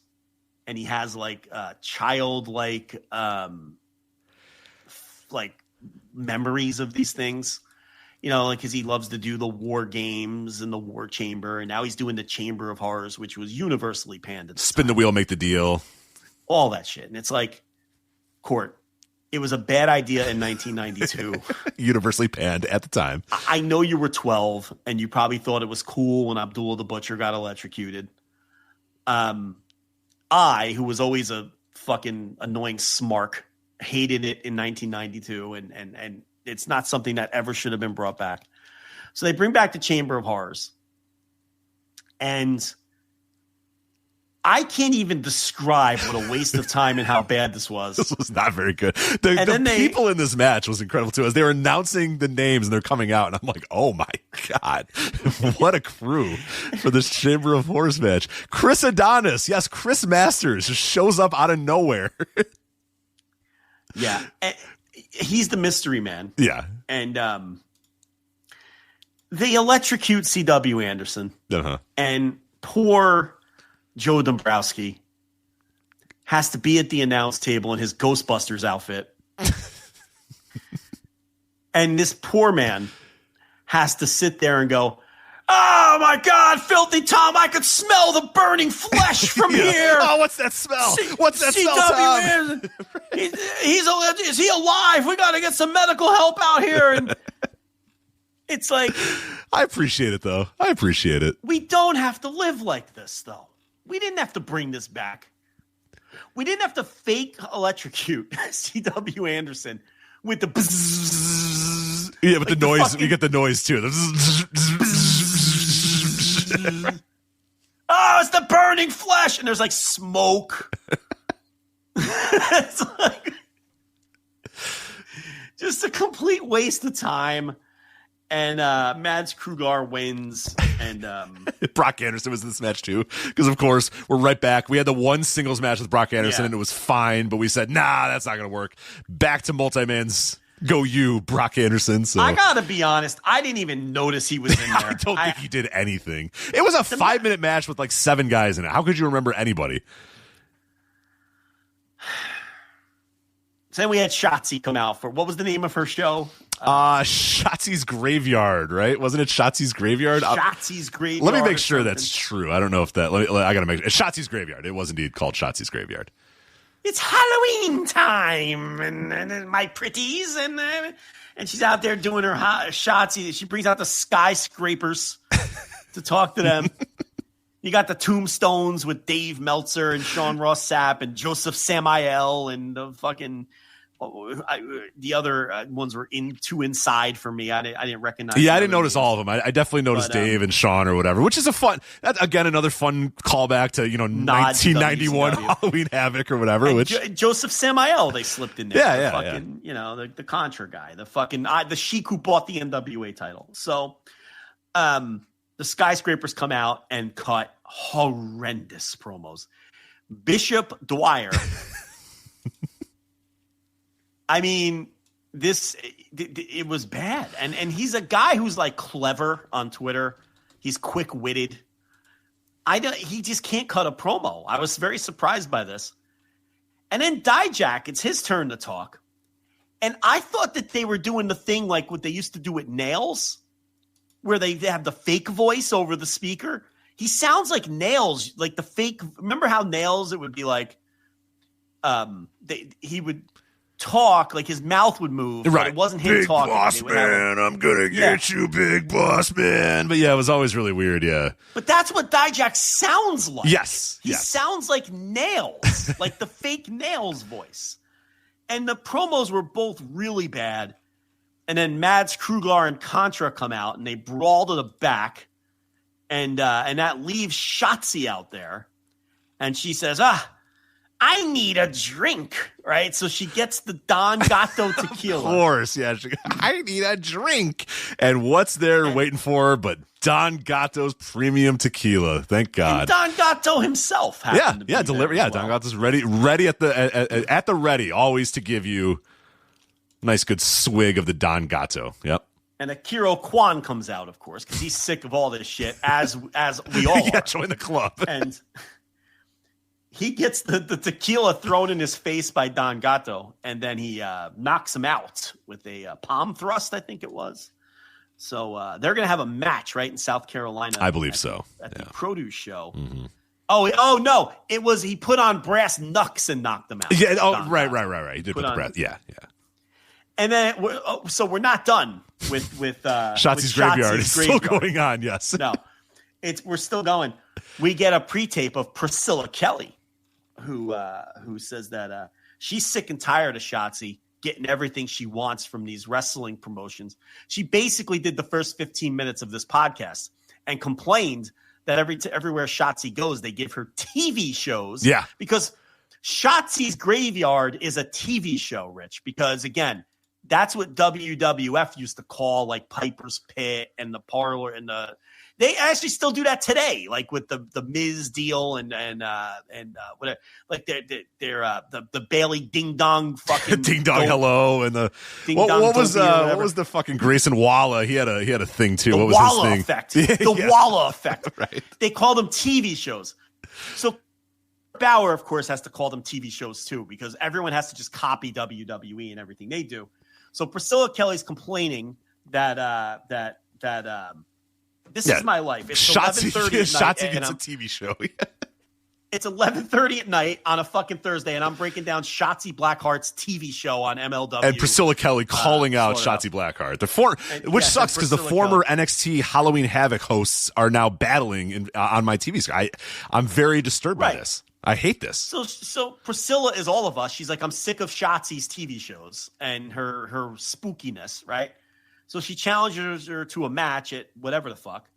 And then the best part of all of this is after all this ends, Shotzi doesn't know what to do. So she makes her WWE face where she just stares off into the distance, right? And then nods a little and then walks off. And then I don't know if you caught this, but they left the camera on the stage too long. And all the stagehands came out with the opera cup and the podium. Yeah. So we're watching all of the dopey stagehands, like the woman's direct interest. She's like, put the podium here, bring in the cup, right? We're not supposed to see any of that, okay? There's like the stagehands setting up the opera cup because the next 3 matches are all going to be opera cup matches. And keep in mind that Apple TV was at this show as MLW was auditioning for Apple TV Plus on this night. So I don't know how excited Apple TV will be for this level of production. Well, hopefully they didn't listen to the YouTube video because the voices were all fucked up the entire time on the YouTube video too. Oh, great. Yeah, even better. I don't know if you heard it. Did you watch live or I don't know, but I watched. For some reason, I thought it was my YouTube, and then I looked in the comments and everybody said it. Like, I don't know what happened, but like their voices, like Tom Lawler the entire night sounded like MSL. Oh, yeah, like they were underwater. Yes. So I don't know what happened with the announcers, but they had all some had the weird Nails voice. They all sounded like Nails. Yeah, which may have been the reason why Dijak sounded like Nails. So I don't know if that's 100% Dijak's fault, but he does kind of talk like that. But yeah, Tom Lawler the entire night sounded like MSL, which was very confusing to my little feeble brain. They all sounded like this. Yes, everybody that talked sounded like this the whole night. Everyone, Dombrowski, right? Everybody. I'm like, what is Dijak on comms? What are we doing? But they all sounded like that. So yeah, even on the, they didn't clean that up. They didn't clean up the audio. Apple, of course, has the highest possible standards for production. So I don't know how the hell this is ever going to be a match. But could this be another Court Bauer special where Apple wasn't really there and it was more like... It's possible. Nobody has negotiated or been in the room with more TV executives than MLW has. That's true. They've signed so many TV deals and they've been in so many rooms with so many executives. So yeah, I don't know. There was probably a guy that works like in the mail room of Apple TV, and they're like, "Oh, Apple TV was there." You know what I mean? Like, it's probably what it was. But maybe it was Court's cousin who has an Apple subscription right at the show, right. Who watches all of the John Hamm movies. Yeah, is ready to talk about it. But I think, did this lead to the pre-tape of Selena and Dario Cueto, aka Cesar Duran or whatever? Because it's like I know we're probably getting a nice penny for this Don Gato tequila. Yeah, it's a lot though, because we do the Shotzi gimmick, and I swear it was right now that we went to the back, and Selena De La Renta is with Cesar Duran, and she's like, "It's always a good night for some Don Gato premium tequila. Isn't that right, Dad?" He's like, "Of course it is. A great night for Don Gato premium tequila." I'm like, nonstop. "What is this? God." Yeah. And I'm thinking, every time I remember you saying this like a year ago, do we really need Selena De La Renta and Cesar Duran in this company? We don't. They have one segment a night where they're like, "So, Dad, what's going to happen tonight on MLW?" And he's like, "My luchadors." And it's just like the same thing and that's it. And that's it. I'm like, they're not even really there half the time. Right. It's so weird. It adds nothing. You know, what are you paying them for? It's just so strange. We had the Danny McBride thing again, too, though, where an extended Don Gato commercial, yeah. An extended, where the guy coughed up the hairball. And because he was fucking with the cat, and Don Gato put the fucking juju on him, and then the guy was coughing up a hairball. People have no idea what they probably think we made any. We're not making any of this up. I promise. And then Danny McBride turns around as the guy's coughing up a hairball and goes, "What the fuck are you doing?" Yeah, in Danny McBride. Danny McBride is Danny McBride, as he always is. So yeah. What the fuck's wrong with you? What the fuck's wrong with you? What are you doing? What the fuck's wrong with you? What the fuck are you doing? As the guy's coughing up a hairball. Right. And Don Gato. This is what we do. Yeah. This is professional wrestling. This is professional wrestling in 2025. Right. Opera Cup. Volador Jr. defeats Star Jr. They only went a few minutes, but I thought they went hard as fuck in the few minutes that they had. They basically did a high impact second fall from Arena Mexico is how I would describe this. And Volador Jr. moves on. Yeah, it was good. Yeah, it was good. I what I like about a lot, and this is a big reason why I like MLW, is the undercard matches. They don't get a whole lot of time, which is fine, and I think that's a good thing. Because so much wrestling now, I feel like everybody gets 15 minutes, and it's like, nah, Star Jr. and Volador, you guys get 6 minutes. Go out there and do, like you said, the best second fall of an Arena Mexico match, and that's exactly what they did. And they just went out there and they worked hard, and they worked fast, and that's perfectly okay with me. Satoshi Kojima defeats Bishop Bud Dwyer in a quarterfinal match for the Opera Cup. So we had to get Bishop Dwyer out of there because he's got the program coming up in the tag match with later on with the Krugar, Matt Riddle stuff and all that we'll talk about later. So he's out of the tournament. Kojima moves on. It was interesting watching Satoshi Kojima work with Baron Corbin, I have to admit. There wasn't much to it, but it was kind of surreal. Yeah, it's pretty surreal. Yeah. Kojima versus Baron Corbin. Yeah. For the Opera Cup, for the prestigious Opera Cup. Yeah. Austin Aries over Paul London. Oh, the best thing on the entire show. This entire thing. All of this thing. Well, did you go back and watch Austin Aries versus Kushida? I actually didn't. I forgot to do that. You have to go back because he cuts the promo. He cuts the greatest fucking promo. Oh, I thought you were talking about this promo, this pre-match promo. No, the one before Kushida was even better. And then he wrestled a better match against Kushida too. But yeah, if you enjoyed everything you saw here, you'll like the Kushida stuff even more. And he shoves Paul London into Paul Walter Hauser, who's on commentary. And that leads to the finish. He wins. and then Paul London and Paul Walter Hauser do the post-match angle. And they're building towards a match. Is that happening in South Carolina, or is that happening? It's happening somewhere. I think that match is happening. I would guess it's going to happen in South Carolina. It is not announced for the Symphony of Horror on October 25th. Yes, we have another MLW Halloween themed show coming up soon. But no, I believe that's going to happen on the South Carolina show. Yeah. So I think Austin Aries is going to win the Opera Cup. He should. Yeah, fuck that Mystico guy. He's got enough accolades. He's got enough things to do. I mean, Aries is, I hate to say it, he's really good. Like, really fucking He good. was great in this Paul London match. And we had some classic dumb jock wrestler Austin Aries shit, too. Not only the promo, because of course he cuts the promo, and a fucking master of his art. He's cutting this promo, and the fans are chanting, what? And a couple minutes in, he goes, stupid says what? And everybody goes, what? He goes, that's what I thought. And guess what? No more one chance. So good. No more one chance. He killed it. He killed it. He killed it dead. And I was like, that master of his art. And it's just, the promo he's cutting, it's like, who is this for? He's just like, one side of the political spectrum sells you drugs to make you healthy, and the other one makes you fat or whatever. I'm like, what is this promo? You never know when you give a live mic to the king of controversy. You never know. But goddamn it, when he was done with that match and done with that promo, these fans fucking hated the guy and were booing the hell out of him. And then Paul London came out to a hero's welcome. And then Austin Aries, in all of his dumb jock glory, is working he does a fucking suicide dive and lands head first onto the guardrail. And I'm like, God damn it, he's still got it. I'll tell you who it's for. It's for me. I unironically love this guy. It's so good. It's so good. You got to watch the Kushida one. Okay, I'm telling you. It's better than this? Because I thought you were talking about this promo. No. The promo before the Kushida match is one of the best promos in pro wrestling this year. You have to watch it. Okay, I will definitely, yeah. It's just so good. It has a mic drop and everything. That king of controversy, man. He's unbelievable.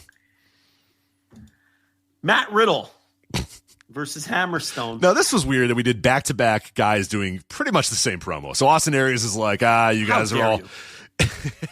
Riddle's was not as good, but it kind of ended up with the same tenor as the Austin Aries promo. How dare you? All right, I guess. Rude dude. You're comparing rude dude? No, I'm just comparing because Austin Aries like, you all pretend like you're woke, but you don't know anything about the life and the world around you and all that stuff. And then Matt Riddle basically just did like, hey man, I try to be cool. I try to be fun and y'all don't like that or whatever. Oh, am I being controversial? Am I saying stuff you don't want to hear, man? You know what I mean? Yeah, like, I guess it was kind of similar. Now, Austin Aries was much better, of course, but Riddle's had a lot of the same connotations, I'll say, you know. Yeah. Not even cut from the same cloth, like two very different cloths, but similar outcomes, I guess. I don't know. I don't feel like they would get along. I don't feel like, no. Oh, God, they're too much alike. No, they're very alike and would hate each other. See, I don't think they're alike at all. I think they think they're alike, but then they would talk. Like, they have the similar ideals, I think. But then Austin Aries would be like, what are you doing with that? He's like, it's marijuana, bro. Like, it calms me down. He's like, that's weakness. You're being weak or whatever. You know what I mean? So I have to disagree. I don't think they're alike at all. I think Austin Aries hates Matt Riddle. That's what I think. And I think Matt Riddle at this point hates everybody. He's completely lost. Everybody hates him too. So it works out well. He turned heel here. Yes, he did. So he turned heel. He won the match and then turned heel. Yes. It's like, I wanted to be the king of bros, and I was all trying to slap hands and make you guys all happy, and now none of you, you know, I don't care about any of you guys anymore. I'm done with being the king of bros. I'm the rude dude. We talked about that earlier. So I'm the rude dude now. And I thought, that's a terrible nickname, but sure. If you want to get that one over, Matt, go for it.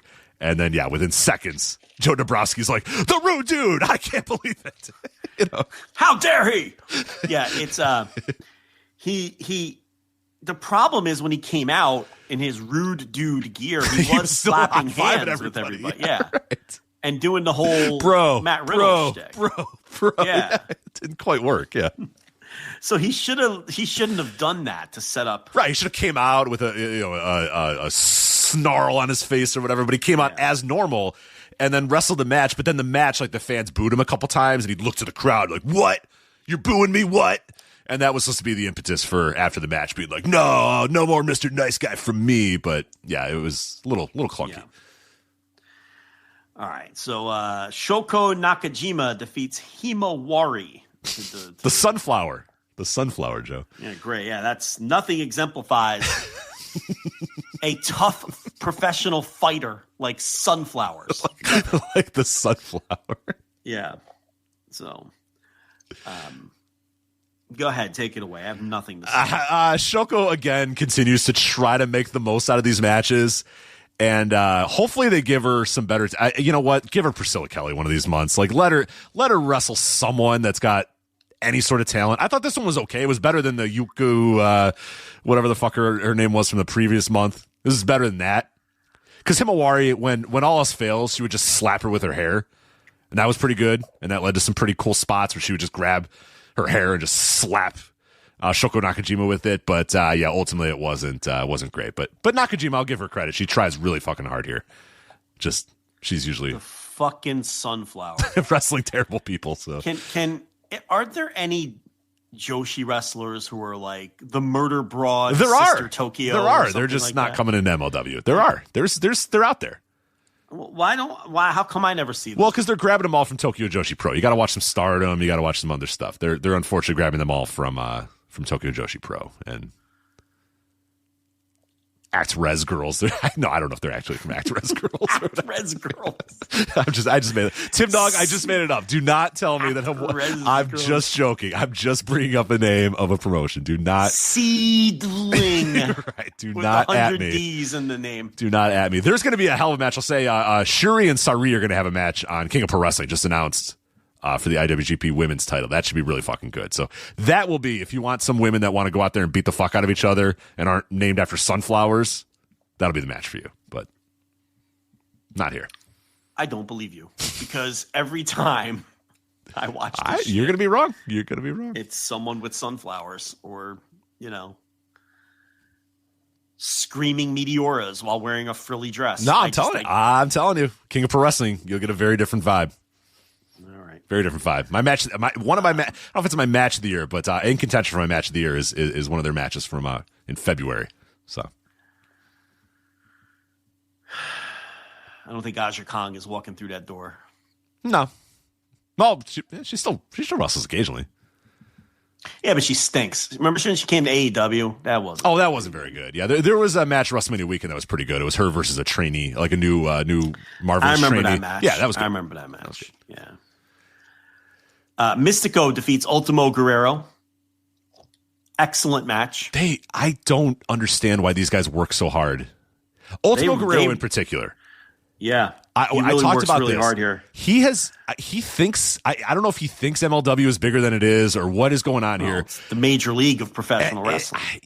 I don't know what court told this guy or what's going on, but Ultimo Guerrero, when he's either defending an MLW title or he's wrestling an MLW, that man gives 110%. He's like, no, this is the major leagues. I must work as hard as I possibly can. And I'm like, he's turning back the clock. He's doing Hurricane Ranas. He's bouncing all over the ring. And I'm like, holy fuck, Ultimo Guerrero is incredible in this match. And he's always very good. But he was fucking phenomenal in this match with Mystico. And Mystico goes 75%. He could probably go 25%, but he goes 75%. I appreciate him for that. It's not 100%, but that's okay. Then Austin Aries jumped him. He did. I'm thinking we got to get this thing on Austin Aries, right? Think of the heat. Think of the heat. I mean, Mystico won that thing last year, right? He doesn't have to win it again. I think the KOC's got to have this. They got to find a way to have Austin Aries go over Mystico in that semifinal. I mean, I know that's not what they're going to do. I know we're probably getting like, I don't know, Volador Jr. versus Mystico or something. Yeah, what's the let me look at the Opera Cup Kojima brackets. And Volador. It's Kojima and Volador. I'm into this. I'm into it too. Yeah, okay, so Mystico and Aries, Volador Jr. and Kojima. Man, I could really, I mean, you want to create a star in one night? You have Austin Aries beat Mystico. Beat Volador Jr. And that's the KOC right there. I mean, go for it. Why not? He gets great heat. Great heat. Well, didn't they tape this already? Like, we already know who won, right? We do. I didn't look at it, though. I didn't look at it either. I'm not going to. Don't spoil it for me, anybody. Stay out of the chat. Don't spoil it for me. We'll watch it at MLW Symphony of Horror, October 25th, where I'm sure Shotzi's Graveyard will make a return. We're also going to get Blue Panther versus Atlantis versus Ruhido. Shotzi versus Brittany Brooks. I've seen a lot of Brittany Brooks. She wrestles a lot here in the Midwest. She's okay. She's decent. A four-way scramble. I love this. Okamura, Stigma, Akira Kwan, and Diego Hill. What a random-ass scramble match that was. That's some guys. That is some guys match. That is a guys match. MLW World Tag Team titles, the Skyscrapers versus Mads Cruel Kruger and Matt Riddle. Yeah, because they did the big brawl after the Riddle heel turn with these guys. Yeah. So Riddle's just joining up with, is he Contra or is he just like Contra adjacent? I think he joined Contra. Damn. Okay, wow. Templario defending the MLW World Middleweight title against Virus, and Opera Cup, Austin Aries versus Mystico. He's already a main eventer. Austin Aries is already a main eventer. Already main event. Two matches in, he's a main eventer. I hope Tony Khan's watching. Can you imagine? I could. Don't threaten me with a good time. It's good heat. It's good heat, man. It would work. A lot of their audience are big babies, you know. Yeah, they'd get mad about it, but it'd be good. They'd boo, but they'd also be big babies about it. But. The edgelord, man. Yeah, exactly. Stupid says what? What? That's what I thought. So good. So good. He's such a douche. It's so good. With his little beard, his little vest. It's just like, God. He's so good. He's so annoying and so good.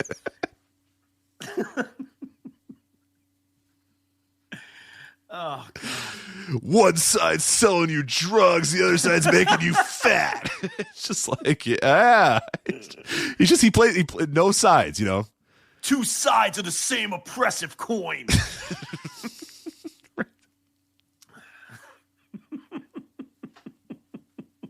Just ranting about. Oh, God. Oh, it's the best. He's really good. It's really, he's one of the few guys I'm looking forward to these days. It's like ironic, but it's not. Like, it's hard to explain. You want to think it's stupid, but you're like, but I'm like, holy fuck, this is gold. Like, it's really good. Yeah. It's good shit. It's real good shit. I mean, by the time the promo's done, the fans cannot stand this guy, and they're trying to climb in the ring and beat his ass. Like, they're just like, and that's it. That's the essence right there, man. That's what it's all about. So you're not supposed to like him. You're not supposed to find him entertaining. He's leaning in, but is it really him? Like, it's just good. I don't know. And then his wrestling's really good. Right. The wrestling was fantastic. That was classic Austin Aries there against Paul. And I'm London. telling you, and I'm telling you, he was better in the Mystico and the Kushida match. Yeah. The Kushida match. Austin Aries versus Mystico. I mean, I can't wait to sink my teeth into that. And what the fuck is that going to look like? Great. I can't wait. Great. It's going to be awesome. Got the best babyface on the planet versus the KOC, man. I don't know. Yeah. I think I know exactly what it's going to look like. It's going to rock. But that's MLW, Symphony of Horror. We'll see you back there October 25th. Talk about that. And I think, let me do a scroll to run sheet, but I think we got it all here. I think we got it. We got it all. Did the N1 ever finish? Oh, yeah. What happened with the N1? I don't know. I'm going to watch that and do it on a plus, I think. N1, did it ever finish? I would assume it did. Yeah. It did. All right. Yeah, it did. I will not spoil it for you, but it did end. I'm going to lock in. It did end. I'm just going to watch the final. I think that's fine, yeah. A man has its limits. No, I heard it was pretty brutal, so. 1 month from now is 0-1 versus Noah with Kiyomiya versus Hayabusa. So. We can't let that slip through the cracks. No. We'll lock in for that one for sure. They got that Wrestle Odyssey coming up in Sumo Hall too. Yeah, when is that? Let me make sure we don't miss that. It's it's this weekend, isn't it? Oh God, it is this weekend. Shit.